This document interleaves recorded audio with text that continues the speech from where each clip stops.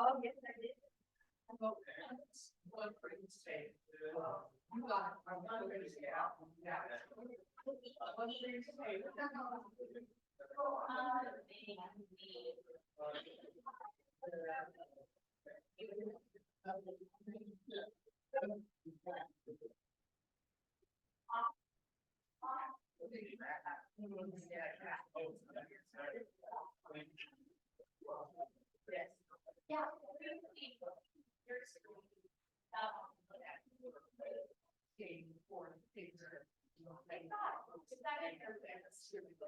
Yeah.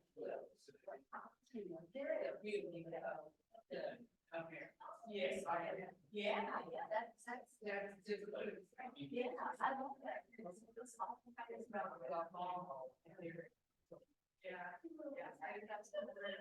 Yeah, so for that one. So we're out here.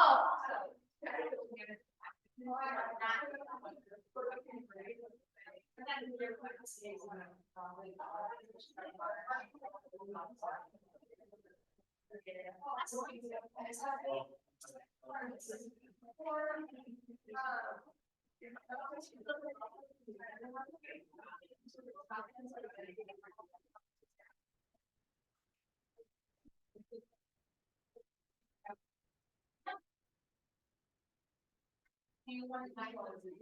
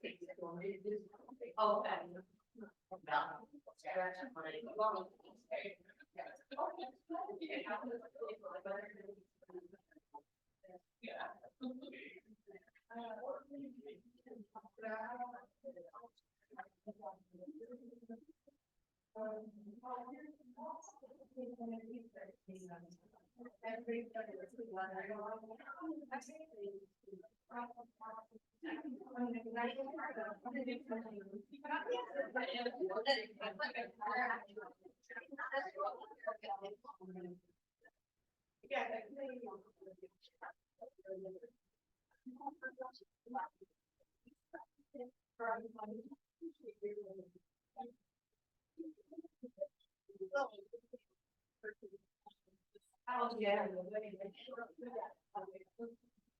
So yeah, we are having here.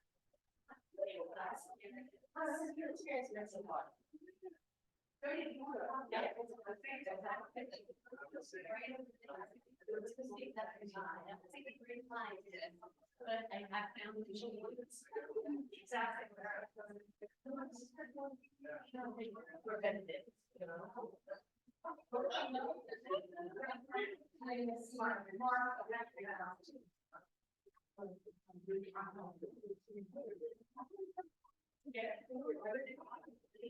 Hey, Lee, thank you for your badassery. Yeah.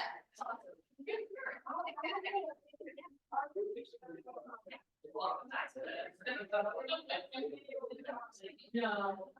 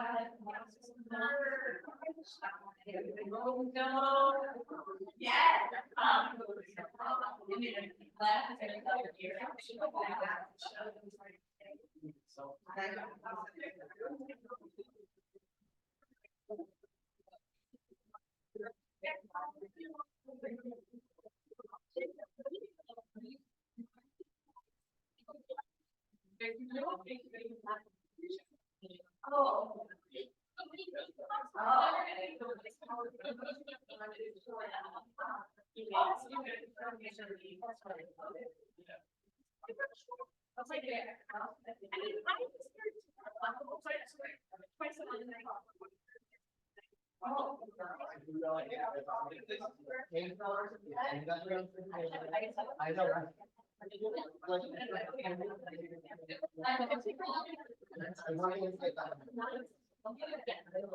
It's like, we'll have to,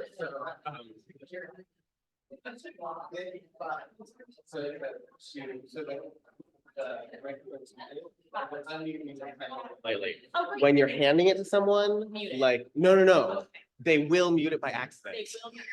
And then they'll start.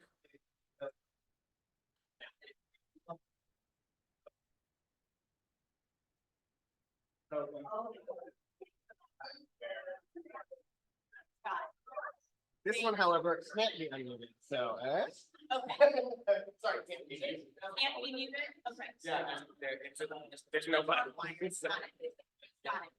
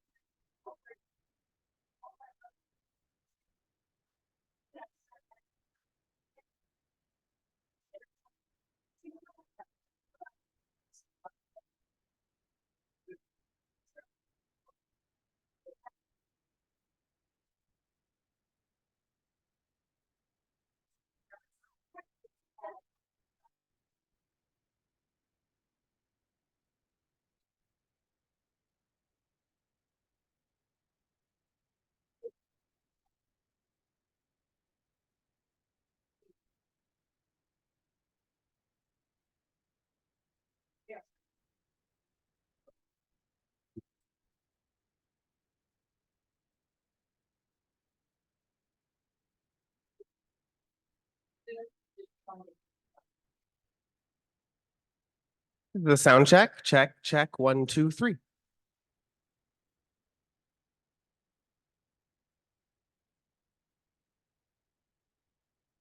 This is another sound check, 1, 2, 3.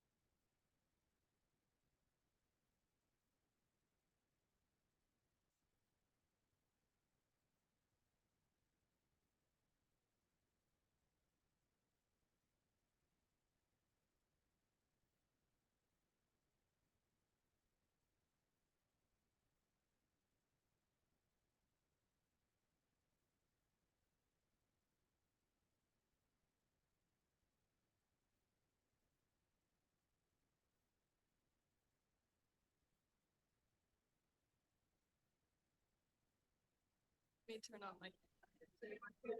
You have mute yourself.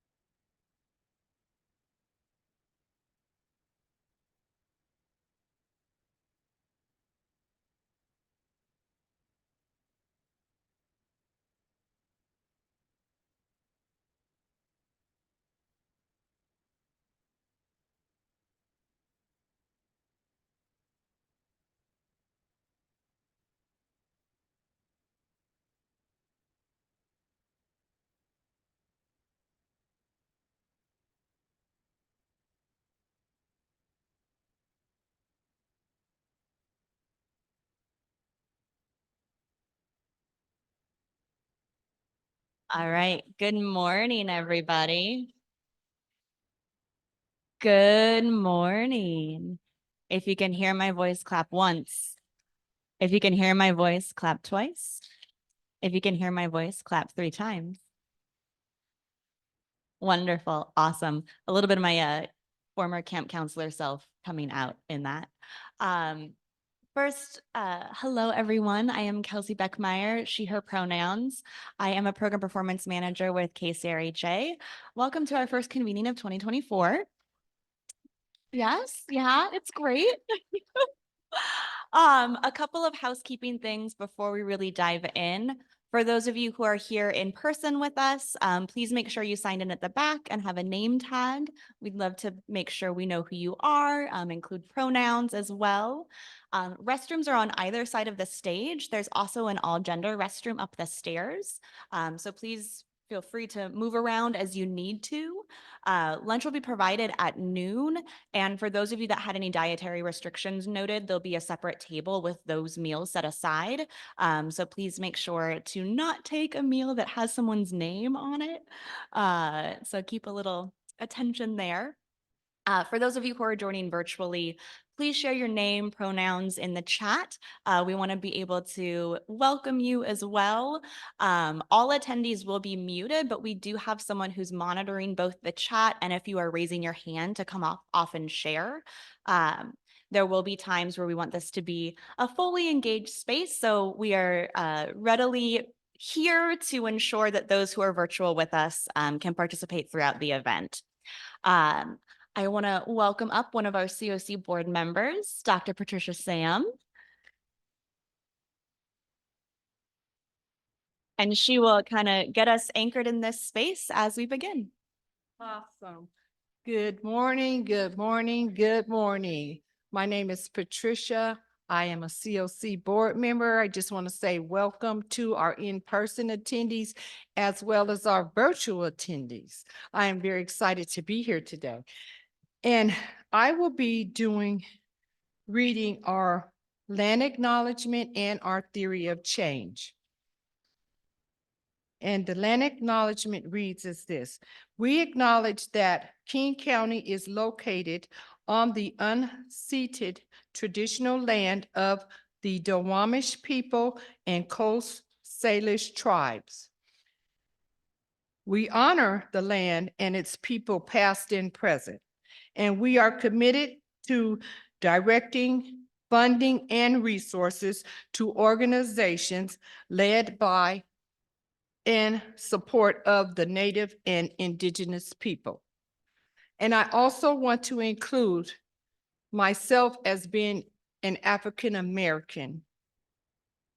I want to bring into this space my ancestors, my African American, Black brothers and sisters, ancestors who were enslaved and built this country as we know it today. Our theory of change, yes, we can take a moment to pause and reflect on that. Thank you. And also our theory of change reads: if we create a homeless response system that centers the voices of people with lived experiences, then we will be able to focus on responding to the needs and eliminating inequities in order to end homelessness.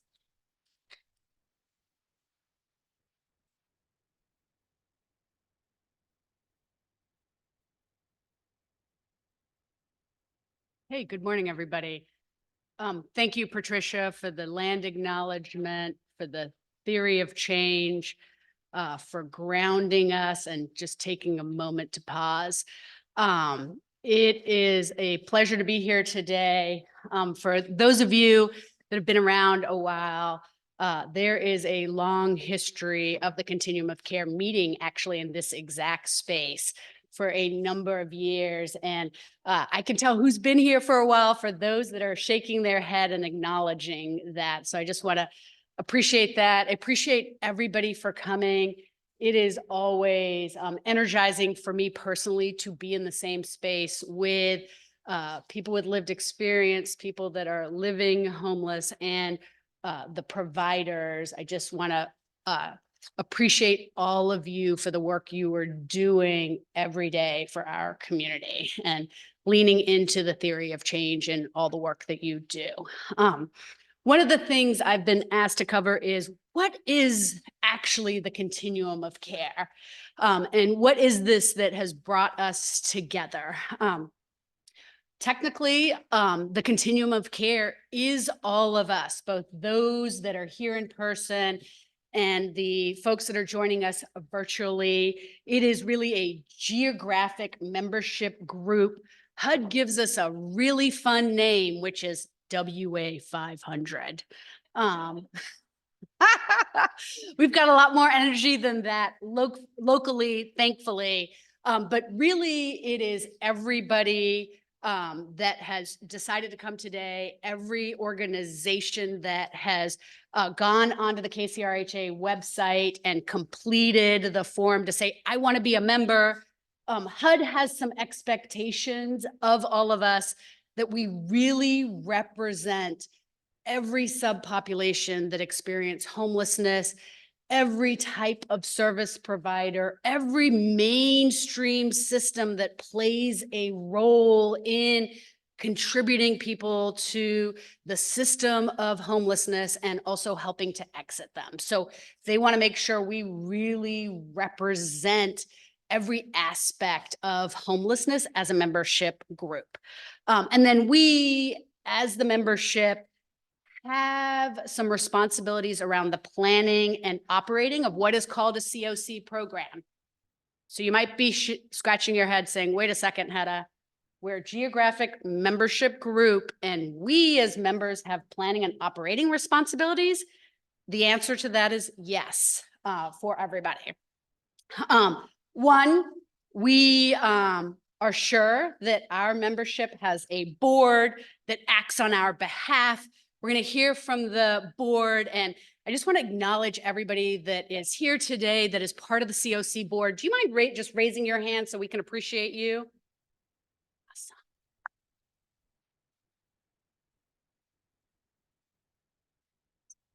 Appreciate all of y'all and the work you do on behalf of the CoC every day and at all the meetings. The other thing we do as we play our role around planning and operating a CoC program is we actually approve the governance charter. I've got a couple of copies out. This is a super important document. It was last approved by the membership in June of 2023. This document, for those that love history or history books, is really sort of the Constitution. It is what we as the membership group say, hey, for those who represent us as the board, here is what the board should look like. Here's how it's made up. Here is the process to elect members, which we're going to learn more about today. And then here are some expectations we as a membership have for how you operate. So super important document. Thank you all for everybody that has voted on this version of it, and appreciate the board members who really live this out on our behalf every day. A couple of other things we do as a membership group is we technically designate coordinated entry lead. HUD requires coordinated entry. That is the King County Regional Homelessness Authority. We designate an HMIS lead that also supports and trains all of us in data entry. That is also the Regional Homelessness Authority, and Janelle, who's here with us, and team. And thank you all for all you do to enter data into HMIS. I just want to appreciate that. Data entry is not the most enjoyable task in the world. I know that. I know it is challenging to enter the data and have it be accurate. And it is so important to make sure we have funding and can talk about how successful you are as providers. So I just wanted to pause there for a moment and appreciate you all for that work. The other thing we do is we assure that we have what is called a CoC plan. That is the 5-year strategic plan. We tend to use the term strategic plan locally more often. So we make sure that happens. We do the required every 2-year point and time count. And if that is not enough, we also make sure we have submitted an annual HUD application, which locally we call the NOFA. So all of that work happens on behalf of the membership that assures it happens to make sure we can actually get the HUD funding, which is the CoC program. So again, the program part of it, which I think most people think about, which is the funding, is actually a very small piece of all these requirements and work that we as a membership have to do. But ultimately, the goal of the CoC program is to assist individuals experiencing homelessness. That is unaccompanied youth, that is youth and young adults, that is families, that is single adults, with services to move into transitional housing and permanent housing, with ultimately the goal of long-term stability. And HUD is very clear that it's transitional and permanent housing. HUD CoC does not fund shelter. It funds transitional housing, permanent housing, some what they call support services only to help people experiencing homelessness get into those programs. It funds HMIS, and then sometimes it funds homeless prevention.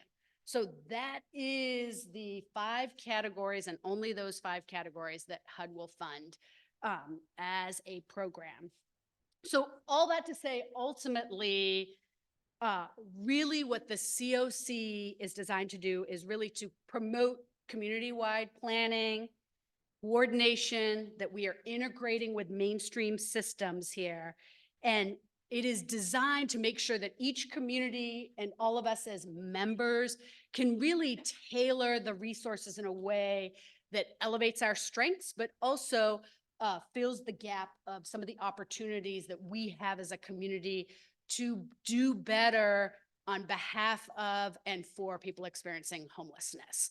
And then as you will see in this slide, we've outlined, go back for me one, we've really outlined the different roles the membership, all of you, and again, thank you for coming play, is organizing individuals interested in ending homelessness, which I think if that is not something you're interested in, you have the wrong meeting today, just in case anybody is wondering. You all also vote on the governance charter, as I mentioned, and you and the board members, which thank you, we're going to do today, and you all designate the HMIS and coordinate and the collaborative applicant, which is the agency that actually applies for the HUD funding. The board, which acts on our behalf, follows the governance charter, approves any committee recommendations that is within their scope. If it's not, they sort of lift it up to the implementation board and the governing committee.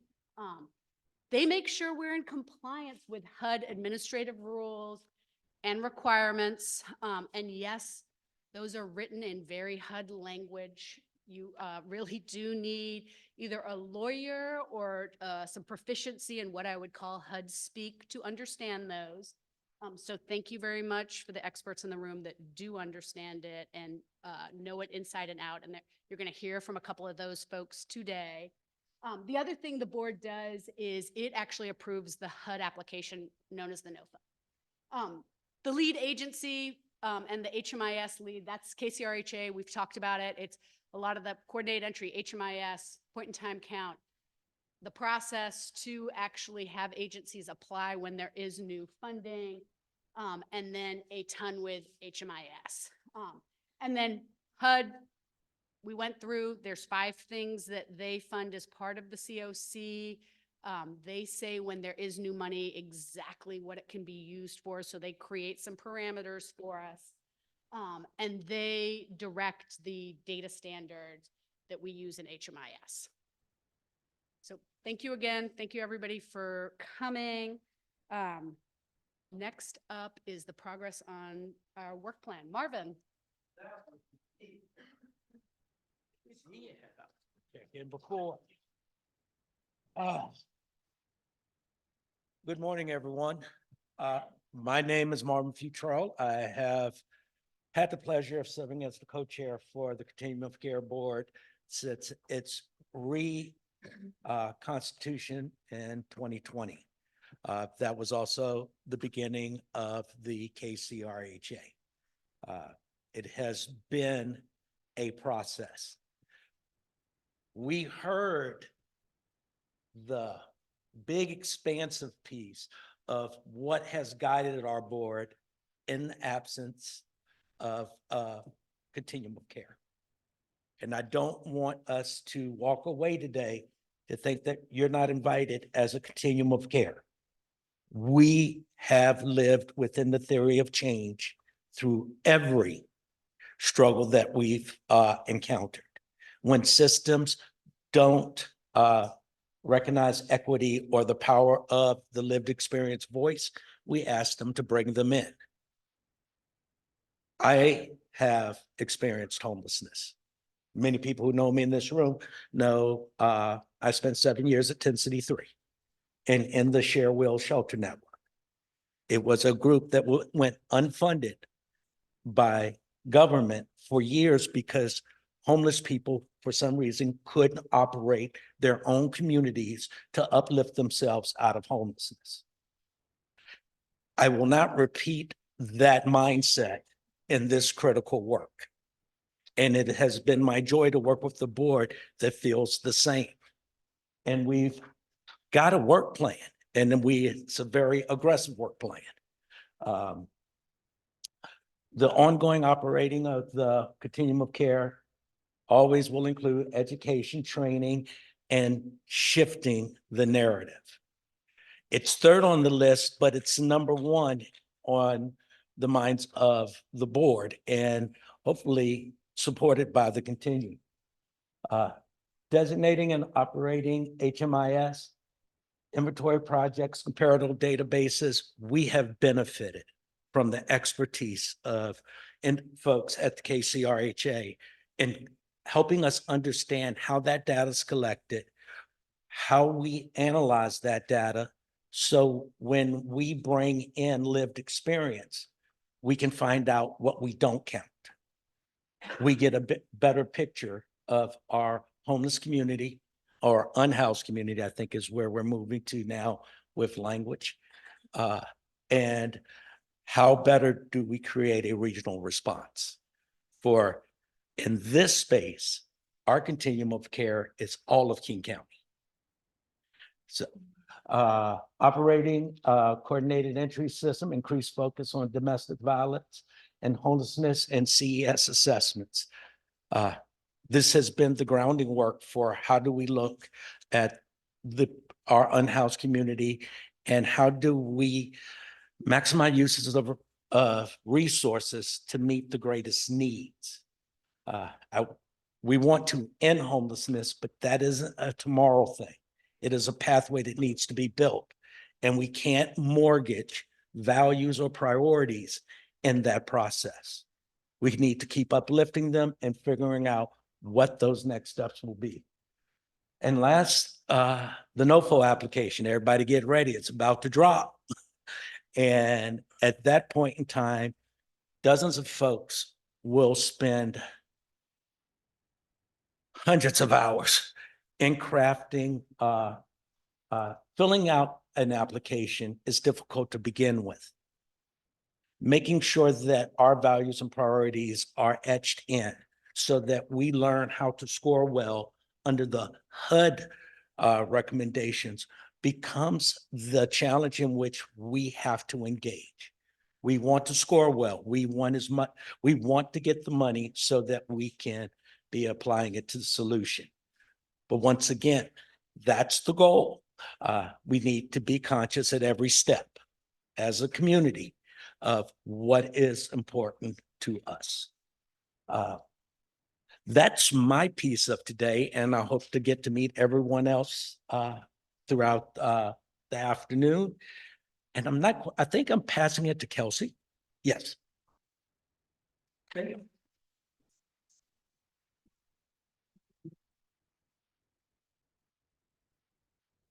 Thank you, Marvin. So a big part of today is all of you as our CoC membership enacting one of the biggest roles that you all play, and that's electing new board members. We currently have a board of 13, and there are 6 available seats. We do have 5 members whose terms are coming to an end this year. So we do have up to 11 total seats that are going to become available, and it is y'all's responsibility to vote on people. So over the last few months, we have been soliciting new applications. We had a selection committee that was stood up. If I could have the slides up, please, that would be lovely. Thank you. That was also stood up to review all of the applications. So want to just kind of inform all of you of that process so that you can be well-informed voters. You are the voters. You need to know what you're doing. If I could have the next slide. So a little of the process. April 3rd, we put out a call for applications with a May 3rd deadline. The application materials were then sent out to all of the membership as well as posted on the KCRHA website. May 1st, an ad hoc selection committee for the board application process was approved and stood up by the CoC board. We also provided some clarification to current members whose terms were expiring that they were able to reapply. There wasn't clear language in the charter, so we wanted to make sure that there was better clarity. And then we solicited board members to be a part of the selection process and join the selection committee. May 3rd was the deadline for submission of applications. If I could have the next slide, please. A little timeline of just the work that the selection committee did. There were 2 rounds of review. All of the applications were reviewed by the selection committee blind. Their names were redacted so people weren't aware of whose application they were submitting.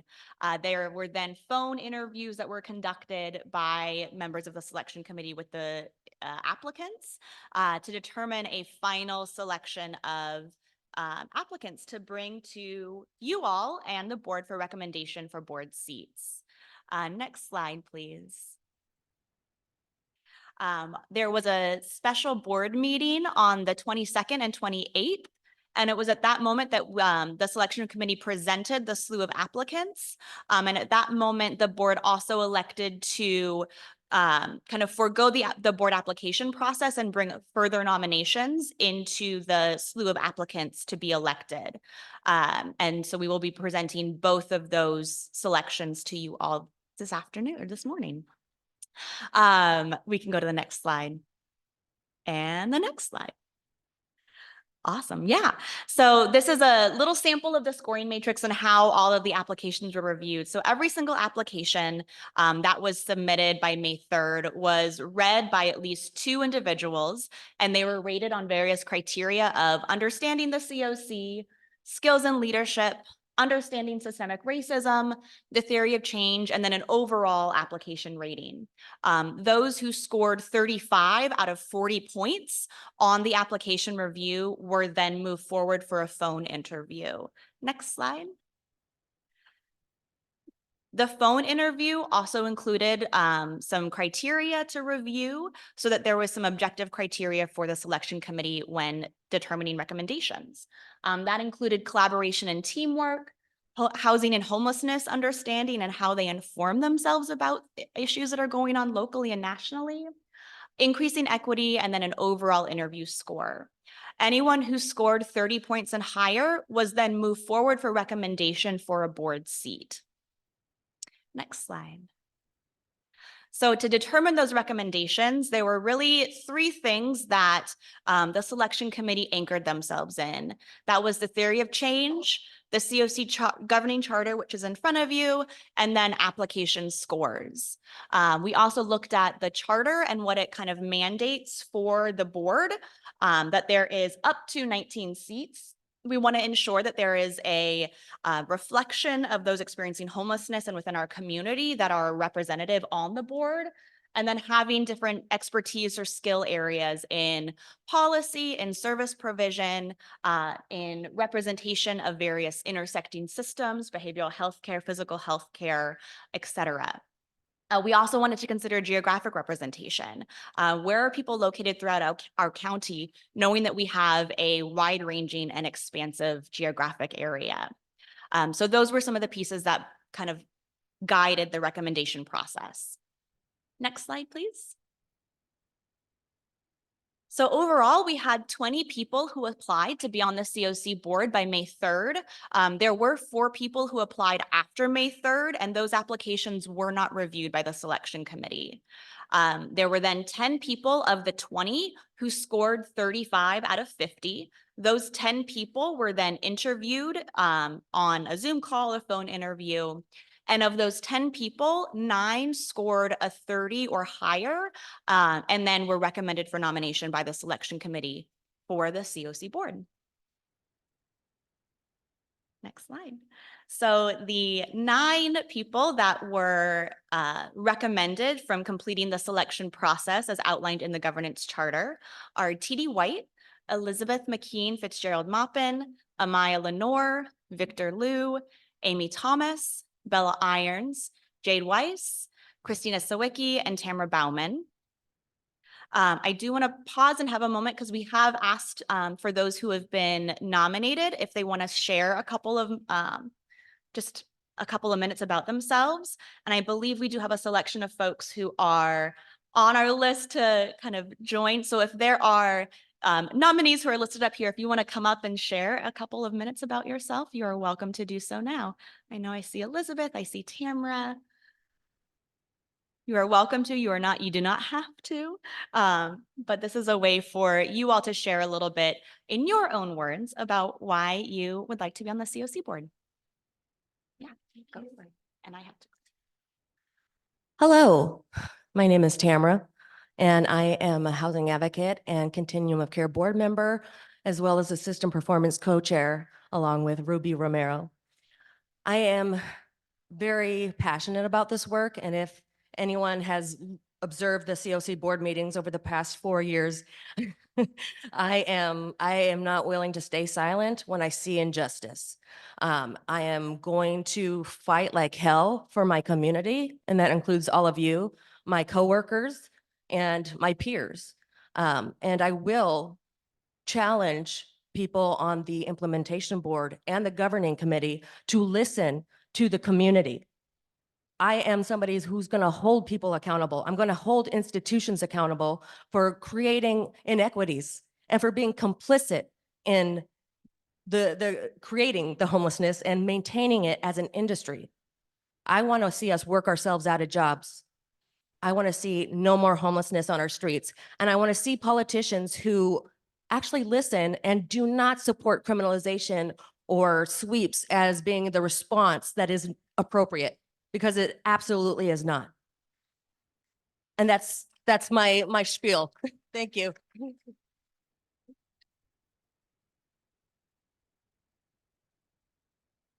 Pull this down so maybe you can hear me. I'm really honored to be one of the candidates, given the stunning slate that you have in front of you. The mission of the Continuum of Care is to make homelessness here rare, brief, and non-recurring. And I'm all in on that. I'm motivated by my own experiences of homelessness, living under a tarp in the woods, in a car in a suburban King County, and some couch surfing. I'm also motivated by my experiences accompanying others through their struggles with homelessness and with housing situations that turned out to be neither suitable nor stable. Most of my work has been with faith communities, whether seeking sites for safe parking programs, hosts for sanctioned encampments or shelter programs, or with actually coordinating the hosting of Tent City 4. I've hosted families, couples, and individuals in my home, served as a night shift supervisor for Sophia Way, volunteered at regional winter shelters from time to time, and helped in organizing a tenant union for neighbors in low-income housing. I also served on the Issaquah Human Services Commission, investigating service providers and rating applicants for funds. I helped lead an effort to save a historic campus in Issaquah that could have housed over 200 individuals. Sadly, we were unsuccessful, but I am persistent. I'm more multicultural than I look. I grew up in East Asia, spent time in West Africa, have lived on reservations in the US, and have family members who are of Indigenous ancestry. As a home care aide, I currently serve people suffering from brain injury. One of my clients is a single mother who was homeless for 8 years with a young son. Another is an older woman who is sheltered, but still homeless. I learn a lot about the current system through contacts who are still dealing with the system and those who were served by it, and friends who are trying to fill in the gaps, especially people in the faith community. The only subpopulation I can really represent in my body is a growing group of elderly women who find themselves with no housing. I hope I'll have a chance to serve on the board, but if not, you've got a great slate of candidates there. Thank you.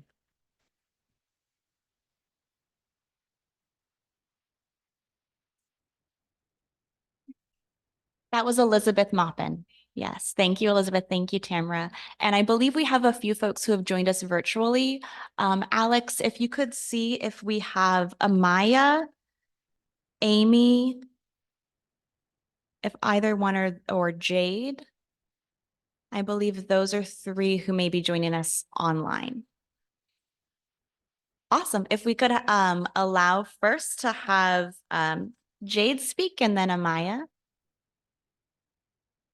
And if we're able to share the screen broadly so that the audience in person can see them as well.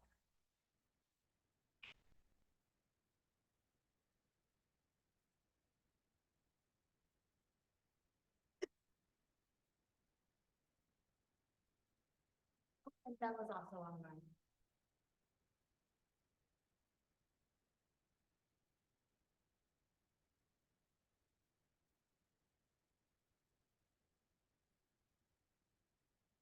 While the technicalities are being completed, TD White was unable to join us today. I did ask if they have any remarks. I haven't gotten anything from them yet.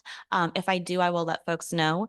But Victor Liu was also unable to join us, but he sent some remarks that he asked for me to read. So I will read those while we get the folks online ready.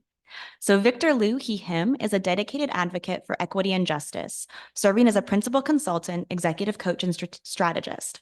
His leadership is particularly noted in tackling health disparities and championing equity, with significant roles including his work with the Substance Abuse and Mental Health Services Administration, Health Resources and Services Administration, Center for Integrated Health Solutions Addressing Health Disparities Leadership Program, and the National Council for Mental Well-Being's Healthy Youth Leadership Institute. Victor is a distinguished representative for the United States Department of Health and Human Services Region 10, Alaska, Idaho, Oregon, and Washington, playing a pivotal role in the Achieving Behavioral Health Equity Steering Committee. His commitment extends across multiple fronts, including serving on the Washington State Commit to Change Steering Committee, acting as an equity ambassador for the Nonprofit Association of Washington and Seattle-King County, and contributing to the Homeless Service Providers Study Advisory Committee alongside Uncommon Bridges, Seattle Department of Commerce, and the Define Concepts. Victor also liaises with elected officials from the King County Council, Seattle City Council, and Sound Cities Association on the King County Board of Health, the Washington State Office of Equity's Community Advisory Board, Friends of the Waterfront Community Connections Committee, the Washington State Department of Health's DOH Community Advisory Committee, and DOH's Washington Syndemic Planning Group and its steering committee. With a profound commitment to serving Asian Americans, Native Hawaiians, and Pacific Islanders, as well as immigrants, refugees, and the homeless or unhoused, Victor is also a vigorous advocate for the Two-Spirit LGBTQIA+ community, previously co-chairing the City of Seattle LGBTQ Commission. As someone who has lived experience of homelessness, Victor understands the challenges involving in advocating for housing justice for communities facing significant disparities and limited access. His professional and personal experiences equip him to effectively work collaboratively with the King County Continuum of Care Board. In addition to his advocacy and leadership roles, Victor explores the intersection of fashion and social justice as a non-binary and androgynous model. Through his work in fashion, he aims to blend his commitment to integrated managed care, encompassing primary care, behavioral health, and social determinants of health, with a broader message of inclusion and equity. And do we have? Yay, thank you, Victor. And then are we able to get our online attendees?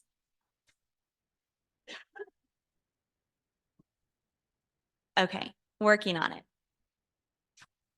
While we work on that, so at the special board meeting yesterday, the CoC board also elected to nominate another candidate for you all to vote on outside of the charter's selection process, and that was Marvin Futrell. Marvin, would you like to share a couple of words on why you would like to join the board again? You are welcome to. I will. I'll share a couple words. Good morning again. My name is Marvin Futrell. I've served as a co-chair on the Continuum of Care. I have done the best I have been able to with navigating the startup of an authority. We literally were building a plane while in flight. We were tasked to do many things that we, as I laid out in our work plan, our continuum is now here to help with. It is not incumbent on 13 folks to check boxes. It's going to be incumbent on the hundreds of organizations and individuals to do, to make sure that the work is actually completed. My work I would like to continue with the board is realizing that. How does the continuum take an active role? Was entering, Hedda said that 20 years ago, we did Continuum of Care convenings in this space. And my camp was in that parking lot. We were in the rooms, but we weren't all at the decision-making tables, and we all weren't part of a good conversation so that we could lean on the strengths of both what worked well in the system and what was missing from our community. I hopefully will continue to try to be a bridge in inviting those conversations to the table. So, thank you. Thank you, Marvin. All right, so we were able to get our technical difficulty all figured out. So I'm just going to go down my list that I have candidates on. You all do also have a list of all of the candidates in your packet. So if you wanted to read a little bit more, their applications were also posted online. So I believe we have Amaya on.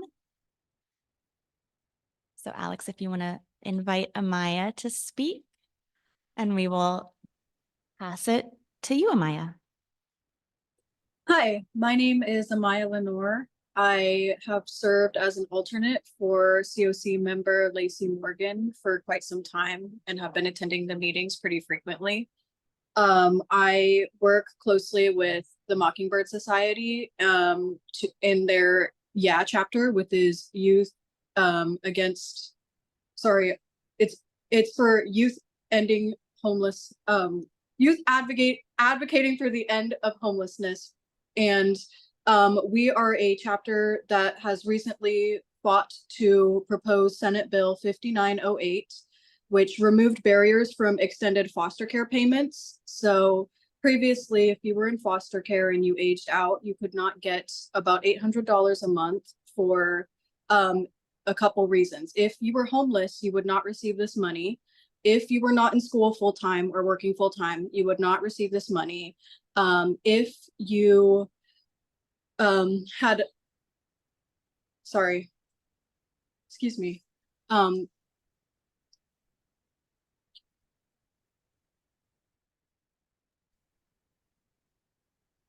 apologize. Sorry, someone came and asked me a question.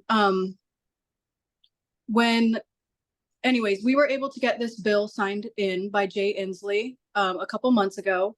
And so now all these barriers are removed. So if you are homeless, you can still receive this payment. If you are not in school or are not working full time, you can still receive this payment.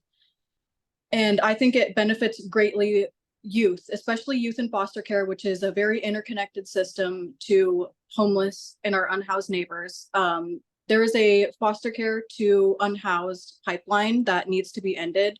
And I think that this is a very valuable time to advocate to remove barriers so that people can get access to the help that they need early on, so that there isn't a cycle of perpetual homelessness. One of the main issues that our society faces today is ending the homelessness cycle. And so I really aim to advocate to put more resources in place that especially target young people and making sure that they don't get out of homelessness and go straight back into it. That is something that I've seen countless times, especially with my friends I've made in foster care, is that they get out of homelessness and they go right back into it after this certain program term ends. My goal is to make sure that I advocate to end that cycle where it is right now. I'm also part of the Youth Action Board, which is a King County Regional Homeless Authority program. We are a group of lived experience individuals who have experience in homelessness. I helped put together their podcast, and I'm also a co-chair for the Youth Action Board. And so I do a lot of planning their meetings, facilitating, and bringing information that I've collected from other meetings, such as the CoC convening and such as the regular CoC meetings. I bring all of the information that I collect from those meetings to the YAB so that we can inform our members and put more awareness out to end youth homelessness where it's at. I was also connected very heavily to Treehouse for Kids, which is a nonprofit organization that serves current and former foster youth. We went statewide last year. I served as a fellow on one of their first group of fellows, and I was able to serve with 8 other people who developed the new North Star for Treehouse. And we also facilitated that we pushed for making Treehouse services statewide. If you don't know what Treehouse for Kids does, they're absolutely awesome. I was also the store coordinator. They have a completely free store that's free for foster kids to shop at. They can get clothes. They have a lot of necessities, hygiene items. During Christmas time, we get a lot of toys. We are completely run on donations. They also have programs such as driver's assistance, where you can get your driving lessons paid for. We will pay for you to get your license. We will pay for your car insurance if you've just gotten your first car. They have so many amazing programs such as educational advocacy. You will get an advocate and they will get you through school. All of this stuff is extremely important, and I think that it contributes to ending youth homelessness and homelessness in general. I think young people are particularly vulnerable to homelessness, and I think that all of these programs are really necessary. With my expertise, I would love to become a permanent member of the CoC and provide my lived experience lens. Thank you so much, everybody. I hope you have a great rest of your day.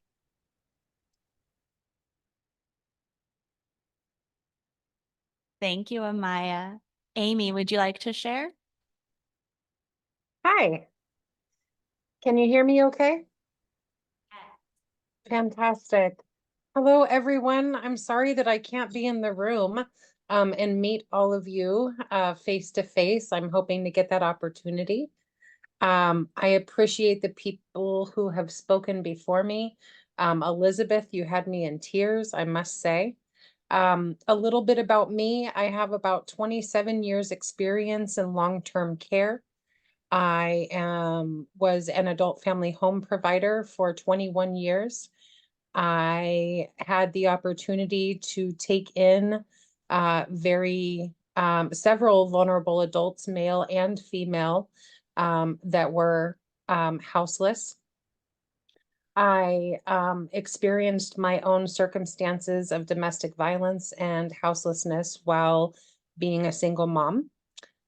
I have a brother who is currently homeless and on the streets and struggles with his mental health.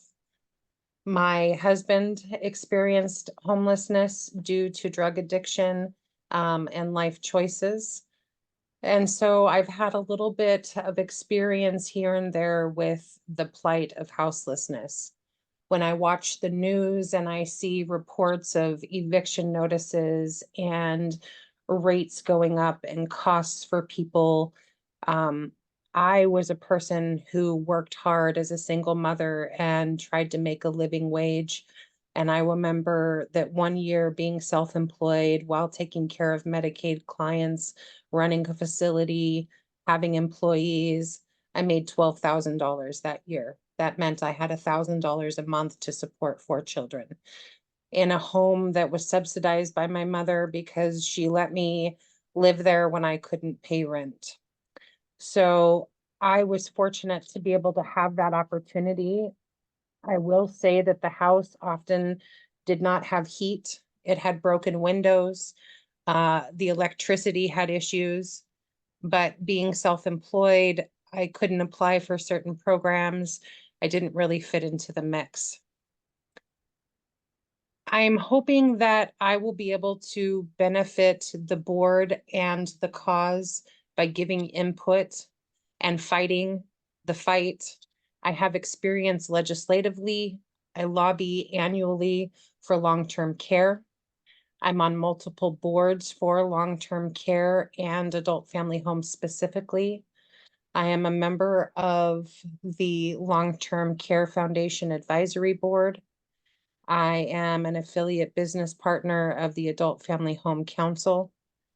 I am a volunteer member for the IDR panel for providers.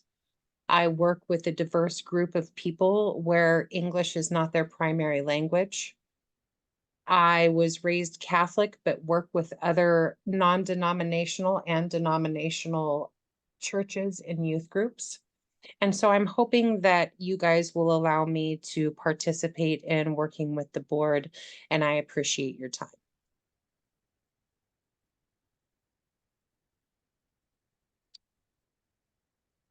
Thank you, Amy. Bella, would you like to share? Thank you. Is my voice on? Is everything okay? Yes. Okay, thank you. Thank you for the opportunity to share a little bit about my life's journey, which has really been about resiliency and advocacy and transformation in a lot of different ways. I was raised here in Washington State on a rural farm in Southwest Washington. I spent my summers in Seattle. I moved to Seattle as soon as I graduated. I started internet companies, scaled and sold companies, worked in tech for the last 2 decades, was married, has 2 beautiful children. And even amongst all of those successes, I've been homeless multiple times, unfortunately, in my life. The first time I filed domestic violence charges against my ex over some pretty significant and serious gender and sexuality oriented domestic violence assaults. I was navigating a 2-state bureaucratic system between Colorado and Washington for almost 10 years. It was very, very difficult and extremely traumatic to go through that as the first experience of real homelessness. And it was really, really eye-opening. I ended up giving a lot of my time, besides working, being a single parent, trying to, raise up my sons and myself from those experiences. I ended up doing a lot of volunteer work, a lot of nonprofit work personally, in many different organizations all across the country. And because of these affiliations and associations, not only did it really help expand, a lifetime that I had already seen tremendous growth from different, religious and cultural understandings, friendships, different relationships with people across the years, but really understanding that my experience was just one of many in a very, very complex system of different reasonings as to how people get there and why. And even through those successes, having really significant life issues happen after a period of stability with your children again, and forcing you into living in your car, trying to pay for hotels, living with friends as long as you can, to be able to get by as a single parent, as a single LGBTQIA parent.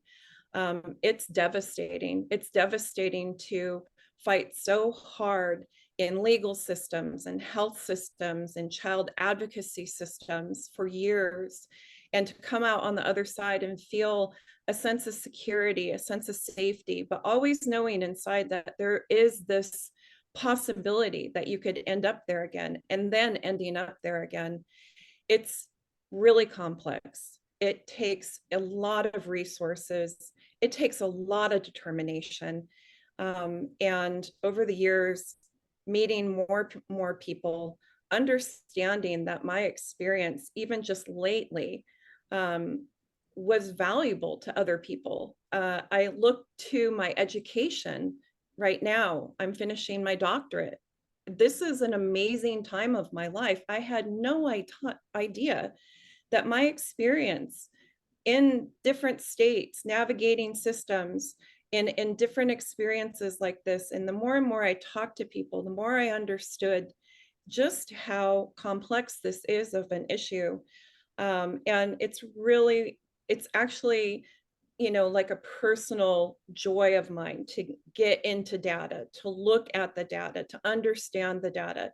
But that data comes first and foremost from a source, and that's a human connection. And that's even what my research is within technology, compassionate technology. I look at things from a humanistic level.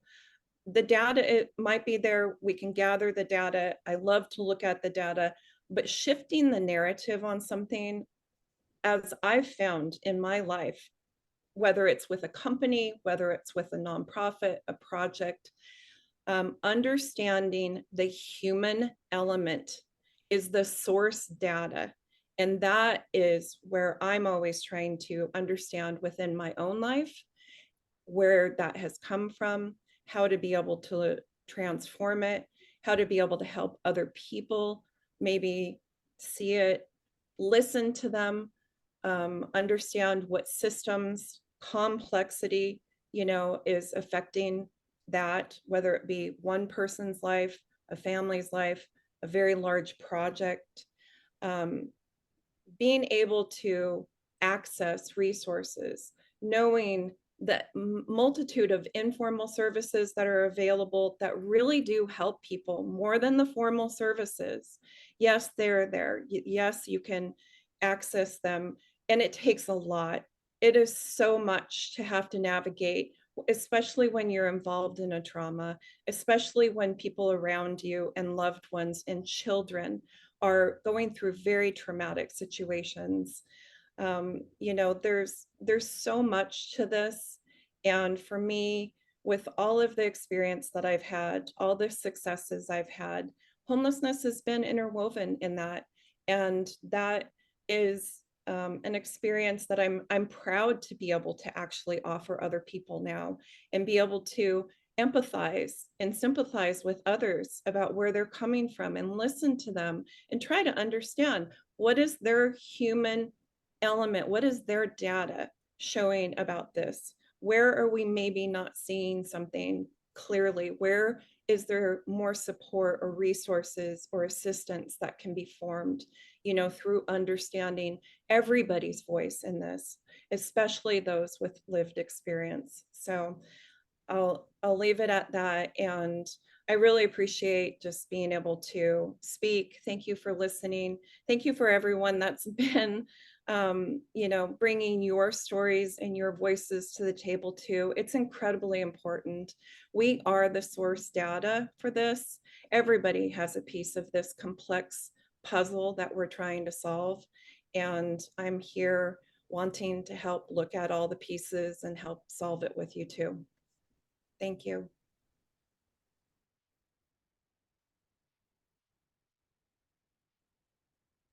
Thank you, Bella.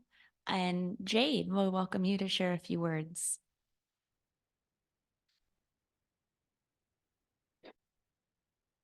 Ooh, thank you. I'm gonna try to go camera on today if my Wi-Fi gets it together here. I just want to say real quick before my time officially starts, thank you to the KCRHA staff, Kelsey, Alex, and everyone else for helping make this be a hybrid event and truly accessible for those of us with disabilities. I had every intention of being there in person today. However, you know, life happened. And so it's really, really just such a great privilege that this is truly accessible for people like me. So thank you. Anyway, let me pull up my note here real quick. Okay.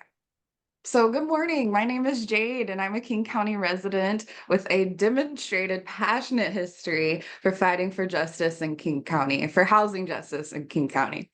I'm a community organizer and legal advocate focused on decriminalization. However, before any of those labels, I am a person with lived experience of childhood homelessness and adulthood housing instability. Throughout my childhood, I experienced other symptoms of oppression, such as domestic violence, sexual abuse, and parental incarceration. I have been poor my entire life, and statistically, I should be dead or at minimum battling a severe substance abuse disorder, and yet I have survived. As a proud queer trauma survivor living with disabilities, I have had the privilege to build a distinct resume of various public service positions in King County, which have equipped me with a unique set of skills and knowledge that will be assets to the CoC and the communities we serve. Further, I have firsthand professional experience navigating the inner workings of the nonprofit systems in both legal aid and at our favorite public-private partnership, the King County Regional Homelessness Authority. My path has now brought me to the CoC because I know that this is one of the last lines of defense for community. While the city wastes millions to incessantly sweep our people, and the county entertains a deadly measure that would limit life-saving housing justice funds, more and more community members are being evicted and displaced.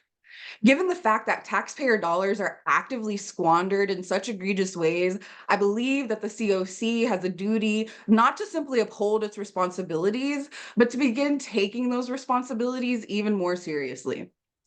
If voted onto the board, I will use my combination of lived and professional experience to provide evidence-based, honest, and candid advice to the KCRHA. I'll also use my skill set to engage in good faith collaboration in spaces like the Systems Performance Committee and cross-cutting policy work group.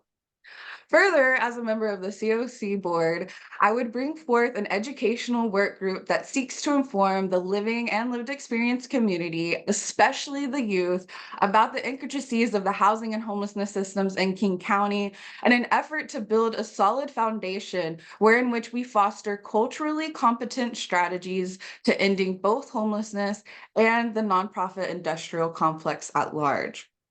See, I am not here for a paycheck. Rather, I'm here to produce work that is so transformative that someday the continuum ceases to exist, where we will have abolished homelessness. I will fulfill my duties by operating with integrity, good faith, and loyalty to those with lived and living experience foremost. I'm here to hold policymakers, funders, and providers accountable while simultaneously engaging in unifying work that will cultivate an even stronger CoC. I'm here to speak truth to power, to usher in all of those uncomfortable conversations that everyone keeps alluding to, but no one ever really seems to want to have in good faith. I'm here to be a voice and an authentic vessel. I'm here not to work for HUD nor the KCRHA. Rather, I'm here to roll up my sleeves on behalf of the people that we serve. So thank you so much for listening, and I'll still be here. You'll still be hearing me yapping, even as a member if I don't get voted onto the board today, because I agree with Miss Elizabeth. We have a really great selection here. So anyway, thank you.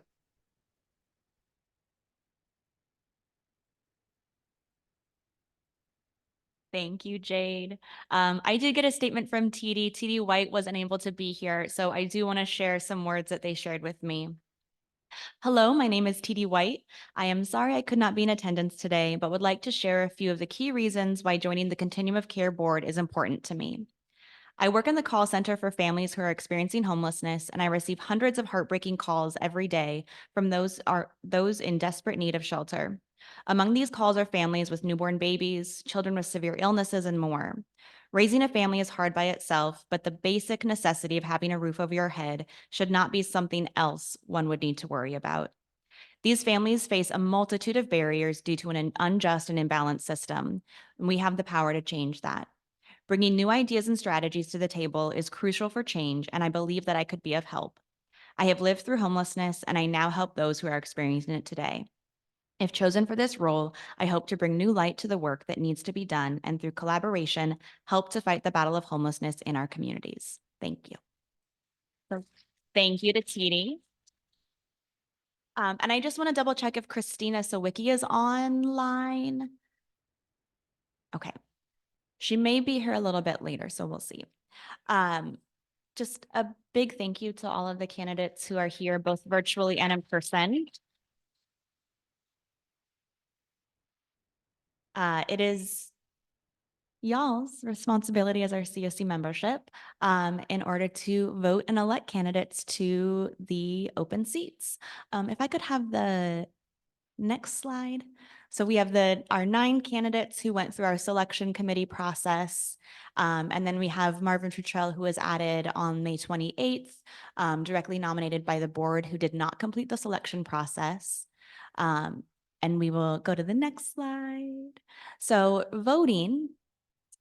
We will have voting open through 12 p.m. All of you should have a ballot now in front of you with information. Those virtually were ballots.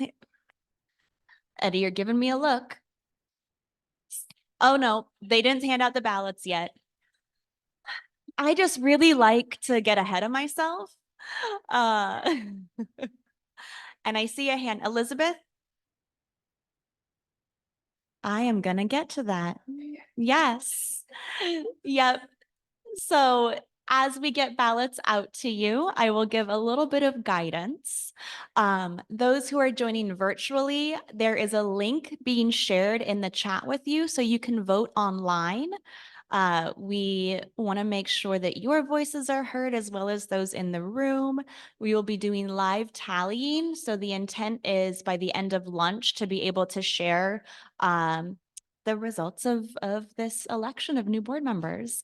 So those online, please use the link in the chat. You'll select yay or nay for each candidate. Yay is affirming that you would like to elect this person to a board seat. Nay is no. For those of you in person, you are getting a paper ballot, and you will also mark for every candidate, yay or nay.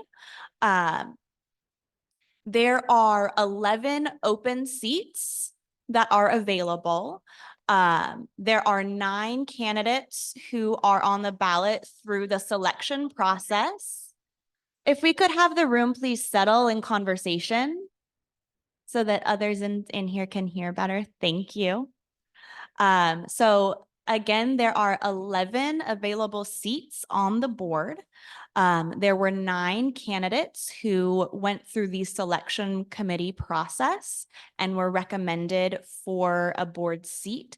And then we have 1 candidate who was added through a CoC board vote yesterday that was not a part of the selection process. Are there other questions regarding voting or clarifications? Yeah. He has not gone through the selection committee process. The board elected to add him to the nomination. Yes.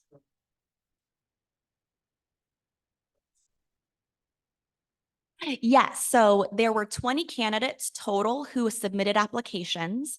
4 were submitted afterwards. Of the 20, 10 applications in the review process scored a 35 out of 50, which was the benchmark to move to the second round, which is a phone interview. Of those 10, 9 received a 30 out of 40 and were selected to move forward. So this was, the selection is not the full number of boards. The board can be up to 19. It doesn't have to be 19. The selection committee wanted to do a thorough vetting process to bring really strong qualified candidates to you all to represent you as the CoC membership. And through that process, 9 were deemed to be strong candidates. We do not have to do that today. There may be another opportunity. We'll have a second convening in November. So if there are open seats or other opening seats, then a second election can occur in November.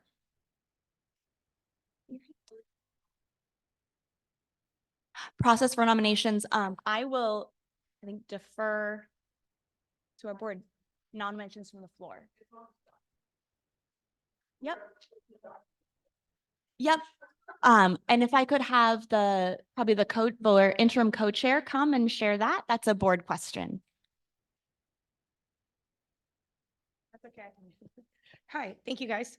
Thanks for asking that question. So the process of nominations from the floor and by the board, basically, I'll just tell you a little bit how we did it. So the old members of the board or the current members of the board wanted to reapply had to apparently go through the same process, but most of them weren't told until May 1st that they could reapply. So there was a shorter amount of time, which is why we nominated Marvin from the floor yesterday.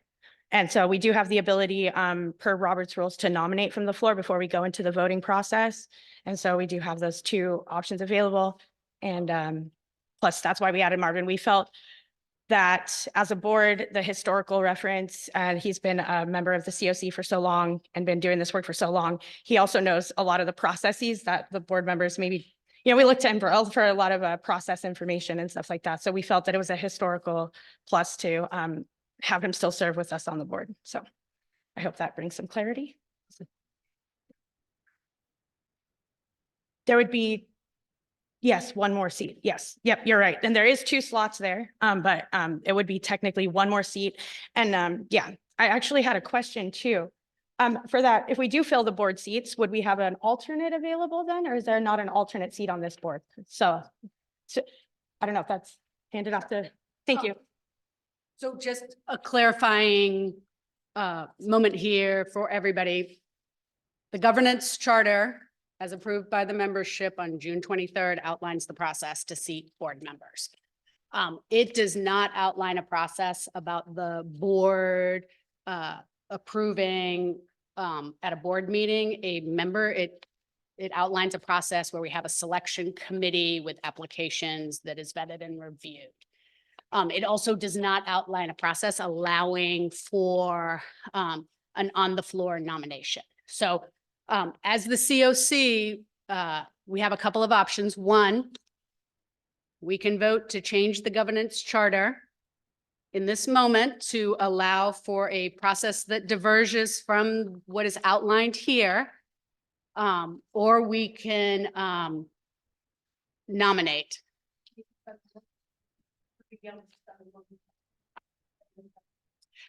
The CoC votes in the governance charter as a group. So it's not a board decision to suspend any part of the governance charter.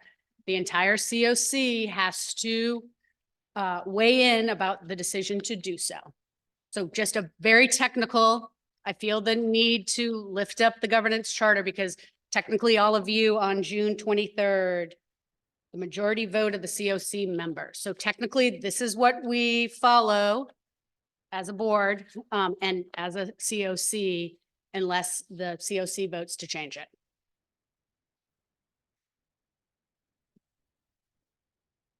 I'm happy to stay up here and answer questions. Sure. Sure. Great question. So technically quorum per the governance charter is really about the board making decisions or not making decisions. When the CoC membership votes, it's more than 50% of the membership. I believe between online and in person, we do have 50% of the membership.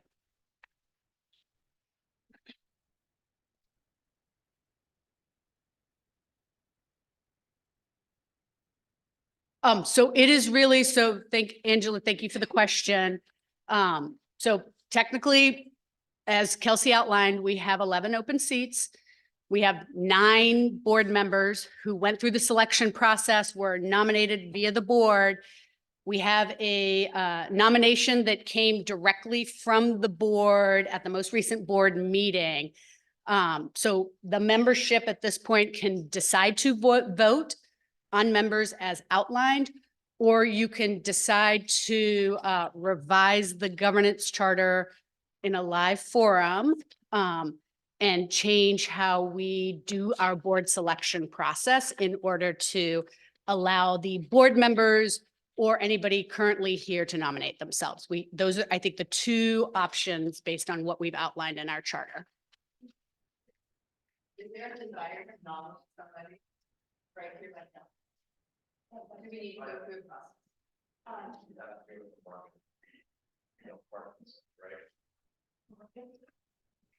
Technically, that is correct, that for Marvin to be part of the process, there would need to be a motion to revise the charter and approval, and then he could be part of the process. And anybody else that wanted to could be if they wanted to. But for the first step, we have to revise the charter in order to do that. Or we can vote as was per the process, and then we can have discussion and revise the charter. As Kelsey mentioned, we can reconvene. We plan to reconvene later this year, but we could also do a one-off reconvening. But it is up to the membership. Yeah. I had a clarification really quick.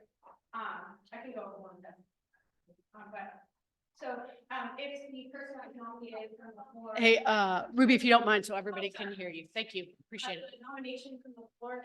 If there's nominations from the floor, would they have to go through the same selection process then? If we did do the nominations from the floor that were available? Sure. So technically per the governance charter, there's a process outlined about how board members are selected. New board members, right? Any board member. Okay. And that is going through the selection process that we did with the 9 candidates. Mhm. Anybody that is lifted up from the board or nominated from the floor, the first step before anything that can happen Mhm. is you have to change the governance charter to make that allowable. Okay. If So- you change the governance charter and the majority of the members that are present have to vote and approve it, then you can change the process. But we've got to follow the process outlined in the governance charter, which all the members vote on. So I would, is there any other questions? Oh, there's a hand online.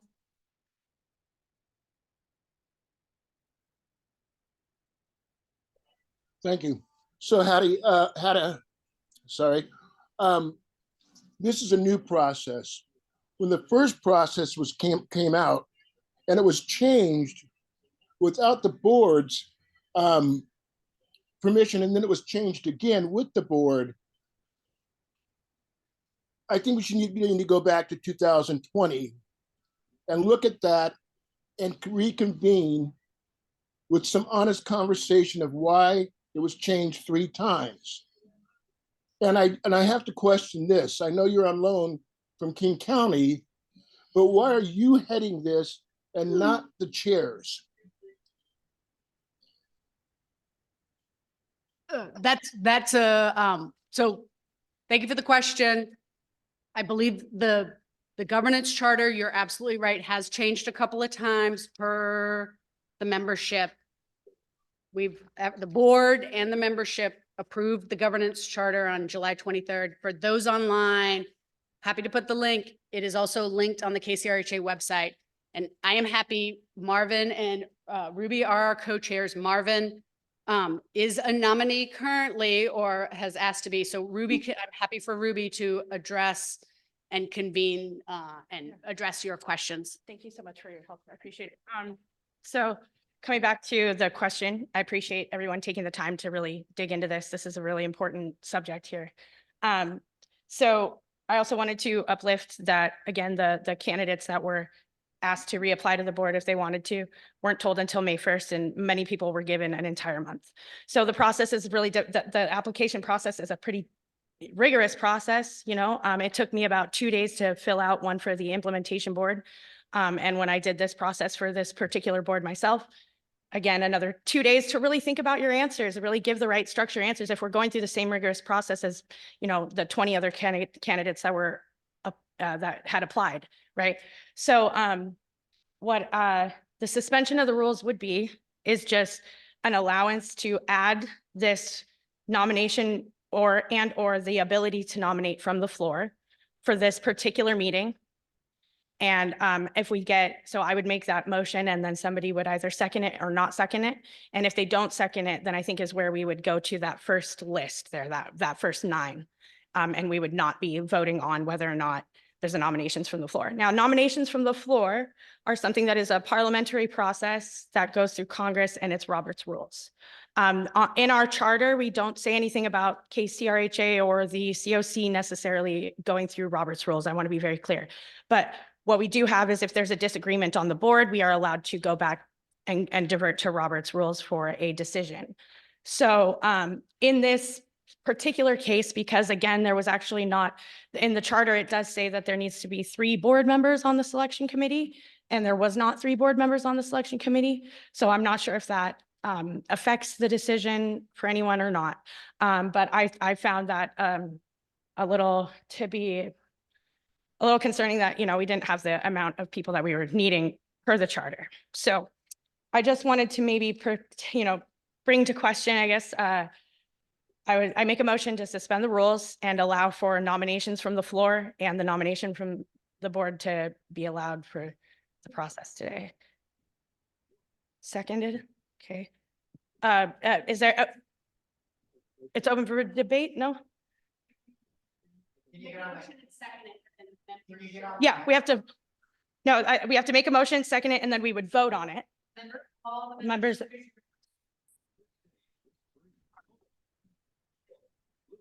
Right, and everybody would be voting on it, correct? With the ones online, and yep, so. A second from the board. Okay, so. Yes, we are having, well, we haven't actually made the discussion yet portion. I have to make the correct motion. I apologize. I make a motion to suspend the rules and allow the nominations from the floor. That's not the same one? What do I need to say?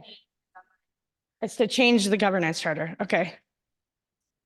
So I guess instead of suspending the rules, I make a motion to change the governance charter and allow for nominations from the floor in future and today convenings. I hear a second. Okay, it's open for discussion.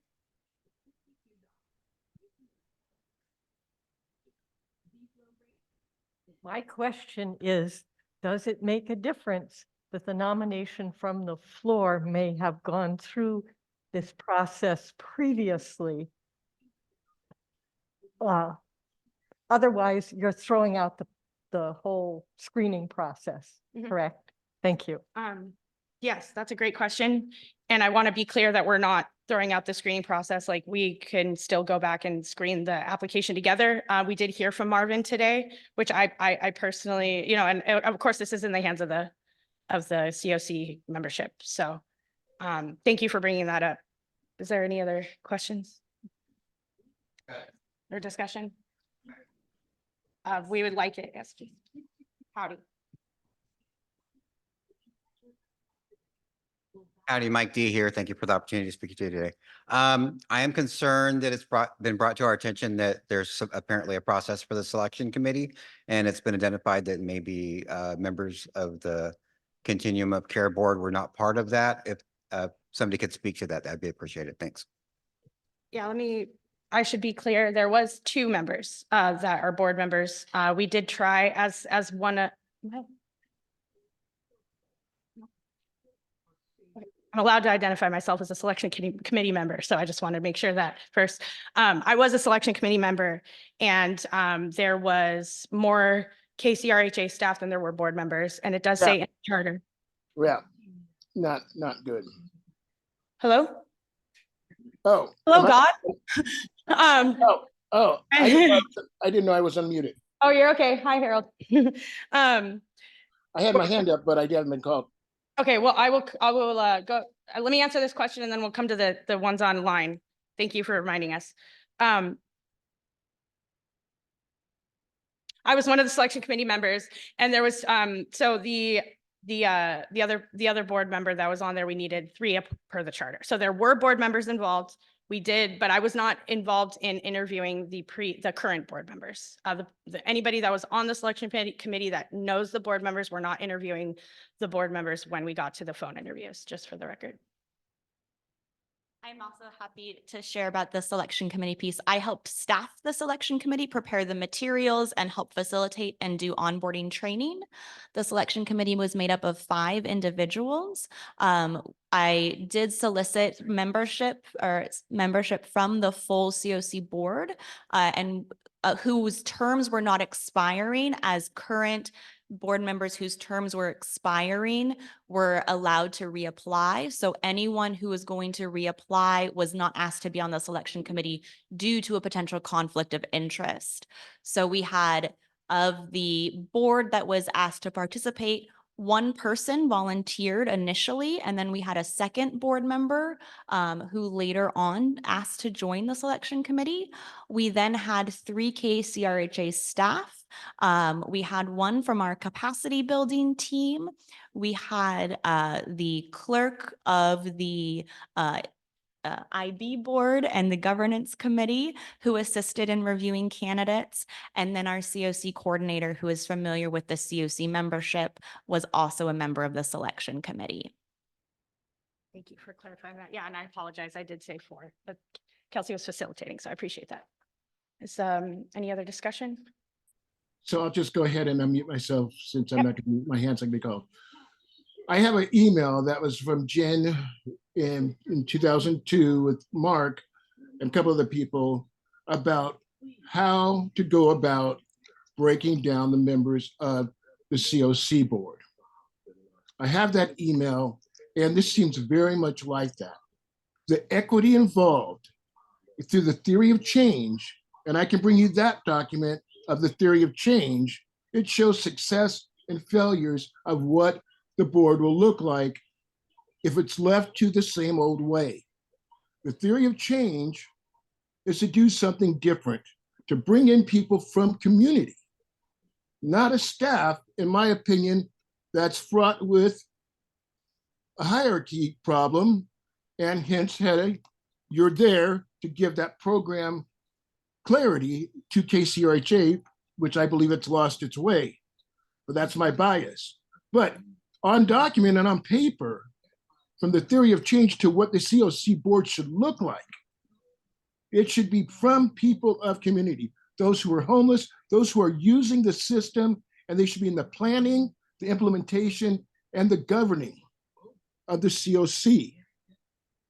And I feel very worried that the CoC board is heading back to where it was in 2019 with its president or with its chair being one of the service provider heads.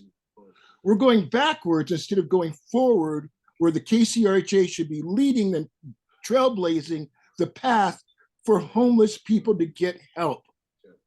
And I can't stress enough what Mike D just said, that there were not enough people on that board who have vested time in the community, not paid people from KCRHA.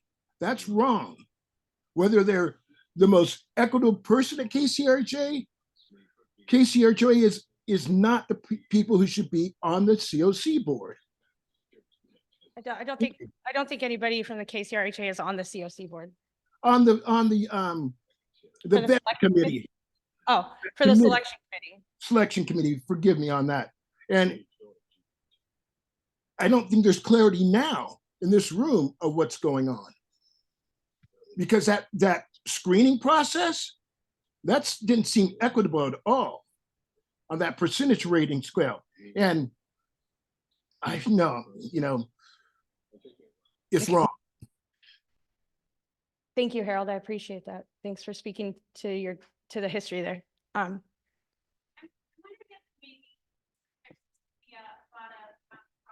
questions, if we should table this for right now, so we can move on to the rest of the meeting, and the process can get worked out and maybe vote at the next meeting. Yeah, I think that's why I was motioning to suspend the rules for this time being, but I guess that's not something that we can do. I'm not sure. Yeah, I mean, I don't understand why. That is definitely an option for the membership. Again, these are decisions that you all will make. Should there not be a vote, then starting July 3rd, when the current terms end, the board will be a 6-member board. So just want to clarify that. Yeah, thank you. We can we can reconvene. So it's up to you guys. I've laid them. Oh, I'm sorry. I think, wait, can the membership make a motion? Right? I think so. I absolutely think so. Jade, do you have a question? A question and comment. My question is, I'm just wondering exactly what the folks in the room were saying, because we can hear the responses, but we can't really hear exactly what the comments from the audience are that are being made.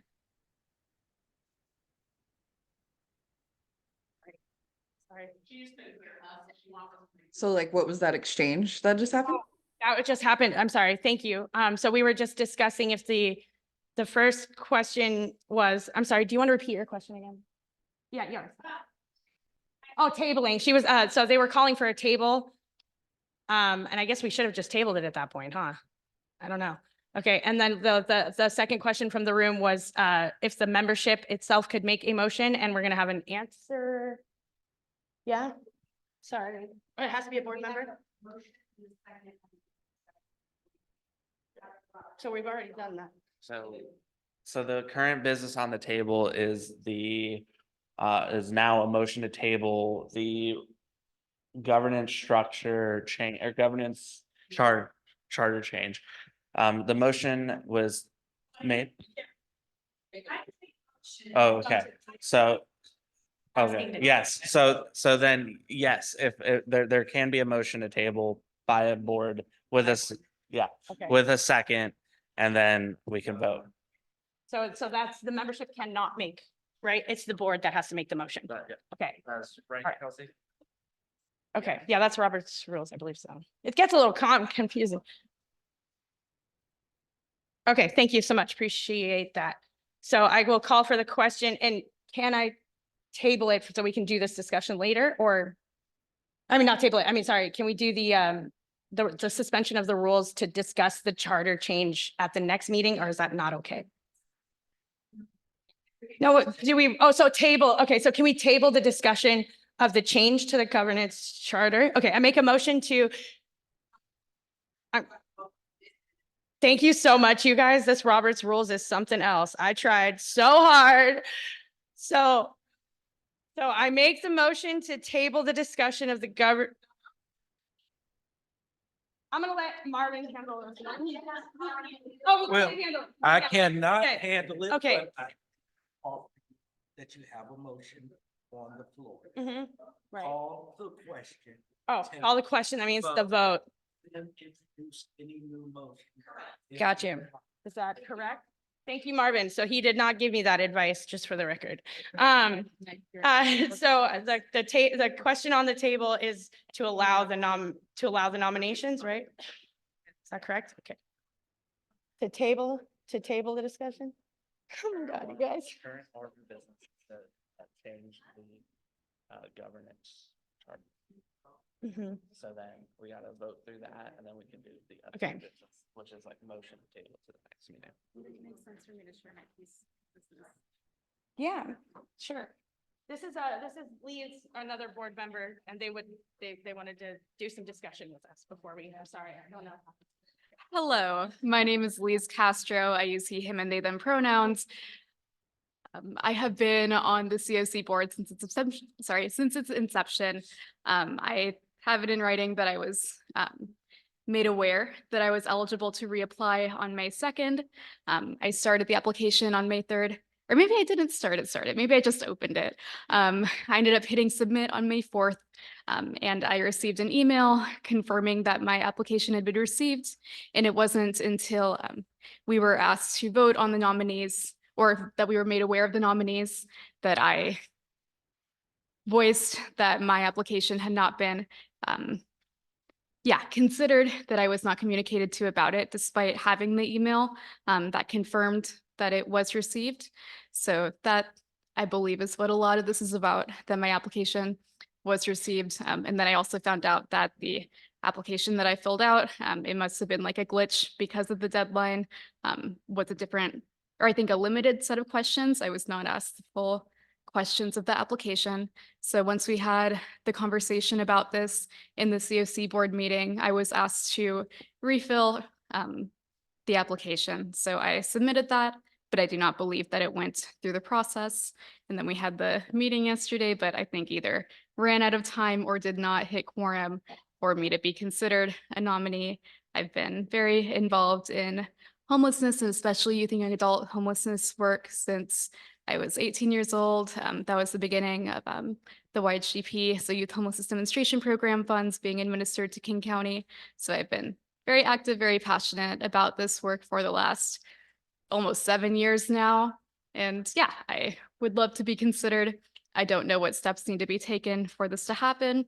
I would love for my application to just be rated. I want to go through the same fair process as everybody else. I know that there are 11 seats open and 9 folks who have passed the application process. So I am optimistic that I will not be taking a seat from anybody, because that's the last thing that I would want to happen. I don't want anybody else to lose out on an opportunity to make space for me, but I do believe that my application was unfairly not considered. So I would love for it to just be rated as it is, and for me to be, rated as to whether I am the best fit for this position, which I think I am. Thank you.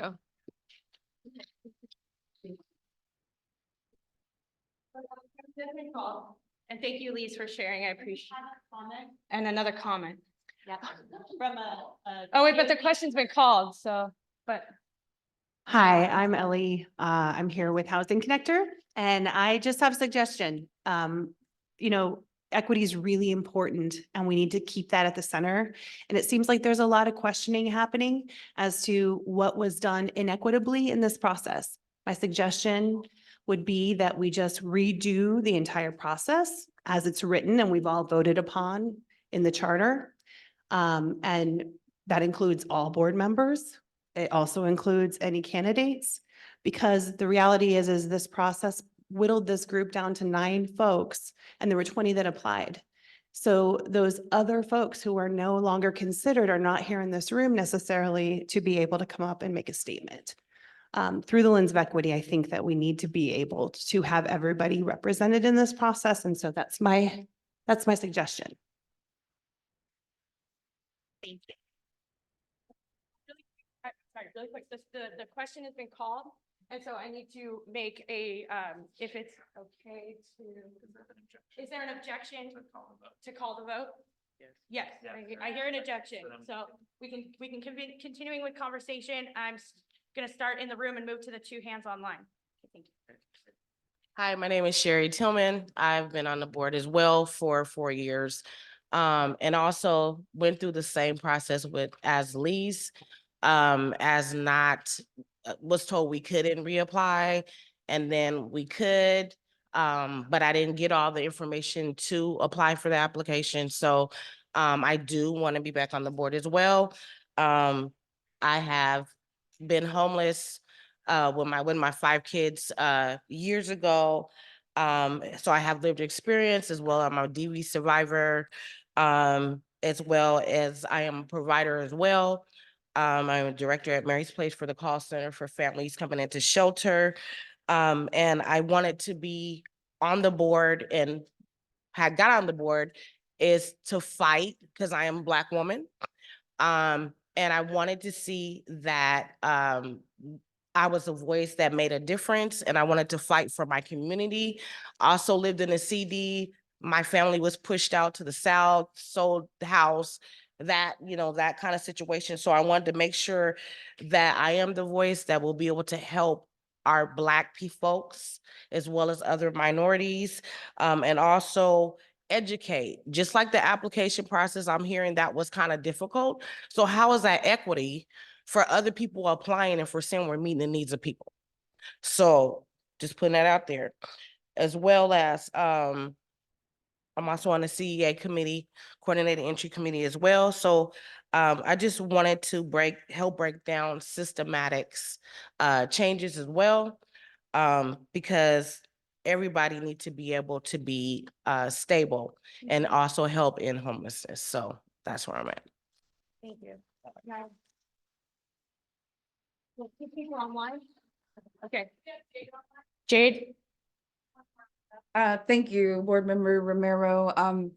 I appreciate you taking public comments now. I just want a friendly reminder that the CoC charter allows for public comment from membership at any time during the meeting. So I appreciate everyone adhering to that. I just want to uplift everything that Brother Harold Odom, a CoC member, former board member, brought forward earlier. I was not prepared to get into this today. Full disclosure, I was fully prepared to get into the weeds on this once I got onto the board, because while I had a seamless application process, I do recognize that it was not equitable. I would echo all of the comments made by the public today. I agree that tabling the vote entirely would be in everyone's best interest. And I just have to say, to keep it 100, it's pretty abysmal that both current and former board members are not familiar with the charter process or the charter rules, and that one of the reasons why we have the power imbalance that exists is that mostly the KCRHA staff are the ones who are most familiar with the charter and the Roberts rules, and then we have select community members who will remind the board of these things and try to correct them. This is a history of the KCRHA. I've seen it since day one because I was the first staff hired. So all of that being said, I just want to say that we have to kind of check ourselves, every single person, because it's clear that we're not fully aware of the processes here. And Brother Harold was speaking to the history to that. And so the last point I'm making is that in the past, we had much more privileged, affluent people get onto the board with similar moves like this, where they were unequitable, they were questionable, XYZ, but they did not have this hard of a time trying to justify or explain XYZ, and it was just kind of brushed under the rug because of the people in power who were kind of making those moves. And I believe that's something that Brother Harold was alluding to. So I'm just in full agreement with tabling this entire conversations for the sake of community. And also, as a CoC membership, you know, we could move to meet or convene more than twice a year. I suggest us having a special meeting before that July date where the board members' seats are up. That way we can get into the weeds of the process. I think having perhaps a training moment or opportunity to really dive into the charter and these kind of processes and regulations would be a great start. That way we can sort out this mess. And then by July, potentially, if we really push ourselves, I think we could have a seamless transition. If not, I'm fully confident in those 6 board members who would be able to help, you know, get us to the place that we need to be, if not by August. So thank you everyone for listening. I appreciate the board members and the staff and the community members who are trying to work this out together right now so we can move forward in the agenda today. Thanks. We have one more online and then yeah, one more online. Thank you, Alex. Thanks, Jade.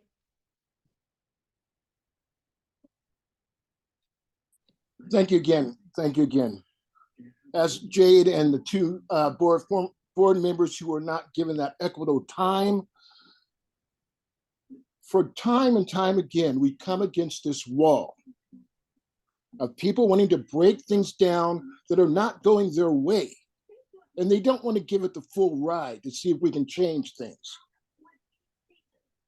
Former intern CEO Howe said, we've been doing this for 20 years. We know how to do it. The answer to Ms. Howe is no, you don't. Because if your best minds, your best practices, your best everything was doing anything right, we would not be in the situation we are in right now. With this breaking up, are people doing this? There's some heavy-handed moves here. We who don't have those doctorates, but who live in that community, who have worked in the system, who have used the processes to get housing or to get out of homelessness, and it's taken us years. You want to go back to that way. Make it open, make it equitable, and make it of community, because that's what it is. Not the hired hands who get loaned from King County to go over here and make in KCRHA to make it better. You know, I fought cancer this last year. Radiation is nothing compared to what you are doing right now. This board should be meeting monthly because it is an advisory board to the implementation board. It's nothing that could be handled twice a year. Are you kidding? There's big money here the CoC has the right to distribute. And the CoC should fight for their power. Those two chairs, don't let anybody take it away from you. And if you don't know what you're doing, you got to get educated, because you will look like you don't know what you're doing. When you stand up there, you don't know where you're going because they have you spun around. I'm done. Thanks, Harold. Appreciate that.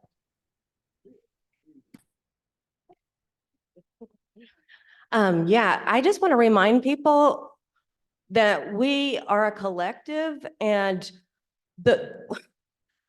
our struggle is not with each other. Our struggle is with the folks on the implementation board and the governing committee. I was at the implementation board yesterday, and I heard multiple members say, oh, well, we got to change the culture at KCRHA. Those staff work harder than most people realize. And I don't think it's the staff who have developed a toxic culture. It's the people in power who have the concentrated ability to make decisions unilaterally without consulting with the people. And so my suggestion is to rally around each other and then build community power so that we can get the people on the the governing committee out of office. I want liberatory leaders on our board. I want to see a complete overhaul of how politics gets in the way of our progress. So we are each other's peers. We are each other's support system. And who do we need to direct our energy towards? It's towards the implementation board, who has a lawsuit against them, and the governing committee, who are like staffed by politicians and philanthropists who are only interested in preserving their power. So I am about dismantling systems of oppression. I am about dismantling systems of power hoarding. And I believe if we are united and we can really build up the momentum for building power, then they don't stand a chance. And the people who should be at the top of the hierarchy are the people with living experience. And I'm not going to apologize for that. And that's all I have to say. Thank you, Tamara. Oh, I don't need that. I'm sorry. Okay, do we have any more discussion, or can we move to the question? Online, is there any more discussion online?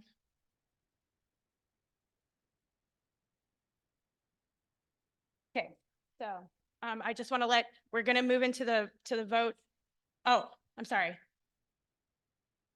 I'm sorry to ask another question. The governance charter that was passed out has the word draft on it. Is that incorrect? That is incorrect. Yeah, apparently it's incorrect. Yeah, but it says final at the beginning of the title. Okay, thank you. Yeah. My other question, Marvin and this young lady How many Are years, young. how many years have they served on the board? I will let them answer that, but I just want to, Lisa's pronouns are he, him. So Yeah, thank you. sorry, my apologies. Since 2020, he served on the board. So is that 4 terms? It's one term. 4 years? 4 years. Okay.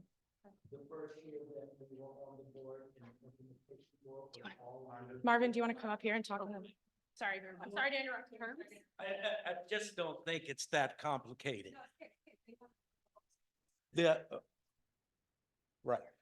Well, we existed a year before that, and that's why the count looks that way. We've used everything in the charter to extend the present board's ability to conduct the work over the continuum in the absence or during the changeover from City of Seattle and King County Human Services Department over to the KCRHA. As the KCRHA started up and we started regular meetings and they became the lead agency, was when they were able to give us a real accounting of our time. So I have been part of the process, if that helps. In the charter. That was my question. Yeah, the 4-year maximum in the charter. I hear that it doesn't say anything about reapplication. And when we were asked when they originally asked if there could be a reapplication process, they were at first told no.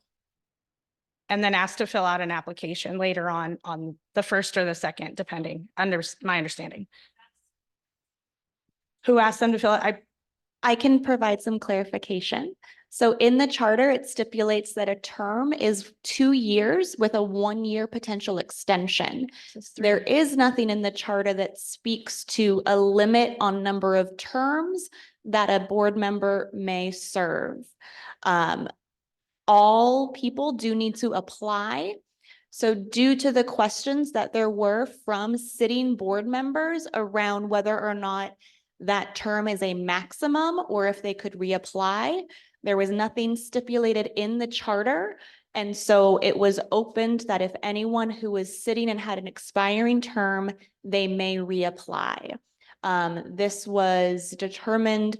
There were a couple of applications that came in prior to May 3rd from sitting board members.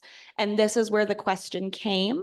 May 1st, there was clarification provided that due to the charter not clarifying a limit on number of terms, that the exiting board members were then welcomed to reapply and their applications would be reviewed and considered by the selection committee. Again, all applications, names were redacted, so no one on the committee knew whose application they were reading when they did the initial review and scoring of that application.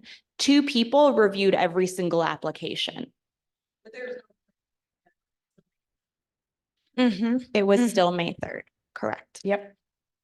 Thanks for that clarification.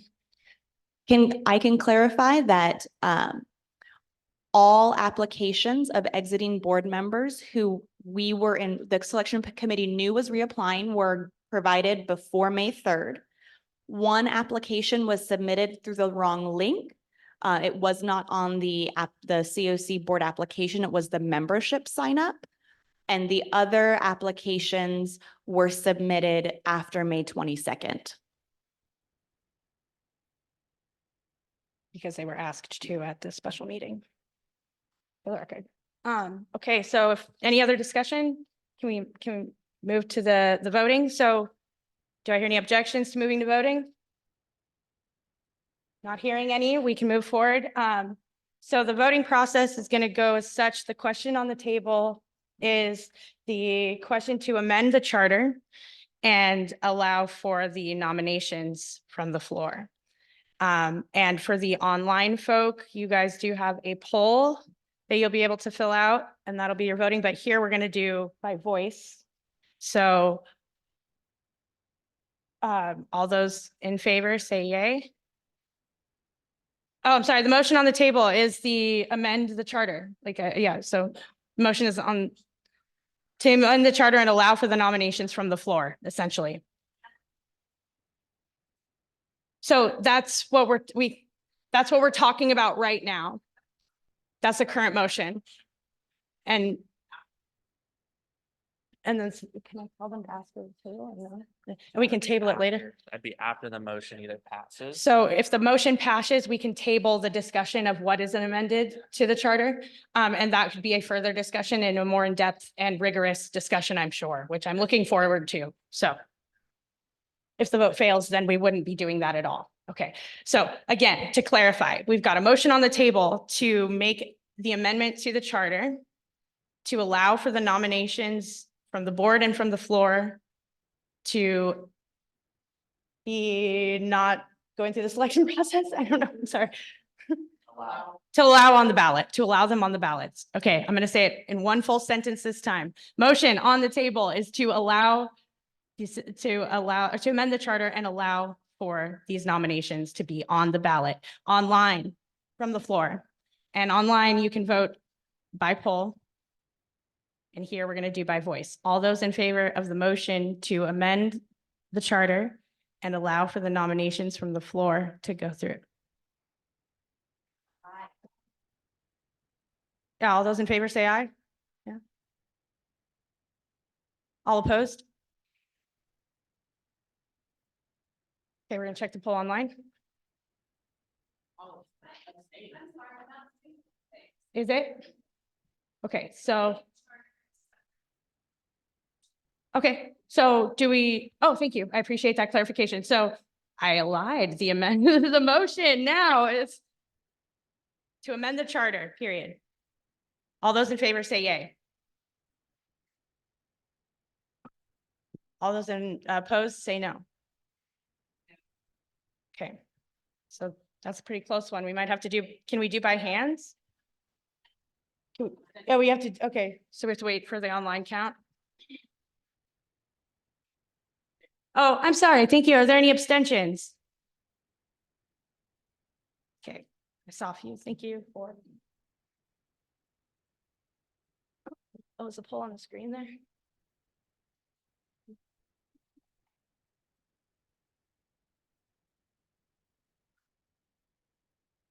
I don't know.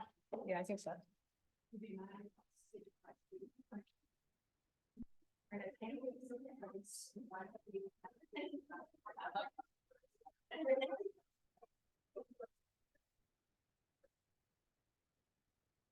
Alrighty, for the folks joining on Zoom, the ballot for this current motion is a smart sheet in chat. It's a smart sheet in chat. Okay, thanks.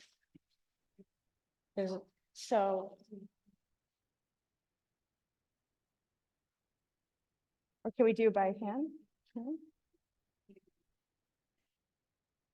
Okay, so we're gonna take a paper vote with y'all.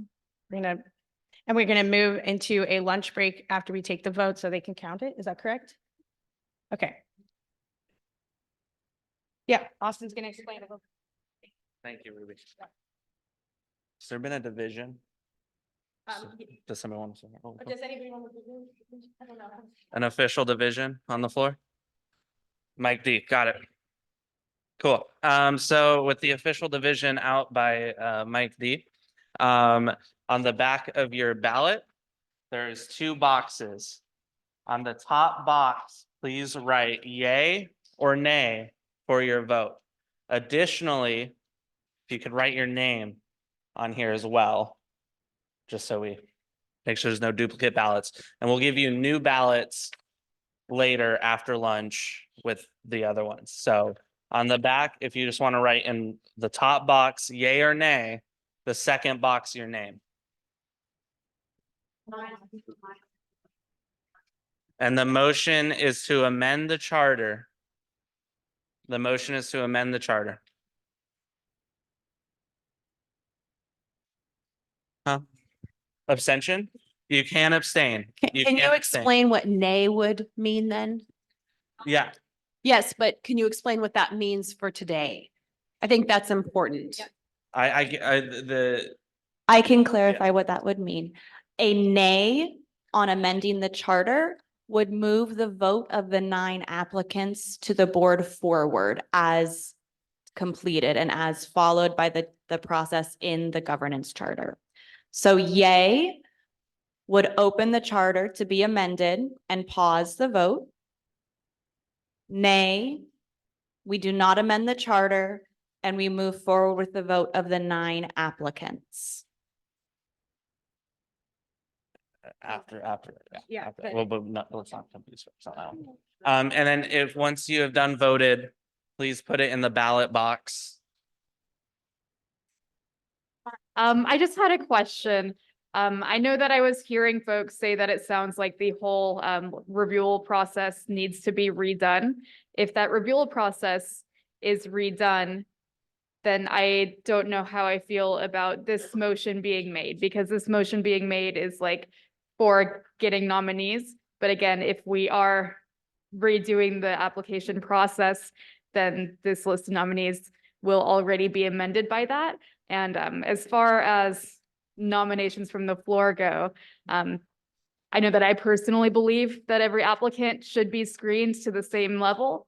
And I feel like, yeah, it felt like we were in agreement that the application process should be redone because of equity issues. So that is my confusion on why we are still having this motion. Please, is this a point of clarification? Yeah. Okay. Yeah, correct. Okay. So this was the motion that was on the table. This motion does need to be closed and there was a movement to vote on it. This is just for the charter. There has not been a motion regarding the election process. Yeah. As we are completing this, there is lunch here available for everyone. Those of you who did mark a dietary restriction, you have lunches on the very back table. We will continue with the rest of our agenda after the lunch hour at 1 o'clock. The aim will be to begin with our equal access rule presentation from our wonderful colleagues with CSH.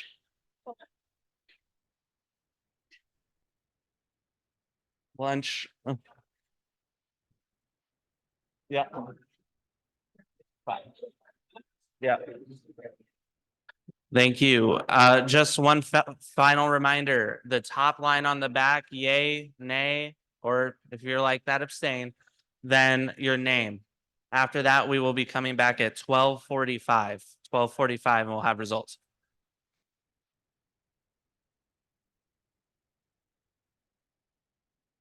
And yeah, so.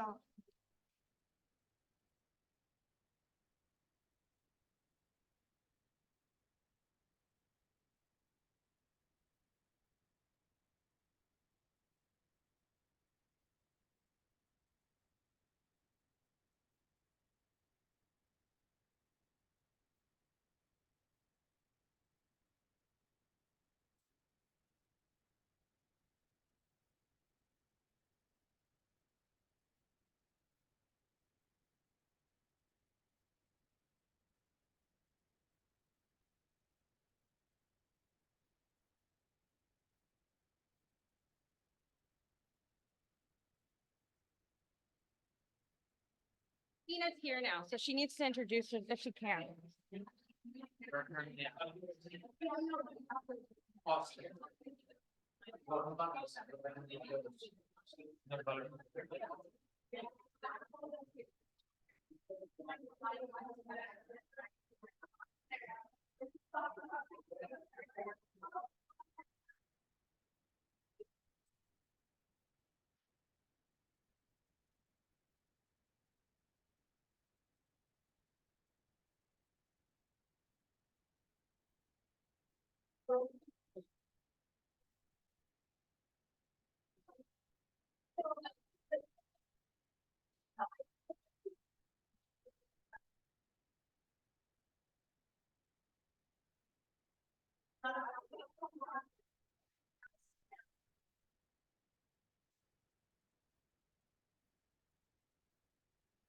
This is the official second request for ballots,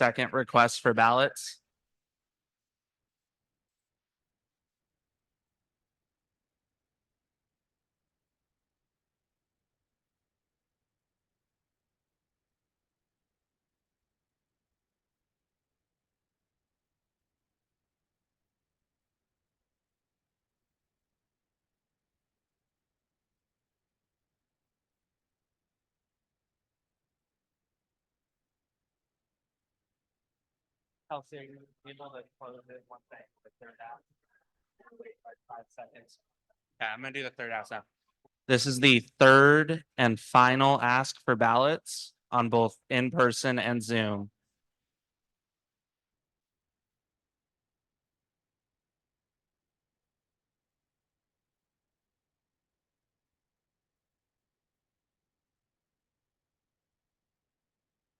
No worries. Do you want Sprite, Coke, water? I'll do a Coke. I'll do Pepsi. I'll change it up.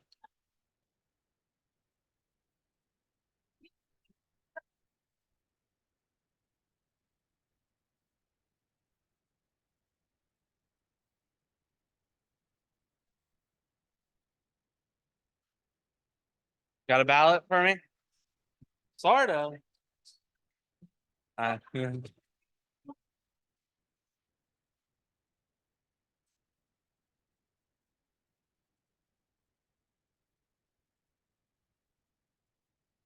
Alrighty, polls are now closed, ballots are now closed. Thank you for voting.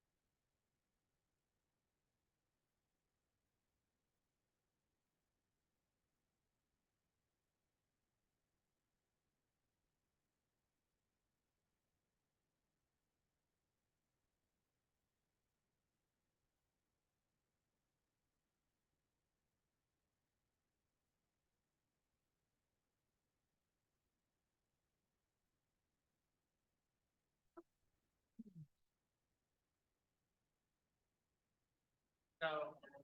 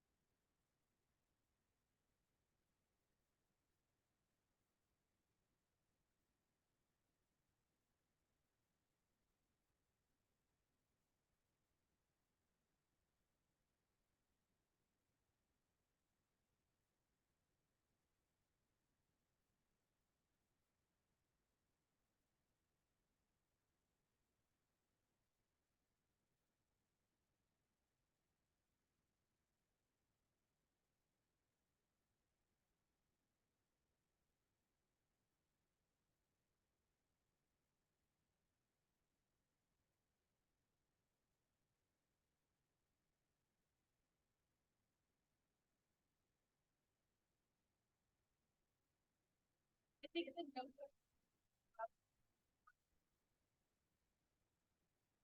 Because I want to know. So I wanna say.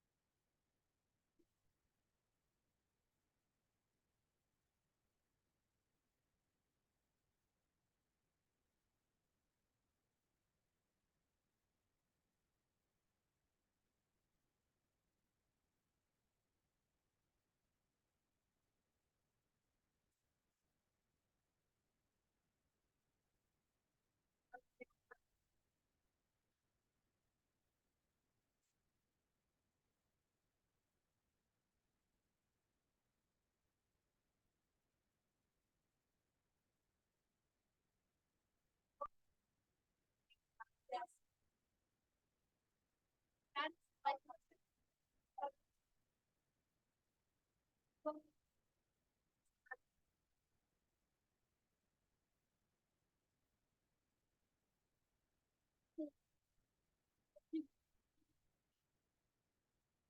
Really.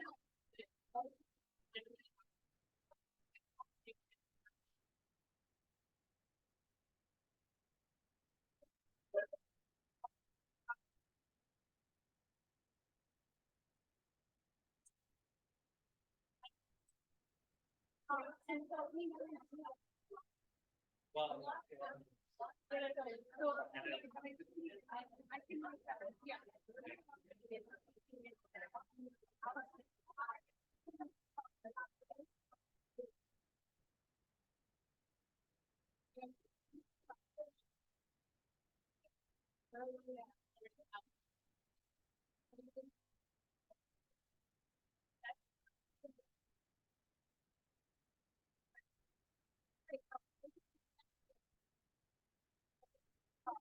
guess my question is, was it open support?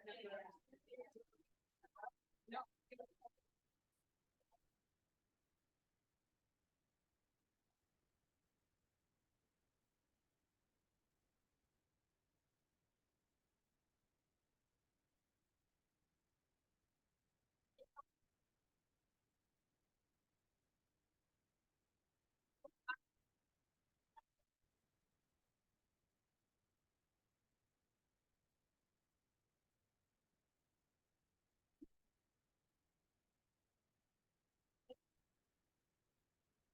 Hello, everybody.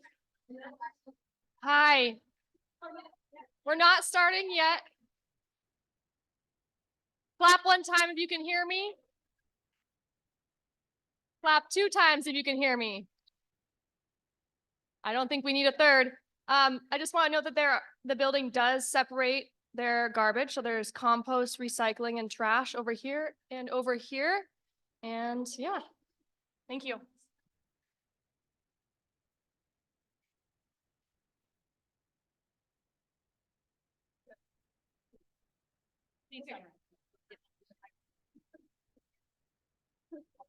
Welcome back, everybody. I'm going to do my best to summarize where I think we are and then hand it off to Ruby, who is doing a great job facilitating this. Okay, so I think where we are, and please provide input, is we came to the meeting today to elect board members. In the process of electing board members, a couple things have come up. One, the processes was followed is what is outlined in the governance charter, which the CoC membership approved. As part of that process, a couple of things have come up. We have heard that one, there was not clarity about board terms and for existing board members, whether they could reapply or not. There's language in this, but we heard that it's not clear enough. So that has come up. We've also, and we heard from a couple of board members that applies to. We also have the board who has decided to nominate somebody just as a board that did not go through the selection process outlined in the document. And then there was also a proposal to potentially nominate people on the floor. So those 3 things have come up. We then had a motion on the floor to open up the governance charter or not. That was seconded. We had a lot of great conversation about the governance charter, which I just want to appreciate everybody for. I think this is a super helpful conversation and for all of us to really be clear what's in the governance charter. We then moved to actually taking a vote. For the people in the room, we began with a vote by voice, which was a little hard to figure out where it landed. And then for those virtually, it was a smart sheet. So we then shifted to those in the room voting with an actual paper ballot and those online voting with a smart sheet. What everybody voted on was opening up the governance charter or not. What opening up the governance charter then allows the CoC membership to do is to change the governance charter. In the course of the discussion, a couple of suggestions came up. One was to table the whole thing for the moment and that we needed more training and a different convening to actually talk about, educate, and discuss what is in the governance charter so that we can all come to the discussion sort of informed. A suggestion came up around tabling the conversation that was being had for the moment. And then that would then, if we tabled the conversation about the governance charter, that would then have us deciding if we want to move forward with electing the people that have gone through the selection process as outlined or not, is where we are. So that's a couple of recommendations that came up through the discussion. Go ahead, David. That is great. Who's got an alarm? Thank you. Thanks, David. Okay, so where we are is we performed a paper ballot and an in-person vote about whether to open up the governance charter or not. Per the governance charter, technically 60% of the membership needs to be on one side or the other to decide next steps. Austin, I believe you have the results of both our smart sheet and our in-person vote. Yeah, I'm gonna read the total votes here.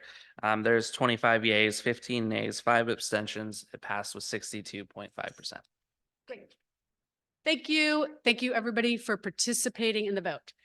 So where we are now is, as I outlined in the discussion, we can motion as a group to table and reconvene to have education and training. We can move forward with there could be a motion to move forward with the election for the members that went through the selection process, or another motion by the group. So that's where we currently are. I'm going to hand facilitation back over to Ruby to keep us moving forward. So I think there's 3 motions that could potentially be done, right? It could be. Yeah, any motion. Do I hear any motion? Yes. I'm sorry. Could somebody help us with a moving mic? Oh, thanks, Ruby. Thanks, Kelsey. If you don't mind. Thank you. I would like to motion for the application process to be restarted from scratch. I know that there have been concerns about equity throughout the process, at multiple parts of the process from multiple folks with different experiences. I hear a second, so that calls for discussion. Any discussion? Not hearing any, so we're going to move forward on. Oh, I'm sorry. I didn't hear any because they didn't have the microphone. That probably helps. I think your charter needs to be clarified before you do that because you're operating under a set of rules that are unclear. Thank you for that. Do I hear an amendment? No, we can't do that. You have to wait till it passes to amend it. That's correct. You have to wait till. Yeah. Any other discussion I would like to propose an amendment to her motion to, my apologies, their motion to update the selection to process. update the charter before we go through the application process again. Yes. And then I saw one more discussion back there. I was just wondering if we could hear from anybody who was part of finalizing the selection process around what they went through with it, because I mean, I'm hearing that it was inequitable, but I haven't heard how it was inequitable or how the process came to be. I was just wondering if we can have somebody kind of speak to that, because I'm sure that there was, and I'm not trying to diminish anybody's experience saying that it was inequitable or not, but I'm sure that there was a lot of hard work that went into it. So I think we should give the space to allow them to kind of explain how that process came to be before we say something is just inequitable. Sure. And I think we can have Kelsey speak to that. I just want to clarify. Yep, I am happy to give an overview.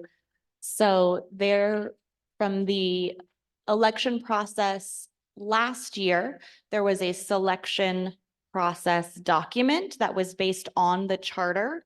Within that document, it stipulated the timeline. The timeline was updated and the form was reformatted. It stated that the selection committee would be created by and stood up by the board. The committee was created by the board based on the charter and the existing document that was had. The selection committee was stood up.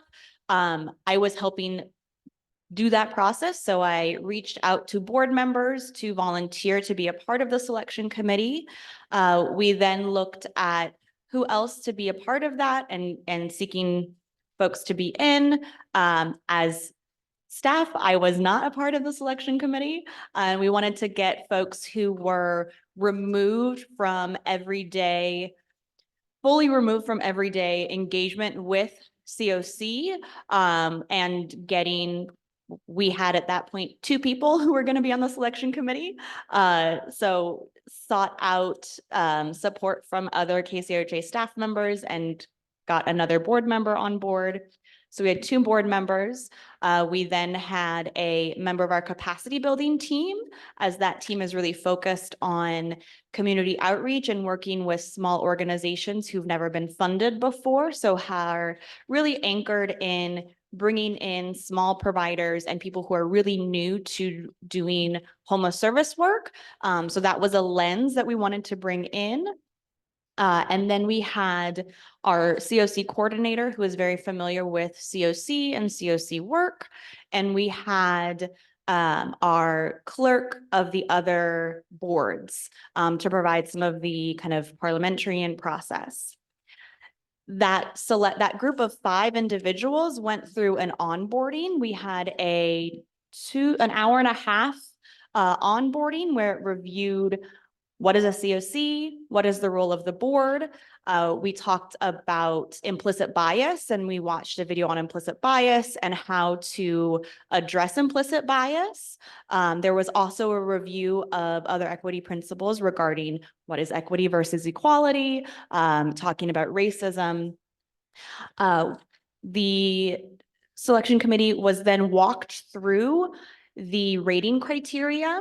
So we walked through all of the questions of the application and how to rate those on a 1 to 5 scale. So they were provided with all of the ranking criteria for every single metric within the matrix to review applications. And then talked about the scale and what the scale meant and what examples would look like. We did that for both the paper application as well as the interview. They were given the interview questions and walked through all of those questions and the matrix to evaluate responses as well on a 1 to 5 scale. What else did we do? She's doing all this from memory. I gotta hand it to her. I'm sorry, like major props. From there, we kind of also walked through what the process to review applications would look like, that every application would be redacted with personal identifying information. We also noted that every application would be reviewed by 2 individuals. And we, as kind of a neutral party, I assigned applications, and the one thing I made sure to do was for the board members reviewing, they were not to review current sitting board members' applications. Those were reviewed by a other party. Each selection committee member was also asked to sign a conflict of interest disclosure form and a confidentiality form. After the applications were reviewed, the committee came together to review all of the scoring and to share any kind of reasoning if scores weren't really clearly aligned. So for example, there was a couple applications where someone scored it a 2 and someone scored it a 4. So there was conversation around why there were some differences in scoring. And through that conversation space, the selection committee came to consensus around which 10 applicants to move forward to an interview. It was at that moment that the names of individuals were revealed. We also walked through a matrix of representation, looking at the charter to identify what communities are different applicants representing, and are the applicants that will be interviewed representative of what we have in the charter. to ensure that we were not moving forward with a concentration of one represented area. From there, the phone interviews commenced. So phone interviews happened between May 8th and May 16th. Every phone interview was done by 2 of the selection committee members. And after that, we had another 1.5 hour meeting where we reviewed the scores from those interviews.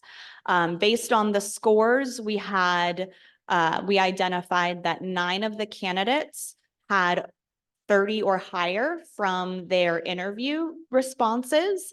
And because there were enough seats, the selection committee determined to move everyone forward. And that's kind of an overview of how the selection committee did their process. Thank you. And did that clarify your question? Okay, great. Thank you. I just wanted to touch on a couple items that we didn't bring up because I didn't have the charter in front of me. So I just want to bring up the applications for this is straight from charter. This is in section 3, commitment. Or no, this is under section 4, CoC board membership and selection process. And this is letter B. Applications for the CoC board membership will be open to the public and will be managed by an ad hoc selection committee of at least three board members. And so that's something that I find interesting because there was only 2 that were on the selection committee, established by the CoC board when necessary. The selection committee will make recommendations to the CoC board for vacant seats. And again, that's a recommendation. And so there was 2 empty seats that were left. And then the other portion I wanted to bring up is that under section 4 or 5, governance and responsibilities. So the CoC is a broad coalition of community members. We are here today. And then the board, as we've talked about, operates as the acting body on that. So on the portion that I lost now, I had it here under, oh yeah, okay, so section 5, number 2, II, decision-making and authority.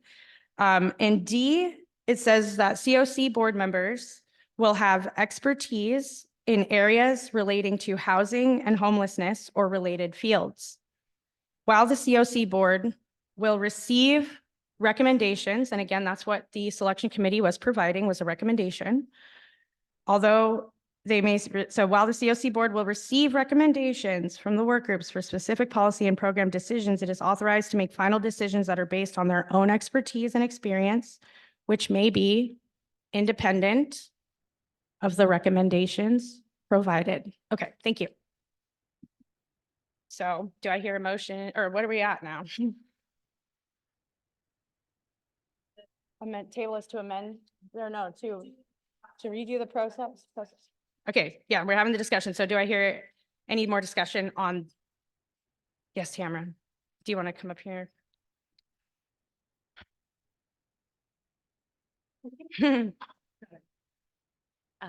Yeah, I just want to make sure that the people who have already done been through the application process continue to move forward, because if we reverse the process, then that's also inequitable for the folks. So, yeah, but I definitely do agree that we need to have the members who are up for debate back on the board, because they have done the work for the past 4 years. And government, as we know, tends to get mired in its own dysfunction.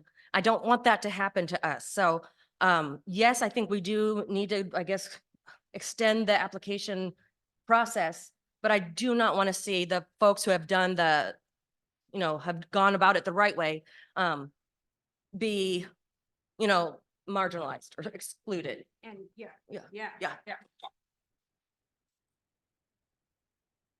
Yeah, go ahead. So trying to remember my Robert's Rules of Orders too, because I deal with this. It is.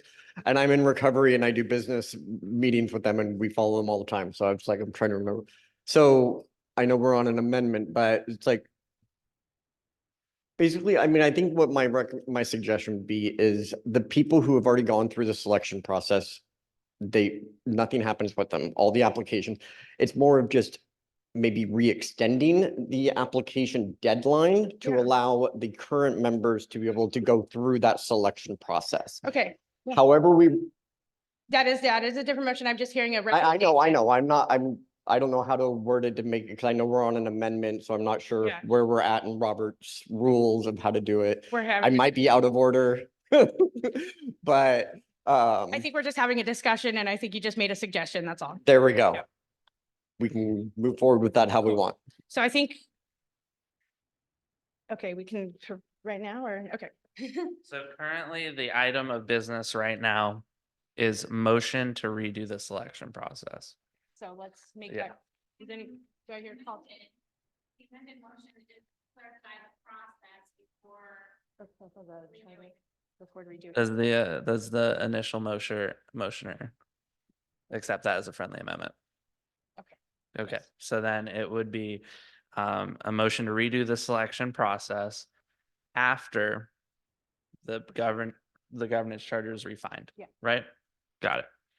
So that motion, do I hear, I guess, do I hear any more discussion on this? Yes, Mark?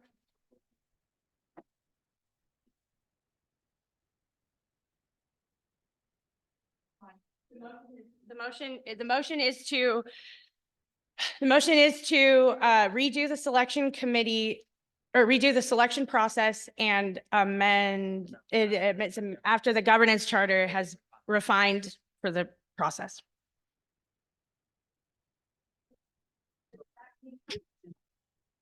No, it's just, what? Hang on. Right there, right there.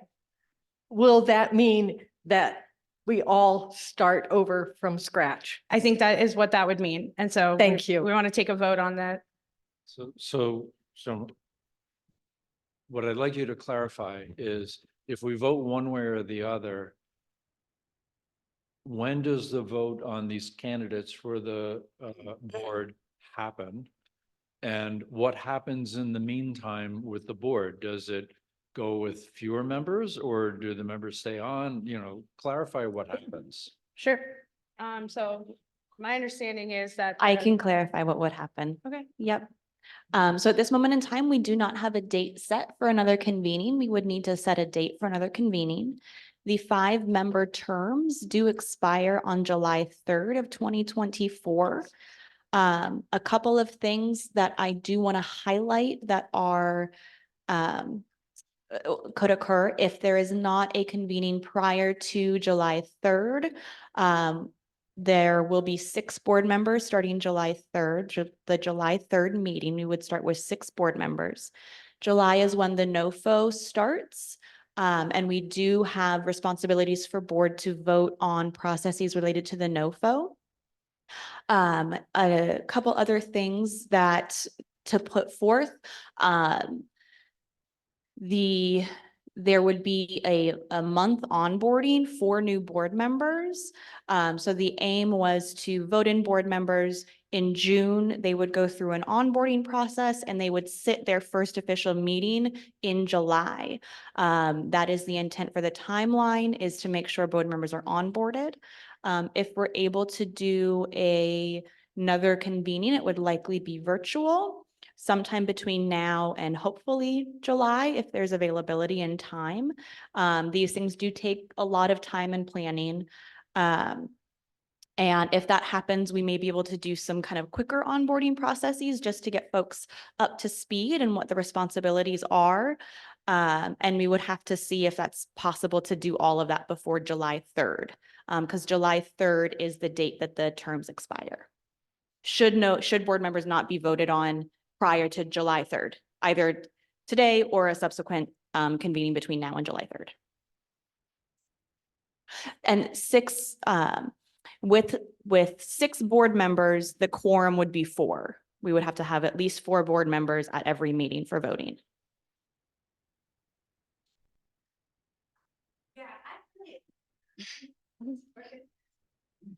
Thank you. I really want to encourage us not to go that route, because I wouldn't want a member of 6 to represent all of King County. Also, I just said, if we do not Hello? Okay. I just said like, if I just lost my train of thought. I'm sorry. But we don't want to go back, like for the people who have already gone through the process, do not reverse course because you're essentially approving inequity, but in the other direction. So please, let's move forward.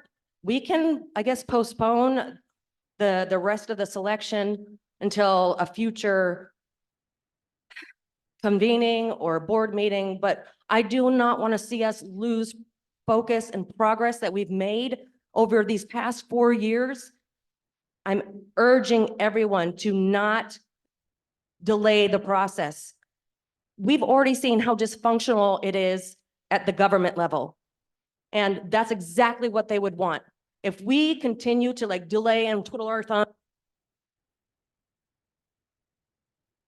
wonder what we're doing, then we're actually no better than the governing committee. So please do not delay the process. Let's get the ball rolling. I do not want to be stuck and mired in our own dysfunction. So let's move forward and then come up with a strategy to onboard and get those newer members on at a future date. That's it.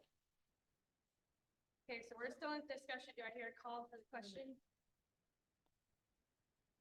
The call for the question is on the motion of to redo the selection process after the governance charter is refined. Do I hear a call to question? Or is this? Okay, I don't hear anything, so we're going to the vote. The motion is to redo the selection process of the selection committee after the governance charter is refined, and that was an amendment. Is everybody clear?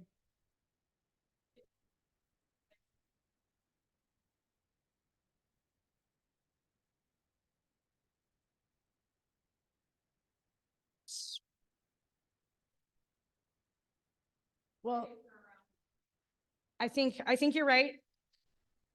I think the motion is on the table. Oh, repeat all of what was just said, please. Thank you.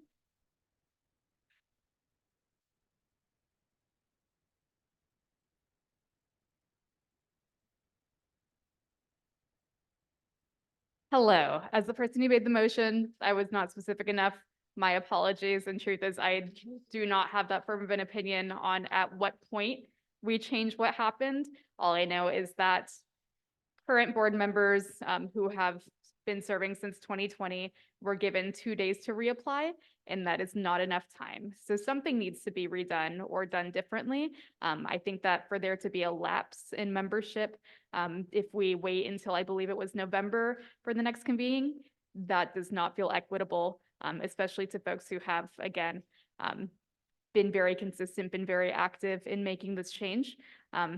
Yeah, I personally, I'm open to discussion about amending the motion. I also don't want to take too much more time. I just want to make sure that things are done in a way that is fair. I, again, do not want anybody to lose their position. Those 9 nominees, I don't want them to lose their position just because mistakes were made. That does not feel fair. I agree with Tamara that we should not be moving backwards in that regard. I heard conversation about a virtual convening in June. I would love if a virtual convening in June could address board members, board members who have been serving since 2020 being reconsidered. That sounds like an awesome solution to meet all of the, concerns. Are we able to change that to the new motion? I think we have to already, so I've called it to the vote.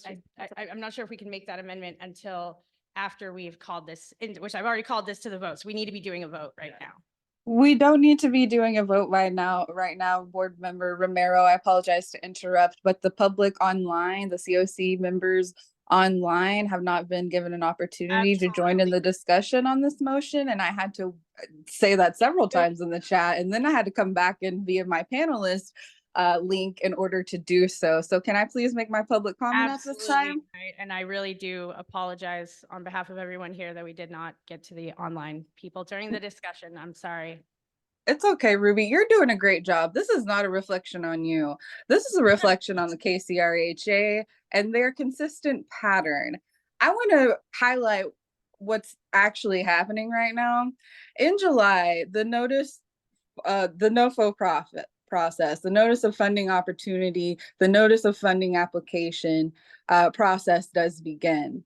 Now, the continuum of care, meaning all of us involved in this process here today, is required by HUD to have a thoughtful process to determine priority order for projects. What that means is that millions of dollars is at stake come up here in July, as it always is. Now, I mentioned the KCRHA's pattern and history here because what they have done consistently over the years is push out voices of lived experience. It's on the record now that there was a concerted effort with the former CEO and a former staff member to make the application process harder for returning CoC board members in order to push out a certain voice from the NOFO process.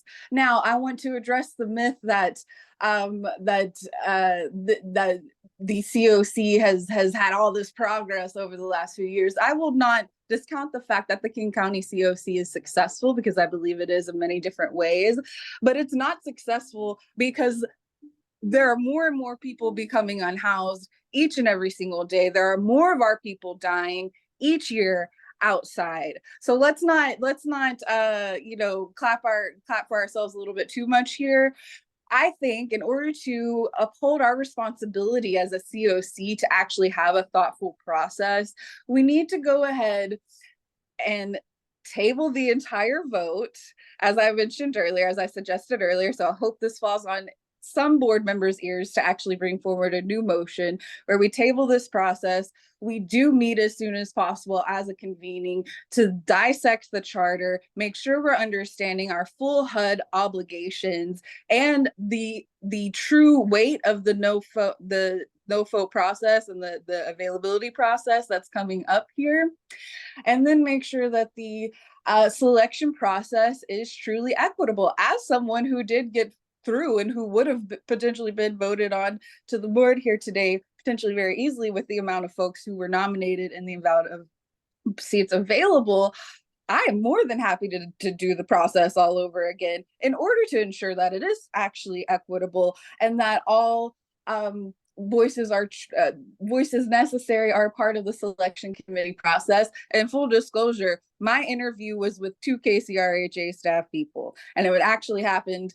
I'm always happy to be flexible, so it was a very last minute interview process. They called me out of the blue, and I was agreeable to go ahead and have the interview. To my surprise, no board members were actually in the room, or in the virtual room, if you will. It was 2 staff members, and I said, okay, I'll keep that in the back of my mind. I don't want to be the problem here at this point, although I'm happy to be the problem. I was going to wait until I got onto the board to, address these things, because it's a pattern that I'm very well aware with KCRHA, or very well aware Thanks, of. Jade. I'm sorry, but we do have a. No, you're not going to cut me off because this is important. No, you're not going to cut me off because this is extremely important. And Ruby, this is, again, it's not a reflection on you. My proposal, again, to, in addition to the motion to board, is that if the KCRHA cannot help us as the CoC, serve us properly so that we can have a thoughtful selection process for new board members, an equitable process, if they cannot make sure that that happens in time in July. I want to say that the NOFO process starts in July, but there's not a hard deadline at the start of July. So if they can't do it, then perhaps we need to recommend a brand new organization that can help the CoC achieve this goal. We do not have to be table. I have a question on the table. You're not going to cut me off.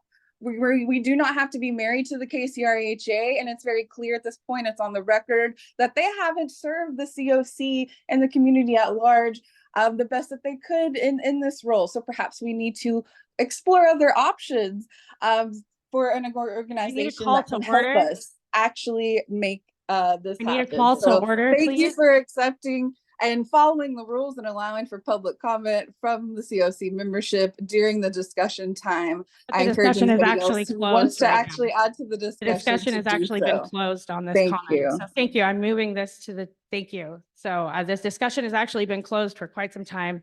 And that was not You about. can't just close the discussion. No, the like discussion that had in the already middle been of someone closed. Speaking. I actually can because the discussion had been closed and we had called it to a vote.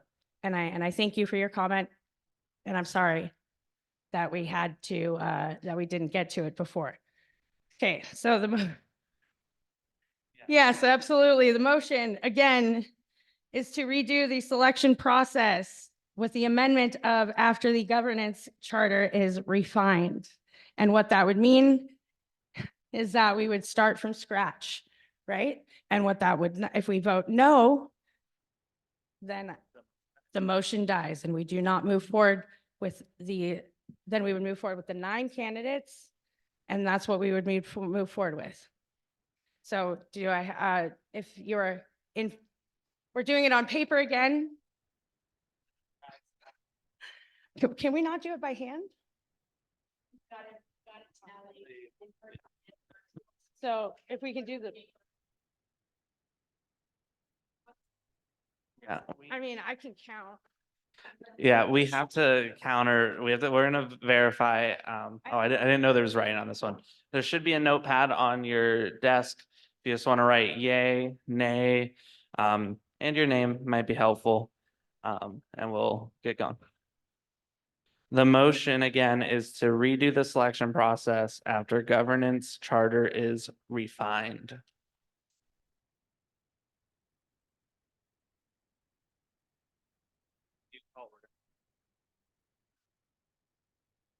I don't understand why we can't do it by hand. I can count and we can wait for the other count to come in. It's gonna take just as much time to walk around and get the votes. Is it okay if I do a vote by hand? A point of order, yeah. Yeah.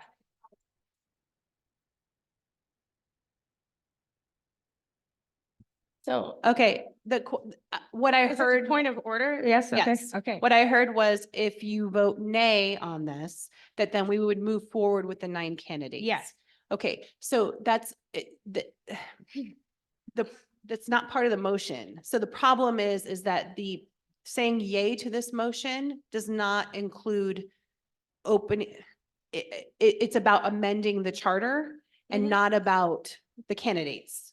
So, This is about the selection, both yeah. sides need to match. Right, so if the selection process if this fails, then the selection process is not gonna be refined. The charter is still open. And the nominees would then be going through because we are not saying that we want to redo the selection committee. Does that clarify it? Am I incorrect, Martha? I see your hand. We already voted on.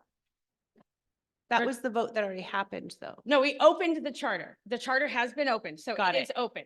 And what Okay. we're voting on right now is if we are redoing the selection committee, then there was an amendment that says after the governance charter has been refined. So if we vote no to that, then we would just move forward with the 9 candidates. If we vote yes to that, then we would go into doing that.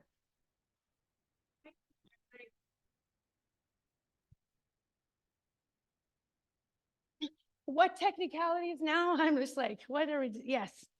Okay, Martha Sassarosi, hi, she, her pronouns, a member of the CoC board. And I think point of clarification is that should this motion fail, then a motion to proceed with 9 candidates who went through the process could be entertained. Sure, yeah. That is one of a number of motions. That No, could thank be- you for that clarification, because yeah. So can we call to the question again? I've already called the question. So can we do I would like to do a hand vote. I'm going to say that as the interim co-chair of the CoC board, I would like to see a hand vote. Yays in favor of motion to redo the selection process after the governance charter is refined. Yay? Can I see hands? And we'll do the poll online. We got that smart sheet online for the online poll. We will count that and then we will combine them. Okay? Is that okay with everybody? Do we feel okay with that? Can I? Yeah, it's a motion to redo the selection process after the governance charter is refined. Are we in favor of the motion to redo the selection process after the governance charter is refined? Yays? Sounds like it's pretty unanimous in the room. We're going to wait for is there any nays? Any abstentions? Oh, wait. Yeah, nays, keep your hands up. Keep your hands up. Sorry, I did this. 1, 2, 3, 4, 5, 6, 7, 8, 9, 10, 11, 12, 13, 14, 15, 16, 17, 18. 18 in the room are on the nay side. Are there any abstentions? 1, 2, 3, 4, 5, 6, 7. Oh, 8. Is there any affirmatives online? Okay, so we're. We need a moment to do the Mhm. online training, so maybe the online selection committee, why don't we do one of the trainings planned? It'll Yes. Give us a second to do the smart sheet. That sounds like a bless great the vote idea. In the room, and then we can come back I think Martha proposed, then voting if we're actually gonna move forward with trying to elect the members currently or not. And then we're gonna keep going. Y'all are doing a great job. So, This is a yeah. Super important conversation and topic. So I just wanna appreciate everybody, and appreciate that we're all having a lot of learning curve around Robert's rules and when you can have discussion and not. So I Yes. just want to acknowledge that. Thank you guys for being That's, patient. Yeah. Good that give us a second. We got the count in the room. We're gonna get the online count, but let's do one of the trainings in the meantime. Let's do one of the trainings in the Did I get meantime. everybody? Yes, and I would like to appreciate our training, the people that are doing the trainings here today, because you had to deal with quite the conversation today. So, okay, who's next? Who are we introducing? Who are we introducing for our next training?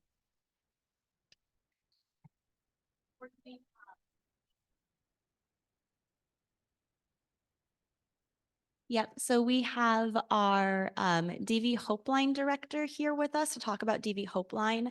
Unfortunately, Leah Auerman with the Coalition on Ending Gender-Based Violence is not able to be here. She was in a car accident. She's okay on her way here, so she's not able to be here. So we have a slight diversion in that regard, but we will do a little bit of a presentation around the DV Hopeline. We do have the slides. If we could move the slides forward to, I'll go help get them where they need to be. I gotcha.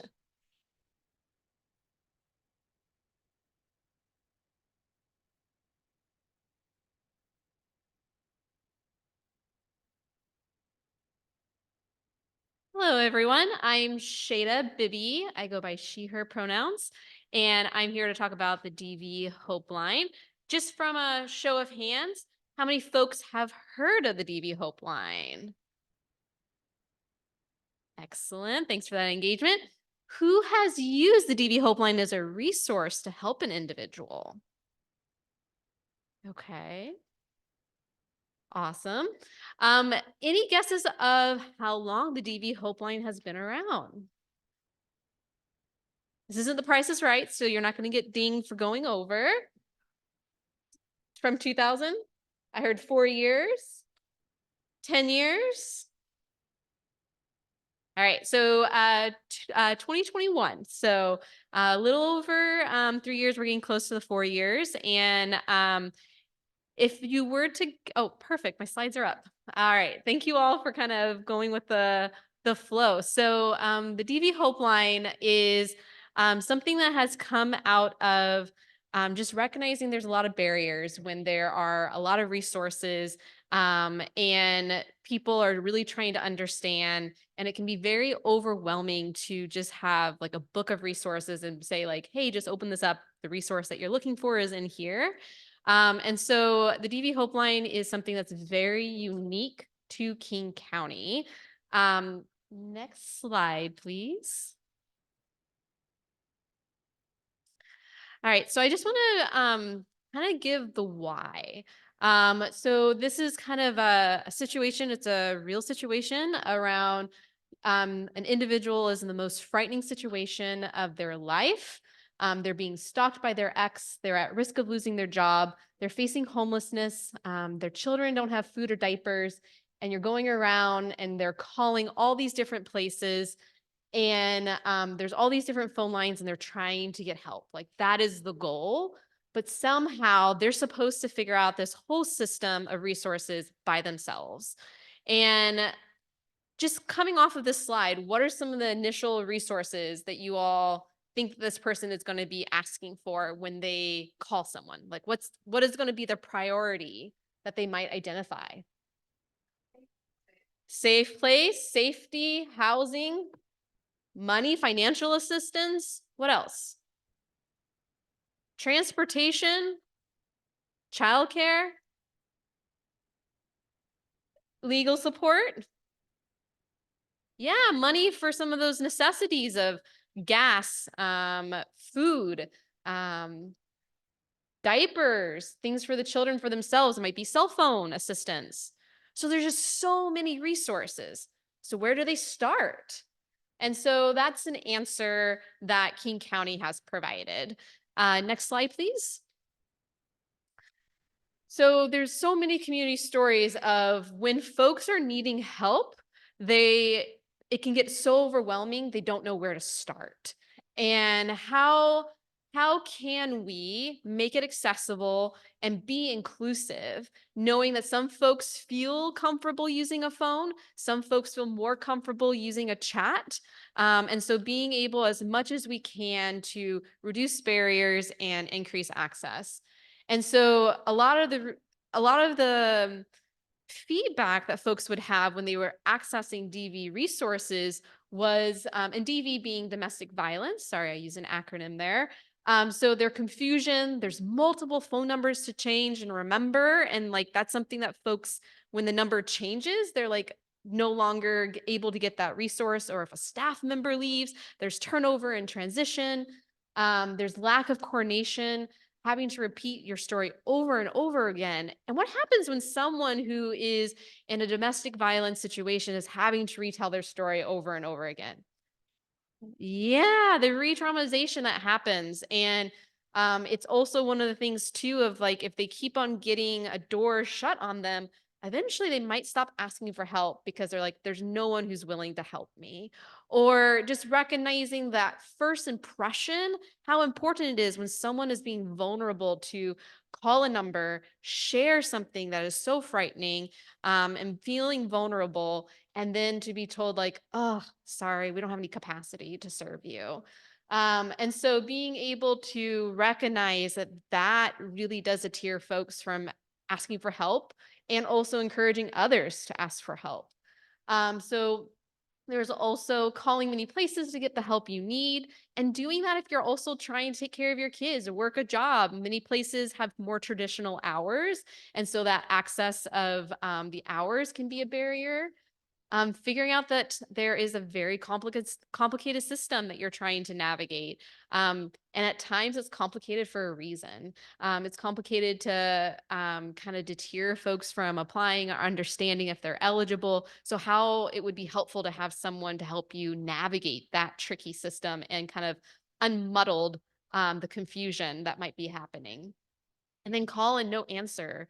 Or also like a lot of organizations at times might feel hesitant to say that they're at capacity. And so folks leave messages and then they're like, they didn't call me back. What could I have told them to get them to call me back? And it might be simply that they're just at capacity. So being able to recognize that folks were really getting discouraged of like, what's the point of reaching out if I never hear a response back? Next slide. So a little bit of the history. I'm not a history buff, so I kept this to one slide. And so the DV Hope Line, it grew from the needs of the coalition to end gender-based violence and community partners in 2019 as the front door to domestic violence and intimate partner violence services in King County. They launched in 2021, and it's grown to partner with agencies also in Pierce County, to coordinate the DV agencies across Western Washington and really kind of foster and cultivate the different relationships across all the domestic violence organizations. So we have many partners. I've just listed some of them on the slide. So New Beginnings is kind of where the DV Hope Line is situated. So I work at New Beginnings and my program is the DV Hope Line. But it is a resource to the whole community. And then there's LifeWire, YWCA, King County, and Pierce County, along with the Salvation Army, Atlantic Street Center, and Dawn. And just in 2023, we had more than 32,000 calls. So that is for folks mostly in Washington State. With our data that we collect, it's only about 300 that are out of state. So it is a very Washington-centric resource that folks do call in for. And our primary funders are King County and the city of Seattle, and that is where we have a lot more investment into the King County and also knowledge around the King County resources when folks call in because of how we're funded. Next slide, please. So the vision of the DV Hope Line is really to make sure that each call,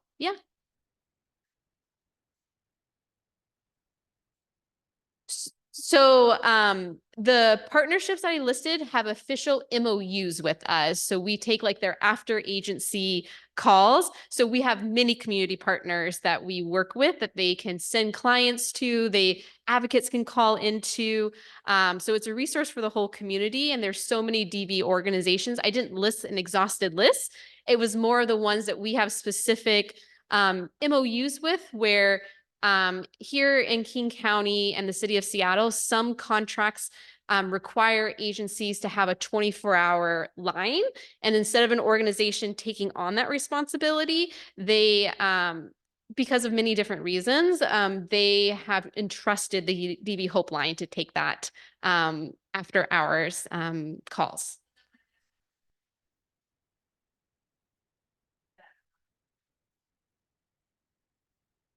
We are, yeah. And I have. Okay. So the question was talking about the inclusivity of the DV Hope Line, of language interpretation, and then also are we able to help individuals who are deaf and hard of hearing? And we are able to do that. And so that is part of some of the services I'll be showcasing of just how we really try to meet the needs of callers and to make sure we're not needing to have them call some other agency unless that agency is going to be serving them best, and we will do a warm transfer. So that is a benefit that we have as an inbound contact center.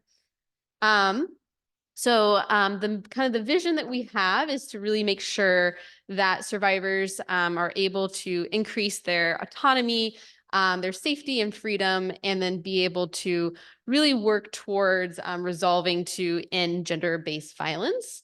And there's just so much intersection that happens with domestic violence, and recognizing that there's a lot of oppression that can really add to folks not feeling like they are worthy of help or there's help out there for them, or being culturally competent to be able to be helpful. And so we recognize that that can also negatively impact folks feeling like there's a resource for them. And so we also recognize that the, early access can really lessen the risk of serious violence in an abusive relationship, and recognizing prevention and addressing those root causes is really key. And so we are one piece amongst that puzzle. Next slide, please. So as I was mentioning, we have a team of advocates that are DV Hope Line advocates. And so we are 24/7, 365-day service. And so that is something that we recognize is a value also to partners. It can be really difficult with advocate positions. There's a lot of vicarious trauma, burnout, emotional crumbling that can happen in those roles. And so there can be a lot of staff turnover. There can be medical leave. And so being able to have the advocates on the DV Hope Line kind of fill and provide a service for agencies that may not have the capacity to have staff on 24/7. That has been definitely a need we've heard from partners, and where a lot of our MOUs have come from. And recognizing that the DV Hope Line is for callers who are survivors, that are advocates, that are providers, that are family and friends, folks seeking resources, folks that are just seeking advocacy services, needing emotional support. And so it is, it's a hotline that is really there to support folks. I think there's sometimes a lot of demystifying with a hotline or a hope line. And sometimes folks think like, oh, I only call that if like I'm suicidal or I'm at risk of harming someone else. And it's whenever you need additional support. Do you need additional support with financial assistance? Do you need additional support with housing? Do you need additional support with legal advocacy? Do you need all three? And so being able to, with the DV Hope Line advocates, they're really able to focus on the goals of the caller, of what they're needing in that moment. And they can call back as many times as they need to. So there's no cap to how many times someone can call in, and they can keep a lot of their information confidential as well. And so then wanted to let you all know too that it is sometimes helpful for folks to call with participants, clients that they are supporting together, because sometimes a new resource can be a bit intimidating. And so being able to recognize that that is something you can do is call with the person that you are supporting. Next slide, please. So what are the types of calls that we handle? So we are phone calls and chats. We definitely get a lot more phone calls than we do chats, but both options are available for folks to utilize. And so we do a lot of emotional support. Every call that we have, we do try to do safety planning because of just recognizing that situations can change with individuals and maybe someone isn't thinking about their safety being in jeopardy. And so there's some like DV education that happens as well.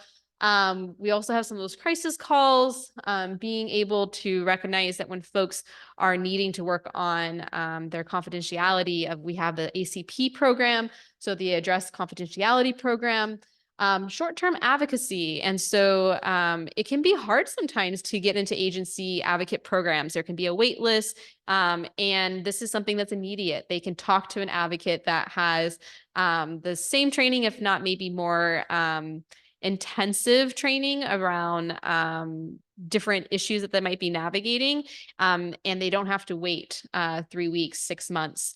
And so recognizing that that's something that is really needed is more immediate services, and it is where it fills that gap.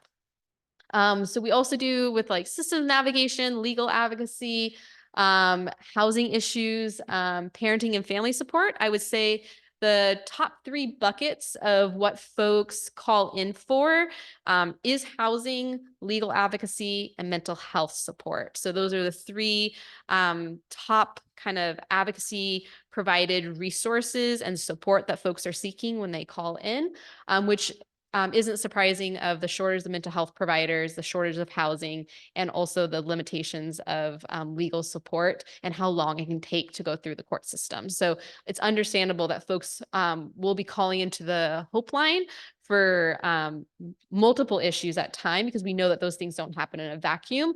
A person could be experiencing all 3. Next slide. So we also, something to keep in mind with the DV Hope Line, we are a centralized contact center, which allows us to be a resource where when someone calls in, there's certain organizations that we collect all the information and we send the electronic referral to those resources, those agencies, for the person who's calling. There are other times when we are providing the information like, hey, did you know that there is this resource? Would you like me to connect you with them?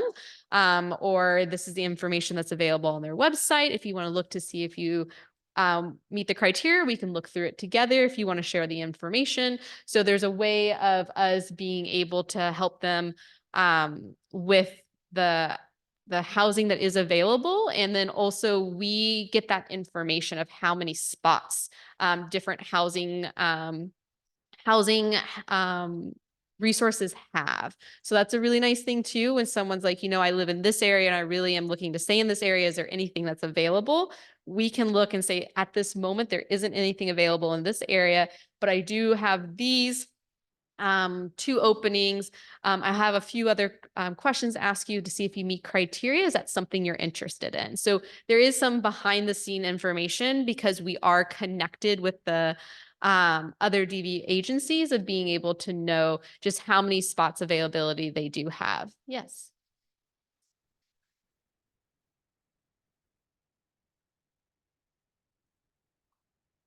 Yeah.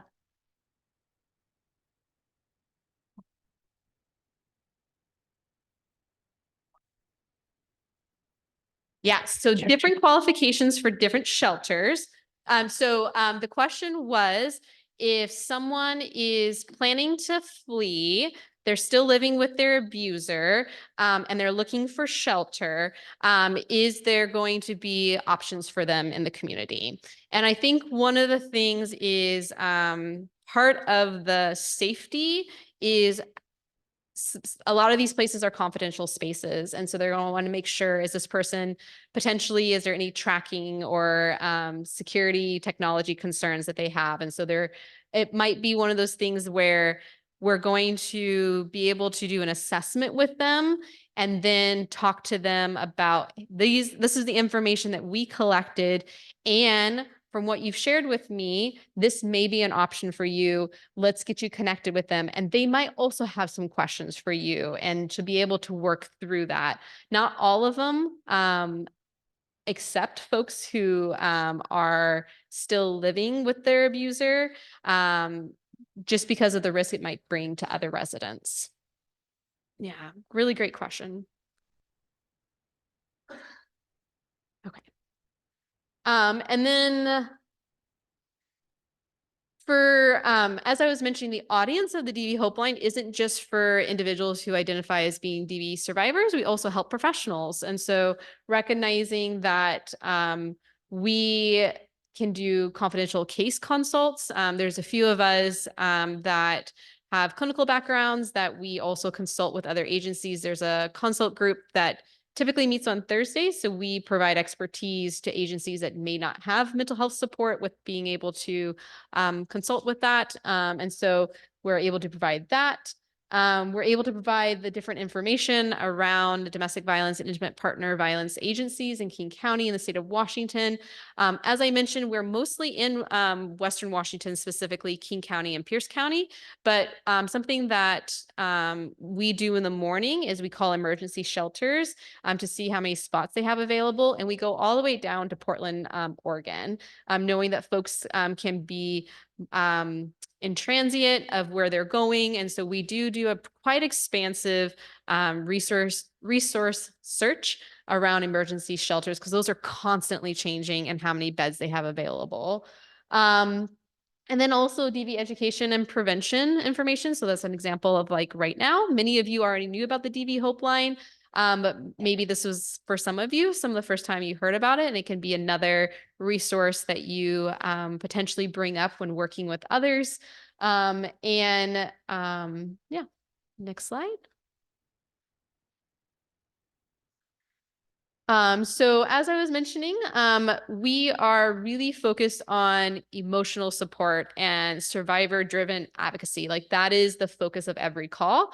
And every call does not end with a resource or referral because that may not be the need of the caller. And so sometimes folks think that it's going to be a very short phone call. I'm going to say that I need help with diapers. And someone's like, oh, I know where you can get financial assistance. Like there's going to be more to the conversation than just a list of resources.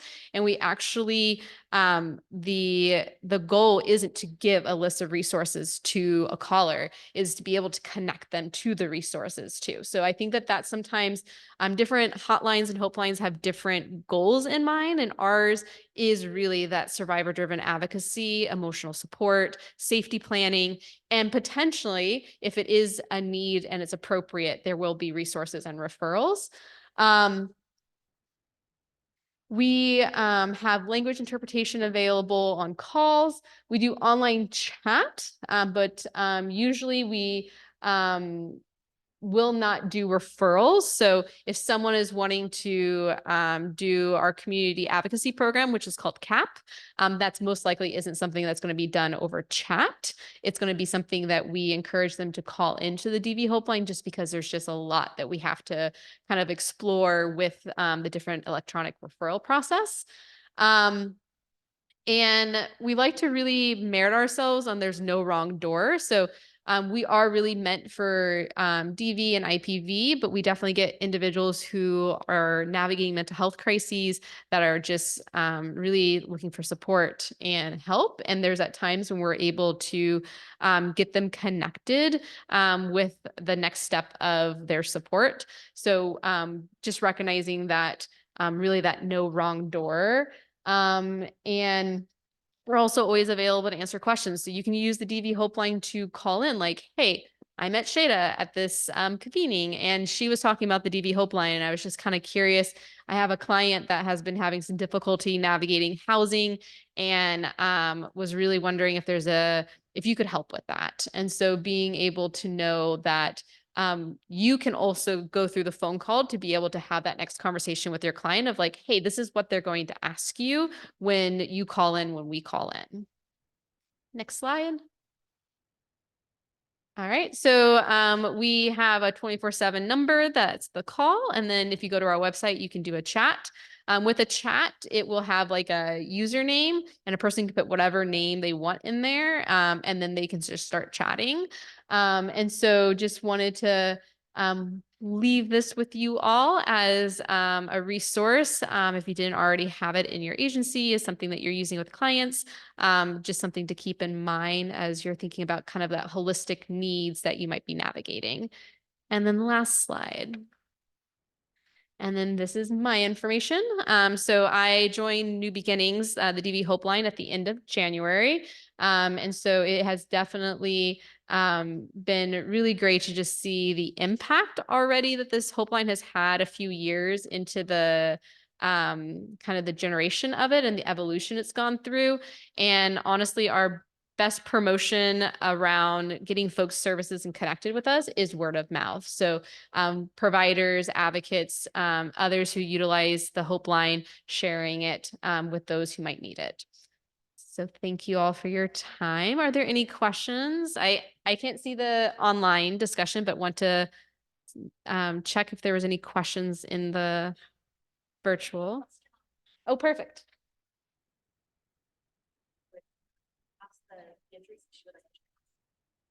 Beatrice, would you like to share?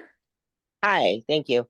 I had a couple of questions. My first question was, how long have you guys been around? Like, what was the beginning like of this organization?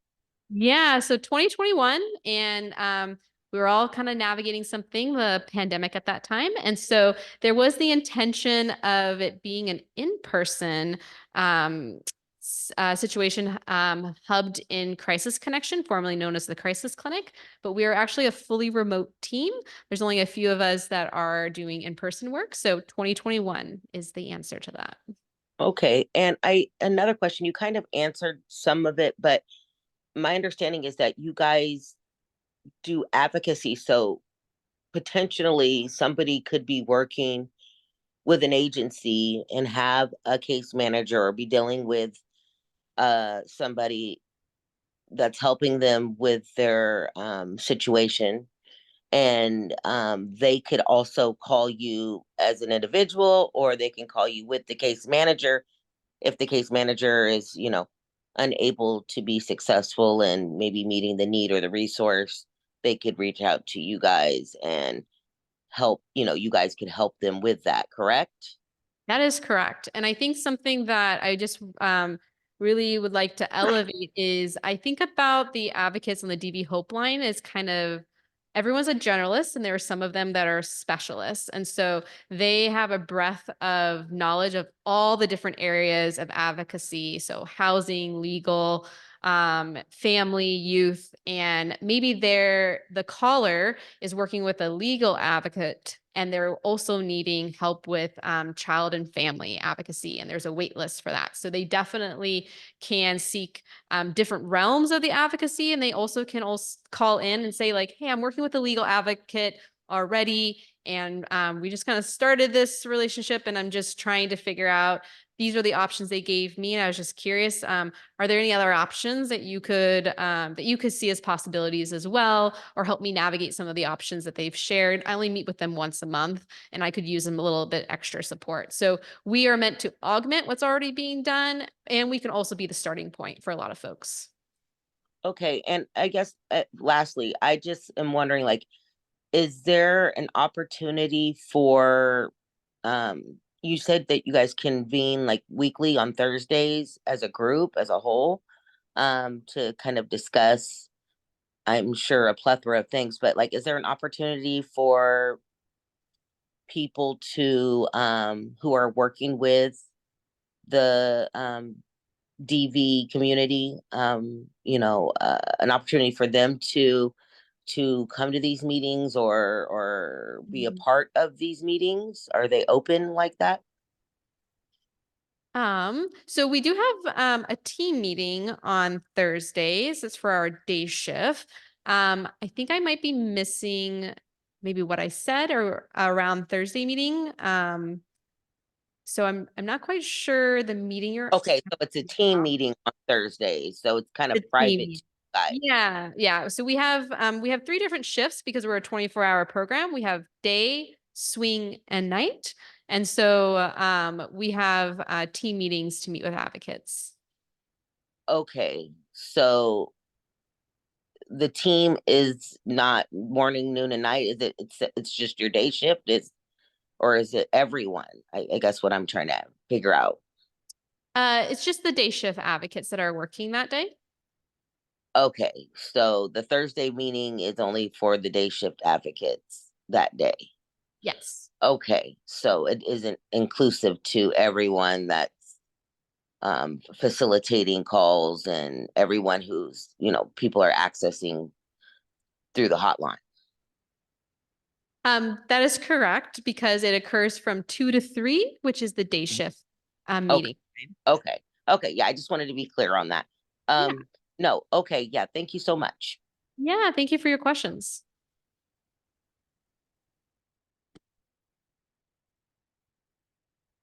All right. Thank you all. Good luck with, oh, yes.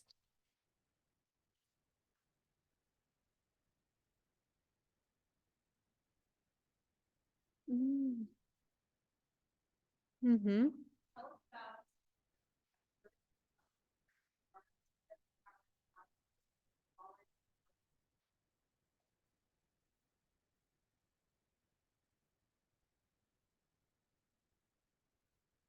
Hmm.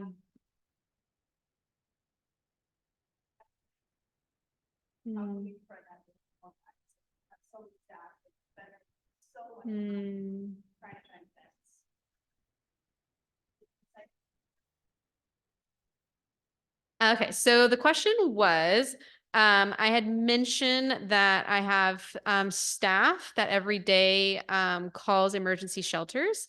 And the question was, which makes sense, since you all are housing convening here, is there a way to optimize and be more efficient with staff time and resources and expertise to have a resource that's readily available, that's folks are putting in the time to update, that if someone was to go look, they would get an accurate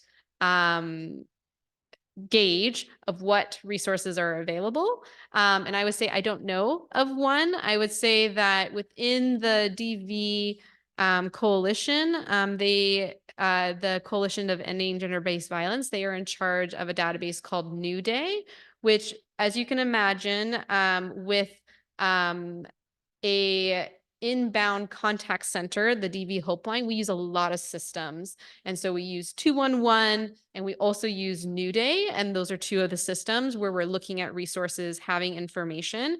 I would say what we've noticed with New Day, it is something that was also kind of created around 2021, is as I mentioned with the staff turnover, it isn't being updated in real time. And so there are some resources that they do have folks updating the services, what's available, how to contact them.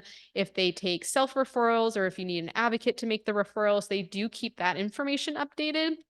But you'll see that some of the entries of organizations, it's been a year or two since they've updated. So we do encourage folks, especially when it's like DV related, to call the DV Hope Line because we are more centralized. We have capacity to do that resource finding.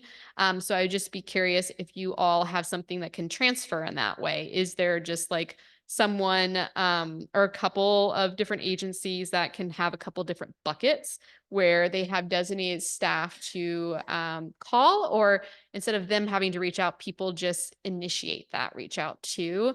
That's just part of the habitual daily thing that they do in the morning.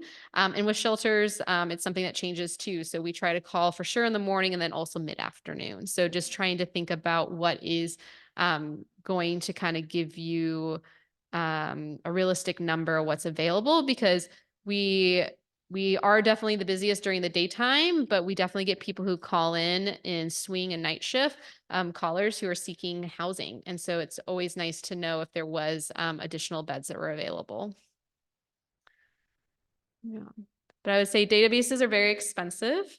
That is one of the biggest costs of the DV Hope Line is system maintenance because everything is so connected of things can get broken and you don't know that like, oh, electronic referrals aren't being sent right now. So there is a piece of that, whatever database you have, there is the checks and balances that everything's working the way it's supposed to. Folks have access to be able to update it. But New Day might be a way of seeing, because there is housing as a component of New Day, of how folks go about that.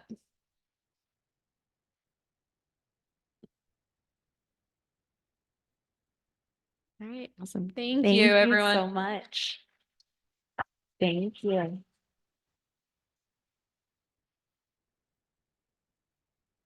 So I believe they're going to do a tally of the vote on the motion to, am I going to remember? No, I'm not going to remember. Hedda's going to remember for me. Motion or some sort of motion. That's okay. There was. Okay, I'm going to recap really quickly. Everybody hold tight with me. We outlined the potential board member nomination process. There were several different concerns that were raised. We went to vote around, do we open the governance charter or not? We agreed to open it, that it needed to be open to look at, I think board terms came up and the actual selection committee process came up. We then had a motion, a second, an amendment, discussion, and then we called to question, which means you actually end a discussion about a motion to redo the selection process after the governance charter amended. We did, thank you, Ruby, an in-person raising of the hands. Appreciate you all. We did a virtual smart sheet. Where we landed was 4 yays, 20 nays, and 13 abstained. So technically it is a nay at 54%. So we will not be redoing the selection process after the governance charter is amended.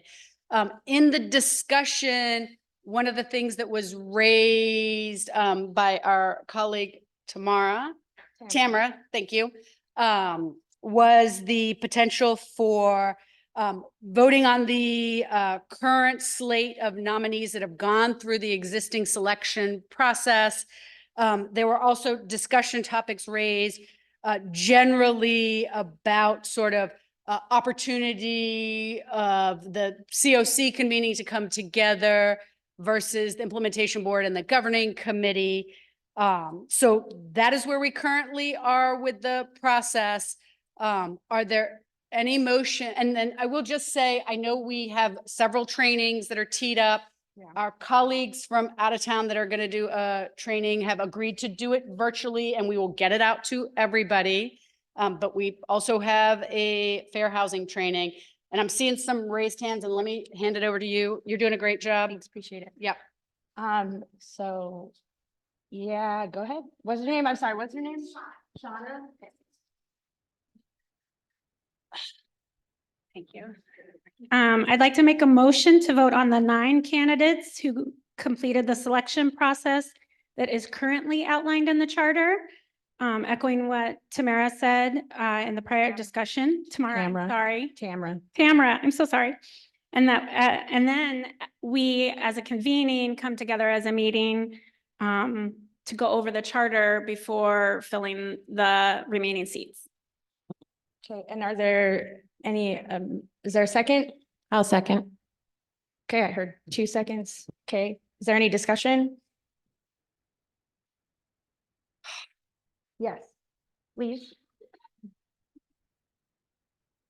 I know that it was discussed about like there being an additional selection process for the returning board members who only had 48 hours, something like that, to apply. If this is about filling the 2 seats, I think that I just want to hear more voices about what it would look like for all of us who have been here since 2020 competing for the remaining seats. I'm not sure what that would look like, but I know that it makes me sad to think about. Yeah.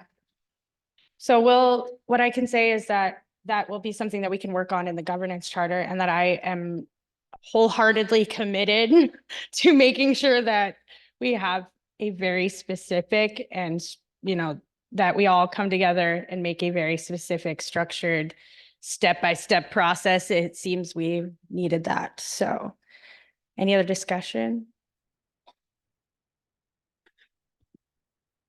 I just have a question, which is how many of the existing board members applied or are in question for the remaining seats? Because the variable is even when voting, not all 9 may be voted through.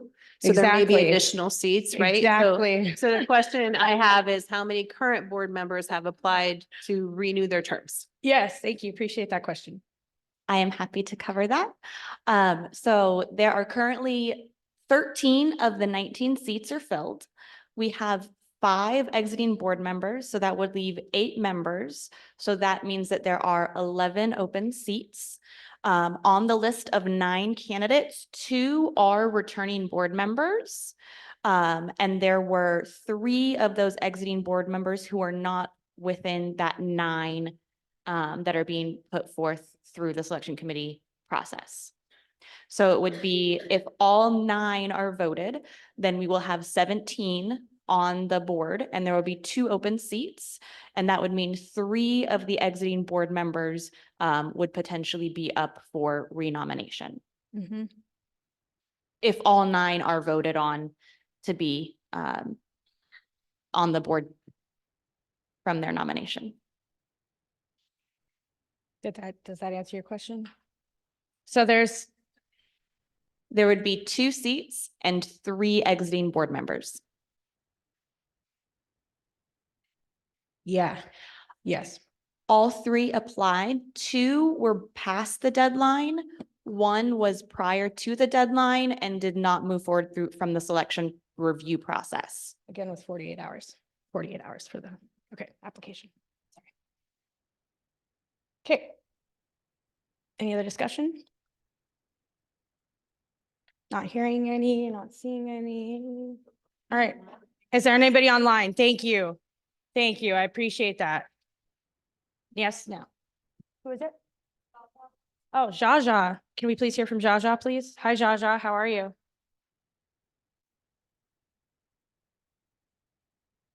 Maybe.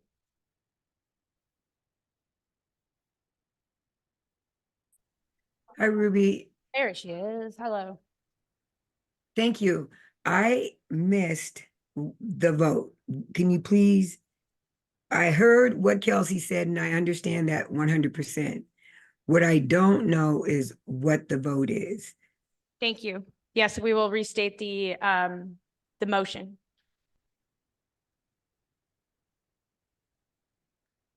The motion, I believe, was to move forward with the 9 nominees on the ballot today and to vote on those candidates who have completed the selection process as outlined in the charter. echoing Tamara's comment in the prior discussion, and that we as a convening have a meeting to discuss the charter before seating the 2 empty board seats and voting on those 2 empty board seats. Thank you, Ruby. That's perfect. That's exactly what I needed to hear. Thank you so very much. I appreciate that. Okay. Any more discussion? I can close discussion. Okay. Anybody online? Going once, going twice, going thrice? Oh, thank you.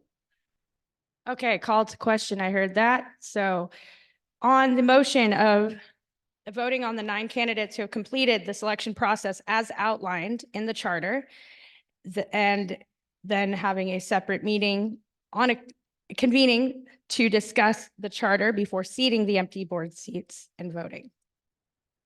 Do I have yays? Are we doing the hand vote again? Can we do a hand vote again? Yeah, hand vote, please. Can I see the yays with the hand? Okay. What? 1, 2, 3, 4, 5, 6, 7, 8, 9, 10, 11, 12, 13, 14, 15, 16, 17, 18, 19, 20, 21, 22, 23, 24. 24? I counted? You got 25. I skipped one. Yeah, keep your hands up. Okay, 1, 2, 3, 4.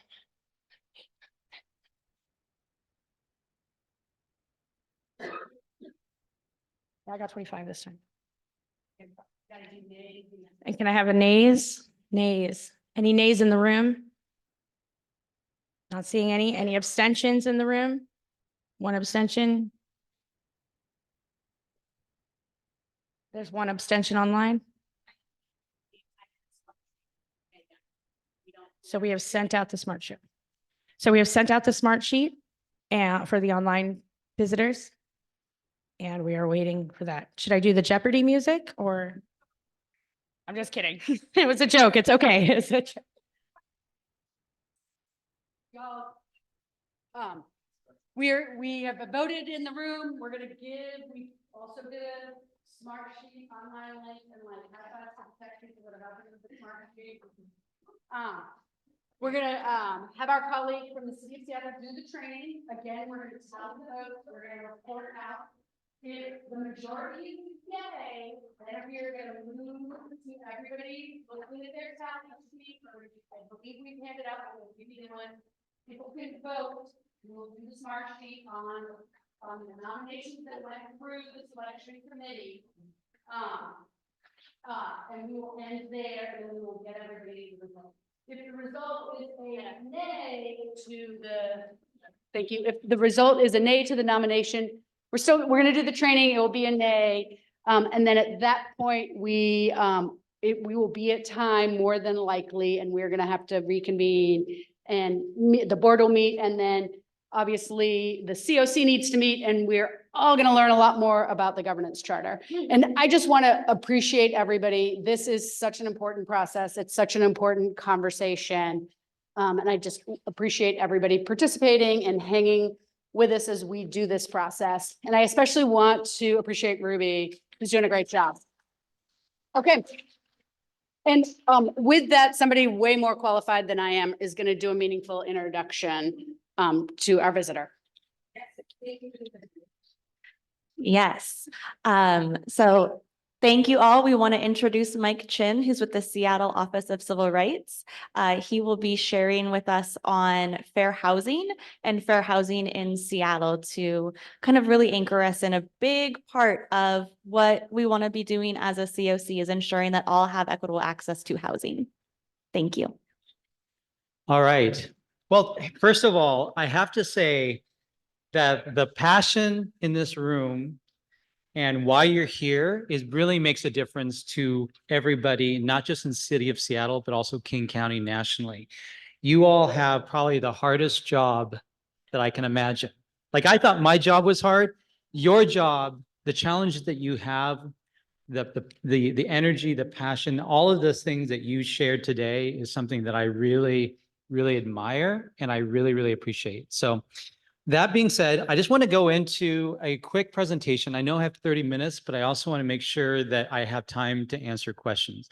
So for those of you who have questions online, please put them in the chat, and then maybe somebody can follow up with me on those questions. And then for those who have questions, please jot them down or just remember what the questions are. I don't have that many slides, but I do want to make sure that I cover as much of the information as possible. So the first thing I want to ask is, how many of you have, just raise of hand, no voting, just raise of hand. How many of you heard of the Seattle Office for Civil Rights? Okay. So some of this might be a review, some of this might be new. So next slide, please. So the Seattle Office for Civil Rights, I'm just going to give you a quick overview. So we envision a thriving and powerful communities that foster shared healing and belonging. That's probably very similar to the purpose of why you're here today, why you actually do this work. And it's about how to create an inclusive community that everybody belongs. We are accountable to you all in terms of service providers, to citizens, tenants, landlords, employers, employees, to everybody. We are accountable to all of you to uphold civil rights and to ensure and to advance racial equity. And we are a direct service provider. We don't provide the same services that you all do in this room, but we also provide services in terms of education, investigating complaints of discrimination, and providing direction and leadership in civil rights for the city of Seattle. Next slide, please. So I wanted to quickly do an overview, and please let me know if I need to slow down. I tend to get really excited about my work, so I will slow down a little bit. So civil rights enforcement is to ensure equitable access to employment, housing, and public places and contracting. And we do this through outreach and education, through investigating and handling complaints of discrimination. We do code compliance and testing. And testing is when we actually test housing providers to ensure they are following fair housing laws. And we are also responsible for the citywide Title VI compliance, which I will be sharing in a moment. Next slide, please. So these are the 4 buckets of housing, of laws that we enforce. And so one of the things that I wanted to point out, raise your hand if you are an employer or an employee. Okay? Should be most of us, right, in the room? All right. So our employment laws will cover you if you are an employee. If you provide housing in the community, raise your hand, right? Housing providers, yep. Housing laws apply to you. If you provide services or facilities or housing could or may not be fall in that, raise your hand. Public accommodation laws apply. And if you deal with contracts over $5,000 in the city of Seattle, contracting laws also apply. One of the things to notice is that you'll see Title VI of the Civil Rights Act. That means that if you are a recipient of federal funds, and some of the funding that you receive, from what I heard today, is from the U.S. Department of Housing and Urban Development, you as a recipient or subrecipient are responsible to the anti-discrimination laws under federal law Title VI, which prohibits discrimination based on race, national origin, and color. Also, the Americans with Disabilities Act also applies whether you're an employee, providing services, or in housing. Some other agencies that work citywide. So how many of you actually have shelters in Seattle? Okay. How many in King County? Okay. How many, raise your hand, in unincorporated King County? Unincorporated. So that means everything that's not within a municipality. Okay. So you got one hand here. So depending on where the housing will determine which agency that you would refer people to if they feel like they're being discriminated. For those of you who raise their hands in the city of Seattle, would contact the Seattle Office for Civil Rights. For those of you in unincorporated King County, would be King County Office of Equity. If you have housing in the state of Washington, it would be the Washington State Human Rights Commission. And if you are somewhere outside of Washington State, but somewhere in the 50 states, it would be the U.S. Department of Housing and Urban Development.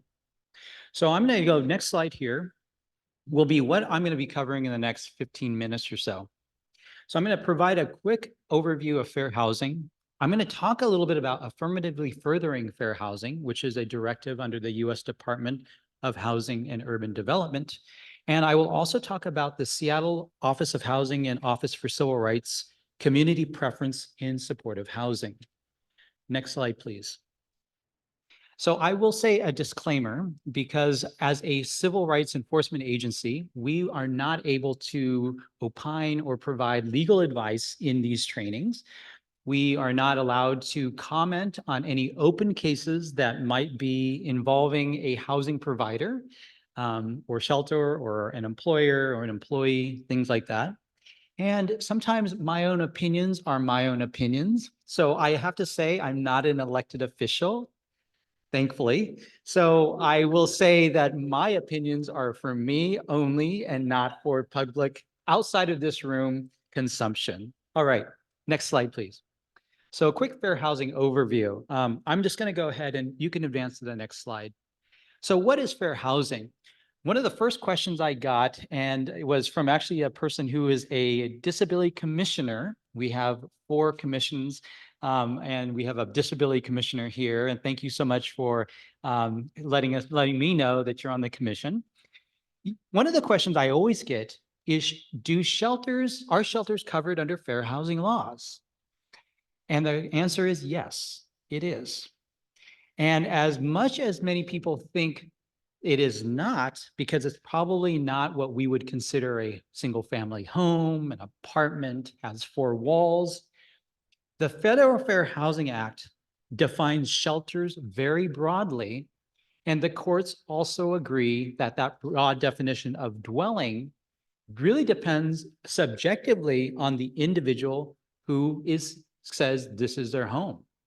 So there was an issue came up in the Office for Civil Rights where they said, well, what about emergency shelters? Emergency shelters would not be covered under fair housing laws, because if it's emergency temporary, like the shelter that cold spaces for City Hall or in the gym, those spaces are not really created for the purpose of housing, but for emergencies only. But temporary shelters, transitional shelters, all of those are covered under fair housing. And so just to remember, when we talk about what is fair housing, it is the right for everyone to have equitable access to housing and housing services. And they can include beyond just rental sales and housing and mortgages or insurance or advertising. It includes temporary shelters as well. And so I want to just say that all of this really applies to all of you. And I hope that you have regular fair housing trainings, because there's a lot of changes in fair housing laws and case laws that really impact how you provide services and how you engage with people you serve. Next slide, please. So for those who are very familiar with fair housing, you should also be familiar with the concept of protected classes. So Seattle has one of the largest number of protected classes in the country. The last protected class that was added is CAST. And for those of you who are taking photos, I appreciate that. The fair housing poster includes all of the protected classes. I have fair housing posters because if you are a temporary or emergency shelter in Seattle, you should have one of these posters available and open to the public for all of your residents that reside there to know what these fair housing laws are. So as you can tell, if you are in Seattle, those are well, actually, I'm going to start with the first one. The federally protected classes is the floor. So race, color, national origin, religion, sex, disability, and familial status, which are individuals who have families over the age of 18, are federally protected classes. If you are in Washington State, you add the federal protected classes and include the state protected classes. And if you are in Seattle, you A, B, or C, federal plus state plus city. So city, as you know, has the widest number of protected classes. Please be aware that most people have multiple protected classes, and you can also be protected if you are associated with a person of a protected class. And retaliation and disparate impact, which we'll talk a little bit later. Another question that comes up for me is homelessness a protected class? It's not. I know, and these are little pop questions, and I really appreciate interaction, because there has been discussion about what is homelessness as a protected class. But it actually is not a protection under the city of Seattle or state or federal laws. Now, there could be some conduct or other activities that might, involve being homeless, but that homelessness as a specific protected class is not protected. All right, next slide, please. So what is discriminatory effect? So I'm assuming that all of you are experts in protected classes and discrimination based on different terms and conditions. So I'm going to jump right in to disparate impact and discriminatory effect. So this is really important because in the last 10 years, this area of law has really evolved since the US Supreme Court decision in 2016, which the US Supreme Court during the Obama administration, US Supreme Court actually made a very strong holding that discriminatory impact is protected under the Federal Fair Housing Act. What is discriminatory effect or discriminatory impact? It is a neutral policy or practice that has a discriminatory effect on a protected class. Okay, we can think of a lot of different policies and procedures neutral on its face that has a discriminatory impact based on protected classes. And you can see from the slide, there are 4 examples of neutral policies that have an impact on groups. The use of conviction records in housing. That policy was something that the US Department of Housing and Urban Development created a legal opinion about how the use of screening people with criminal records has a discriminatory impact on people of color, on people with disabilities, race, and national origin. Driver's license requirement for application, who would that impact? People with disability, oh, I'm sorry. Well, that's true, but if we're looking at protected classes, right? If we're looking at the list of protected classes, who would that impact? People with disabilities, maybe gender, yeah. Oh, I'm sorry. Well, we can talk about stereotypes a little bit later because sometimes stereotypes could be discriminatory, but all of these is where a neutral policy may have a discriminatory impact. Social Security number for credit verification or citizenship and immigration status for housing. Now, I know that there are a lot of programs that may require, because of federal guidance, HUD sometimes requires Social Security number and may require citizenship and immigration status as a condition for housing. But if you are not federally funded, if you are funded by state or local, those are things, that particular housing could be available to people who don't have legal status, immigration status in the United States, or do not have a Social Security number. Why I'm saying this is important because you have to identify what type of housing and who are you providing housing to. Because discriminatory effects really looking at your policy, seeing who benefits and who's pushed out of housing and how to mitigate the effects of that housing. Next slide, please. So the HUD discriminatory effect rule, interesting enough how politics play out. Discriminatory effects rule was finalized in like 2015, okay, during the Obama administration. It was then rescinded under Trump administration, not talking politics, and then readopted, the same one from 2015, readopted last year under the Biden administration. So you can see how controversial this particular discriminatory effects rule is, because it really hinges on politics and who has power to decide who gets in and who doesn't get in, right? So let's go through this really quickly. So what the HUD discriminatory effects rule provided 3 guidance, and it's actually consistent with the US Supreme Court decision back in 2016, okay? All of it was consistent. But what it does, it says, number 1, if you are a housing provider that has a neutral policy or practice that has a discriminatory effect on a protected class, you have a responsibility to evaluate the impacts of that. analyze what the impact is, and explore other alternative options to mitigate the effects of that policy or practice. Now, when you do the analysis, you're really looking at one specific category. You are looking at it, what is your legitimate reason, your business necessity to implement this particular policy? So let's say, for example, driver's license requirement. If there was a requirement to say you must have a driver's license in order to reside in a shelter, you as a housing provider need to ask the question, who does that impact?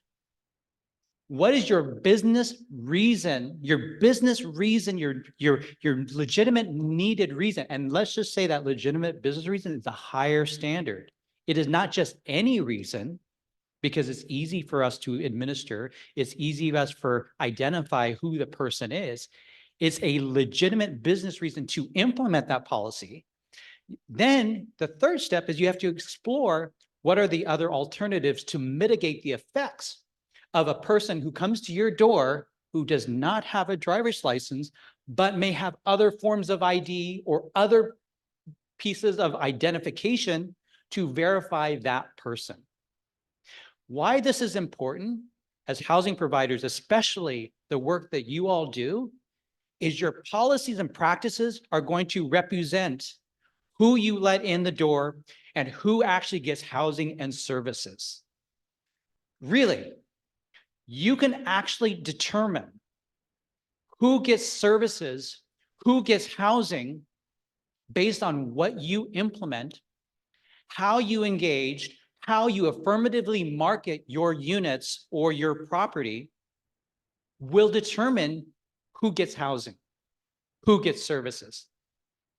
And if you don't believe that, I would actually take a look at your demographics of who's in the room, who's in your housing, who's being represented even in this room, because we're talking about policies and practices, right? Who does that benefit and who doesn't it burden, and find out ways or solutions to mitigate the effects. So you can see how these three steps can apply to everything, how we see the world and who gets services. Next slide, please. Next slide, please. Okay, so one thing I wanted to kind of point out is the HUD affirmative marketing rule. Another rule that was implemented in 2022, but was also impacted during the Trump administration, is the affirmative marketing rule. And what that is that there are certain responsibilities housing providers must think about, especially if they are federally funded. And federally funded means Title VI of the Civil Rights Act, right? And even if you're getting funding from the state or from the city of Seattle, and that housing was somewhat originated from federal government, you would still be required to follow federal rate, because one thing that if city of Seattle or King County or the state receives $1 single of federal funds, it taints all of the programming, services, and funding for any program that receives $1. Did you know that? Yeah. So, unfortunately, it's not really enforced by the federal government, but there is a claim under Title VI. So there are certain things that HUD affirmative marketing talks about. It promotes diverse and inclusive communities by identifying groups that are least likely to apply and affirmative marketing to these populations. And there are 5 areas where they recommend housing providers to do. Meaningful access, making sure that your application forms, making sure that people that are provided in alternative formats and alternative language, because language access proficiency is a requirement under Title VI. Inclusive marketing, make sure that who you are marketing to will determine who knows about your housing and services. So if you are looking at specific communities who are not in housing, those are the communities you should be seeking and opportunities to do outreach to.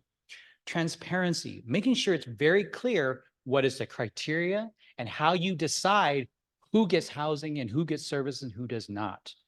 Disparate impact analysis, which I kind of briefly talked about, and evaluation. They also think about you need to be continuously evaluating your program and policies to make sure it's not having a discriminatory effect on groups of people looking for housing. Next slide. So I'm going to talk a little bit about what City of Seattle did back in 2019 with the Seattle Office of Housing and the Seattle Office for Civil Rights. So there were certain neighborhoods that were quickly being gentrified, right? And I'm going to really name it as Central District. I mean, where there's communities that didn't look like that population-wise based on race, that looks like what it is today, right? If we go back 30, 40 years, Central District with predominantly Black community, Black neighborhood, right? Look at it now, it is not at all, right? And we can talk about different reasons as to what happened. But community preferences is really a policy that is a permissive policy for housing providers to develop policies to think about how do we bring communities back into spaces that were known to have certain communities that were living there before.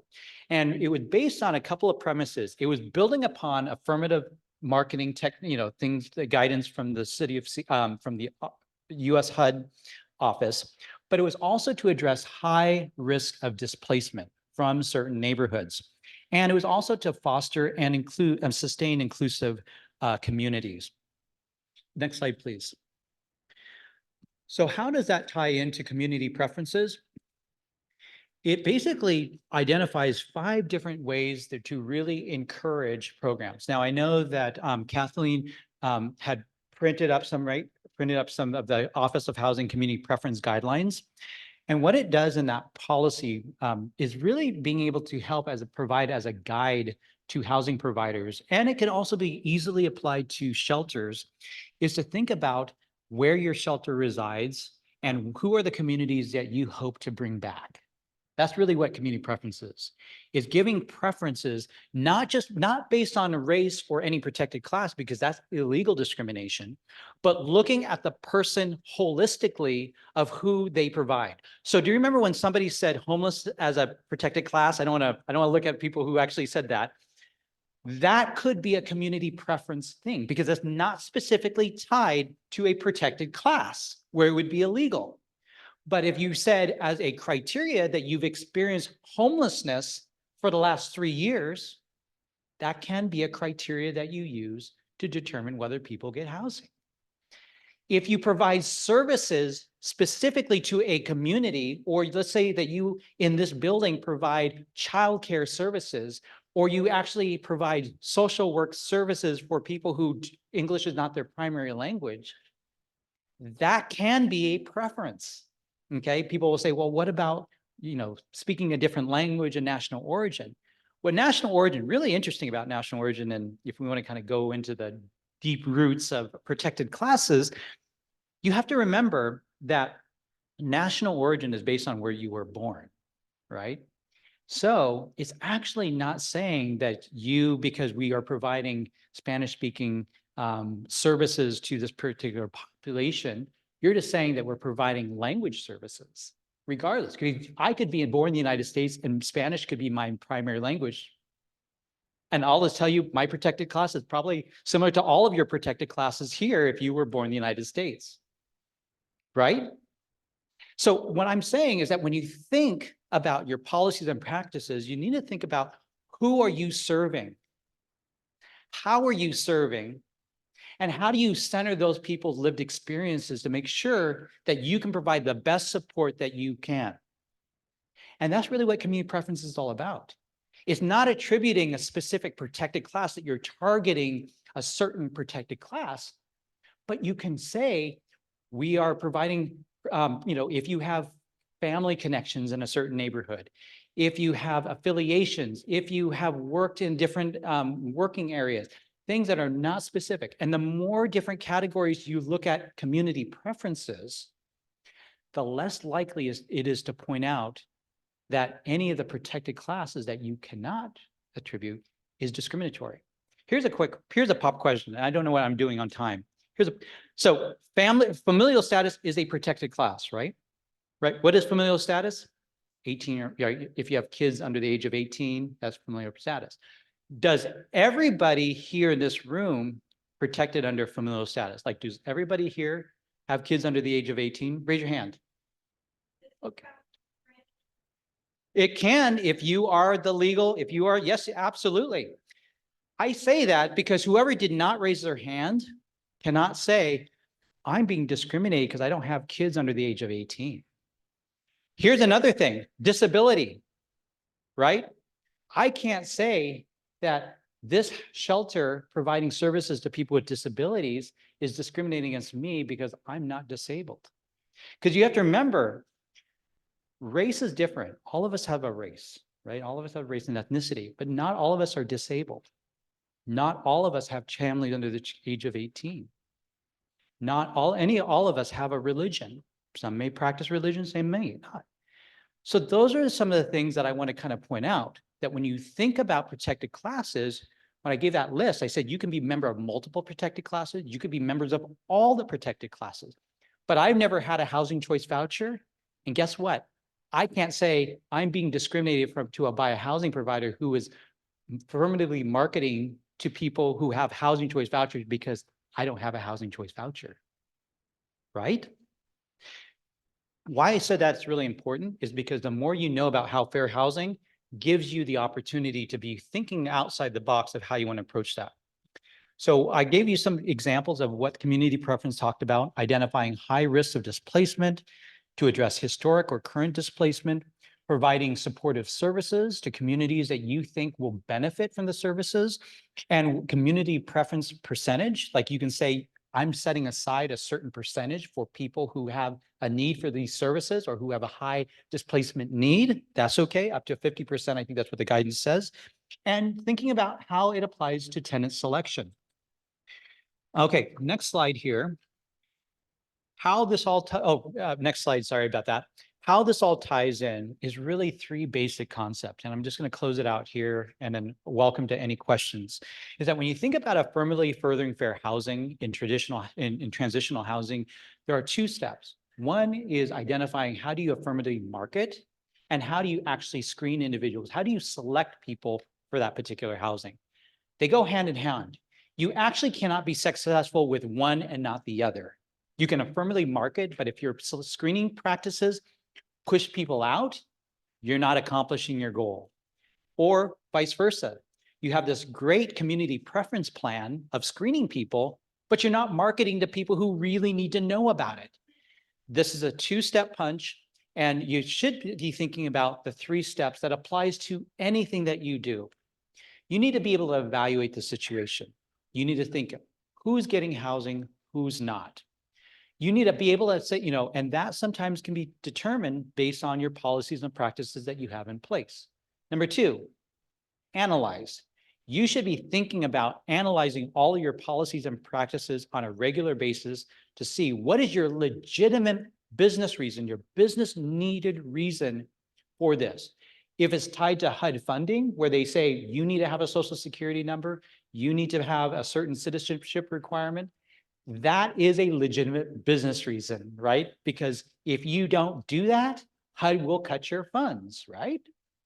And number three, explore. Explore alternatives that can be able to meet and mitigate the effects of discriminatory impact in housing. And then the next slide, I will just close it out with thank you so much for letting me come and speak. I don't even know if I spoke for 30 minutes or even less, but I am very much open to any questions. I will say this, that I know that in 2007, I would say that this is the first time that I have actually provided training for providers. I don't know what happened between 2017 and now, other than the pandemic. But I think that there is one of the things that I would encourage you to do is provide fair housing training to your staff to make sure they understand what the requirements are. And if you're involved with policy, ask the tough questions. Think about what are we providing? What is our objectives and our purpose? Who are we encouraging housing? Who are we discouraging? And how do we actually open up housing to make sure that everyone belongs? And if you are interested, we provide technical assistance to housing providers as well as to shelters. You can contact us through discrimination@seattle.gov. And then we're also happy to come back and to speak to you about the other components of fair housing. I know this is 30 minutes, but I'm open to questions that you might have right now. Yes, thank you. Thank you for your attention. Yes, and I'm going to pass around the microphone. Is that, oh, this is the microphone. Pass Sorry. that, you take that. So, because I'm really bad with summarizing questions. Thanks so much, Mike. I know what happened in 2017 is that Roxanne retired. And she used to be the one who would come to our agencies and do fair housing training. And then when we reached out to you guys after that, you said, we don't do that anymore. So I would love to see you do it again because it's a great resource for the community. Yes. I know that. So Roxanne and I have a long history because I used to work at the State Human Rights Commission back in 2007. And so Roxanne and I would do fair housing workshops together until she retired. And so she was one of my fair housing buddies. I'm happy to come back and probably not be as engaging as Roxanne. I love Roxanne, but happy to provide any support that you need. I also know what also happened on the King County side was that there was a shift that happened. King County Office for Civil Rights really became focused around racial equity work. And so some of the investigation work and training like Maurice, Roxanne, Bailey DeYoung, a lot of the folks that I know back in the King County days, they shifted. And it shifted when Matthias became the director. And there's Kelly and then Matthias. And so I've kind of been tracking kind of the changes over there. But hopefully it'll become much more of a focal point. Yeah, thank you. I have a question. Thank you. That was really inspiring, actually. I'm like very motivated to go back and look at our policies. I have a question. If an apartment complex screened out an applicant because of a tenant landlord case, is that legal to screen them out based on? Based on past evictions, you mean? Or what? That's the thing. I don't think it was a conviction. I think it was a civil case. Oh, okay. So so I'll talk to you a little bit about under Seattle law, which is a little bit different. So Seattle law, it could be a violation, but it really depends on what is the screening criteria that the housing provider has. And so if the screening criteria says that we are not considering people with civil, civil records, criminal records is completely different. There's criminal records and civil violations, right? Criminal is where there's disparate impact. That is prohibited in the city of Seattle. And it has a discriminatory impact on people of color, communities of color. So that is statewide and federally, but city of Seattle has protection. But in terms of civil, there is nothing that would prohibit a landlord, but in Seattle, the landlord would have to be transparent to make sure that all applicants know what they're screening and why they're screening people out. Okay. Yep. Thank you. Yep. Okay, 2 questions online. We'll get to the one in here. Let me grab that. Oh. I will allow them to. Oh, okay. Hi, Mike. This is Jaja. I'm online. Hi. I really enjoyed your presentation. My question is not to do with housing per se, but for the unhoused. Do you know anything about shelter rights? I mean, if someone is asked to move out of the shelter based on a health disparity, like let's say you have too much oxygen, we don't have room for your oxygen. We don't have room for your CPAP machine, that kind of thing. Is there any kind of legal thing I can look into, or what, can you point me somewhere? Thank you so much for that question. Because that is something that I'm not familiar with in particular, so I can't speak to what the issue is. So under the Federal Fair Housing Act, it requires housing providers to provide a reasonable accommodation or modification for people with disabilities, okay? What the reasonable accommodation and modification can depend. So on whether it creates an administrative or financial hardship on the housing provider to provide the accommodation. Okay, so it really is a case-by-case basis. There's no specific formula, but it requires that the housing provider engage in what is called the interactive process. And what that means is they need to find an effective solution to assist the person with a disability.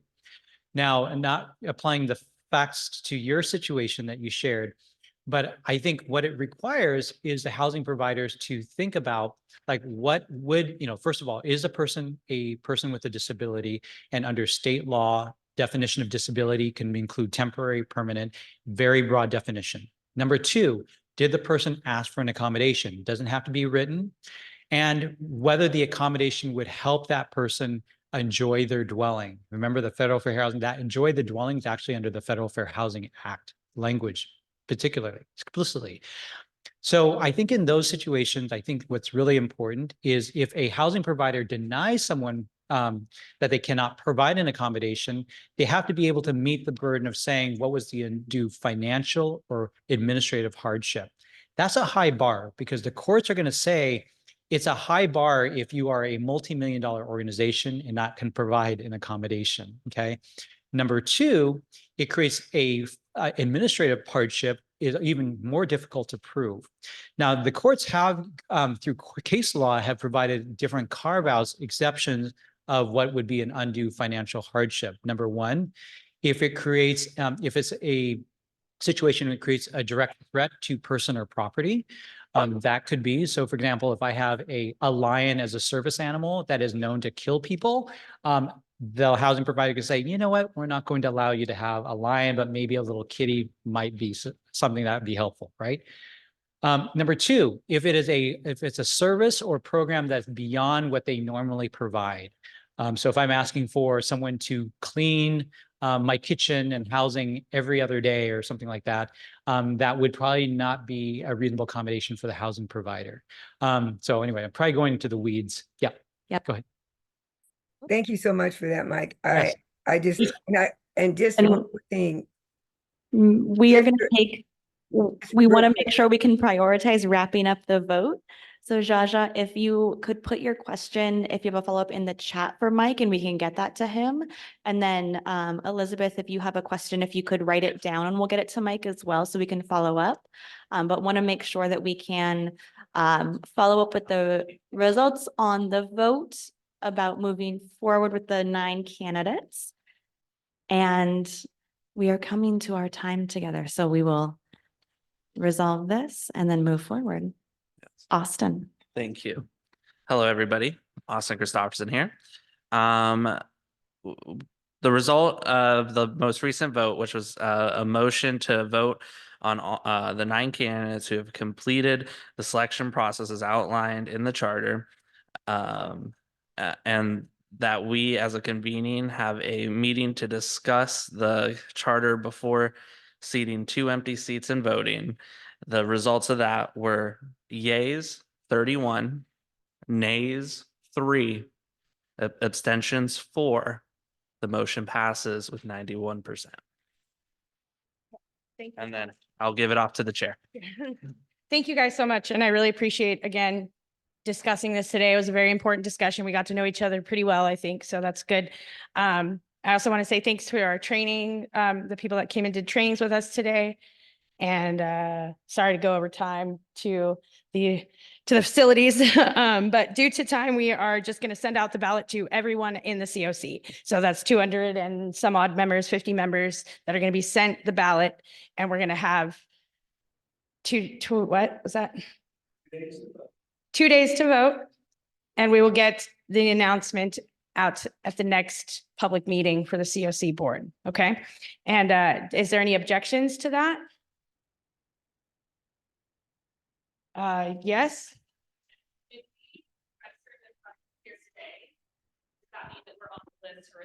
Yes. So the question was, if they are registered to be here today, then would they be given the ballot? And the answer would be yes, correct? Yes, the ballot will go out to our membership list. And in the RSVP, we asked if you're a member, and if not, if you wanted to register. And if you marked yes on that, you will be getting the link as well. So it'll be the same email as you received the information for today. Cool. Any objections? Lastly, any objections to this? I don't hear any, so we will moving forward. So thank you guys, and we're done. Huh? What? I'm sorry, what? Oh, we have to adjourn it, or what do we have to do? Yep, we are not, we've got a couple a closing couple of remarks. remarks that we would like to do. Ruby has started off by saying thank you, everyone, for joining. The process is never always the easiest, but it works better when we're in community. When we started, I wanted to thank several folks that made this possible. I myself preferably waited a long time to actually interact with my continuum. And it makes me very happy, and thank you for coming. I also would like, can I just roll with some thank yous? I want to thank the interim CEO of the King County Regional Homeless Authority, Daryl Powell. He joined us today. Once again, I love the ability to build those connections. I want to thank our technical assistants. I really wish they presented, but we're going to see it virtually for being part of this today, and for each of the staff. And I'm going to make sure I get everybody: Kelsey, Alex, Austin, Catherine, Etta, and I'm missing some. Oh, and our captioning person, Eileen, thank you. Woo. The real chance, the real. Yes. This wasn't done in a silo, and it's really great to be in a space and have so many connections being made. And I'm give it to Kelsey to send us home. Yep, I'd like to invite Susan Tanner. Susan Tanner was with CSH and was going to do a equal access training and has a few remarks to help close us out before we pass it on to Daryl, who will close us out with some final remarks as well. Thank you, Kelsey. Thank you, everyone. And just really quickly, just wanted to say thank you. It has been a long day, and you all have stuck with it, both here in person and for those joining virtually. As Kelsey said, my colleague Derek and I were technical assistance providers. We've been working with KCRHA and the CoC board for the past 3 years, and are excited to continue to work with you all. This, as Marvin said, is not possible without all of you being here, all of you participating, the CoC board members, the staff. This partnership is what will help to move your system forward.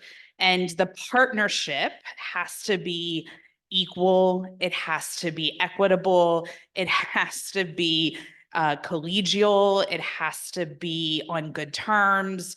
So thank you for all that you've been doing. And again, another special thanks to KCRHA staff that in their role of facilitation and logistical support, it takes a lot to do. So thank you all for all that you've done.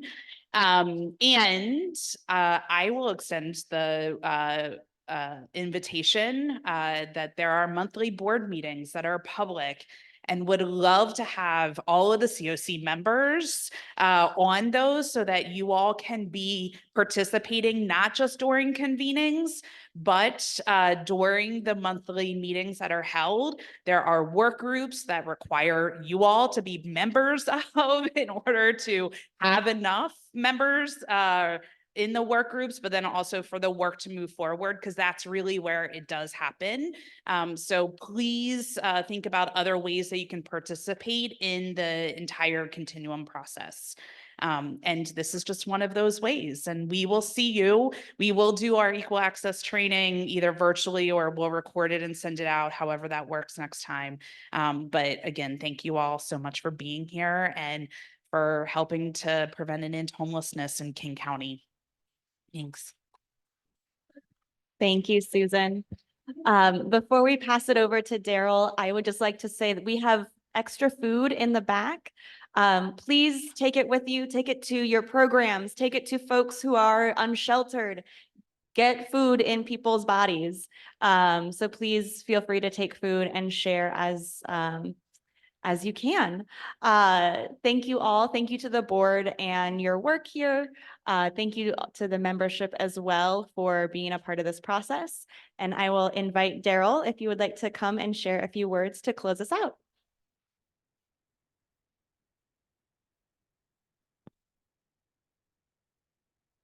Hello, my name is Daryl Powell.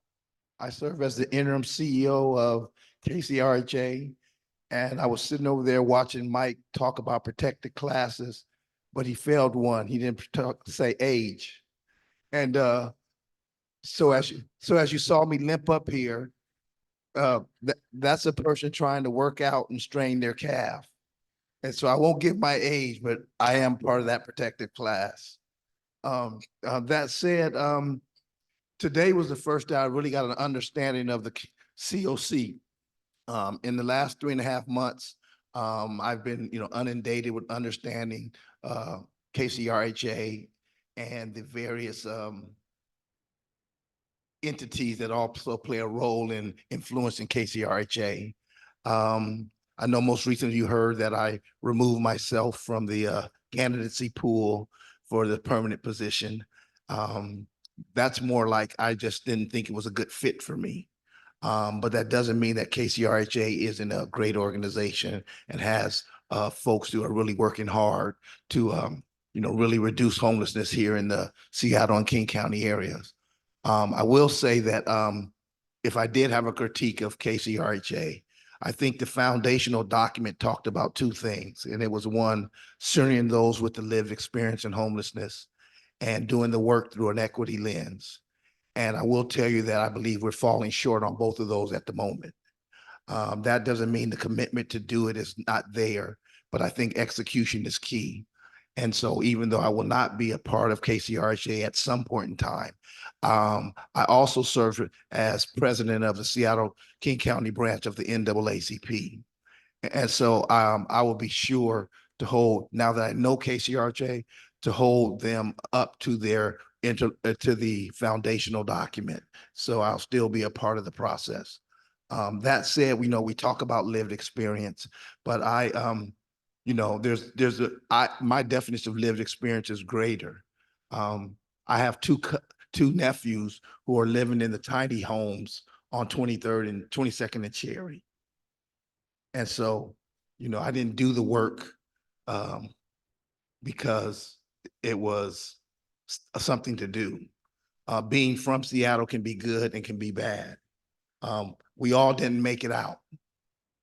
Marvin, we all didn't make it out. And so the work that's being done at KCRHA, the advocacy and oversight that's being done at the CoC, the work that needs to be incorporated from the Lived Experience Coalition, the work that needs to be incorporated from, the organizations that have a heart for this work. KCRHA, I will assure you that is committed to bringing on as partners, and that's CoC, that's the Lived Experience Coalition. Those are folks who need to be centered in the conversation as we move forward, whether I'm there for 1 or 2 months, because yesterday there was a individual who was recommended to assume the role. And so whether I'm there only through the transition, I can assure you that you can call me an ally in this work. And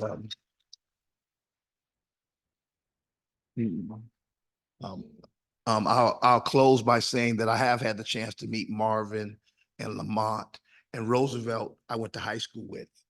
And so I will tell you, when I first took the position, everyone's saying that, oh, the CoC and Lived Experience wants to meet with you. And I was like, I'll meet with Roosevelt. Because, your reputation preceded you, or at least the community. Well, I know Roosevelt, so no matter how bad it gets, we have a 40-year history, if you will. But that said, it turned out real well. I've since had lunch with Lamont, Marvin, and Roosevelt. And I'm like, wow, that's a missing component to the organization. And so I look forward to engaging all of you in a more intentional way while I am within KCRHA, and even a more vigorous advocacy way when I'm no longer with KCRHA. So thank you.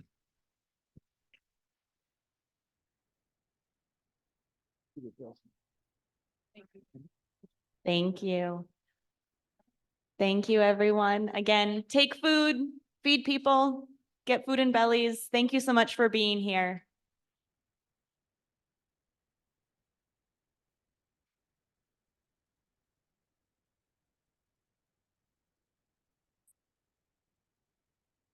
Thank you, Austin.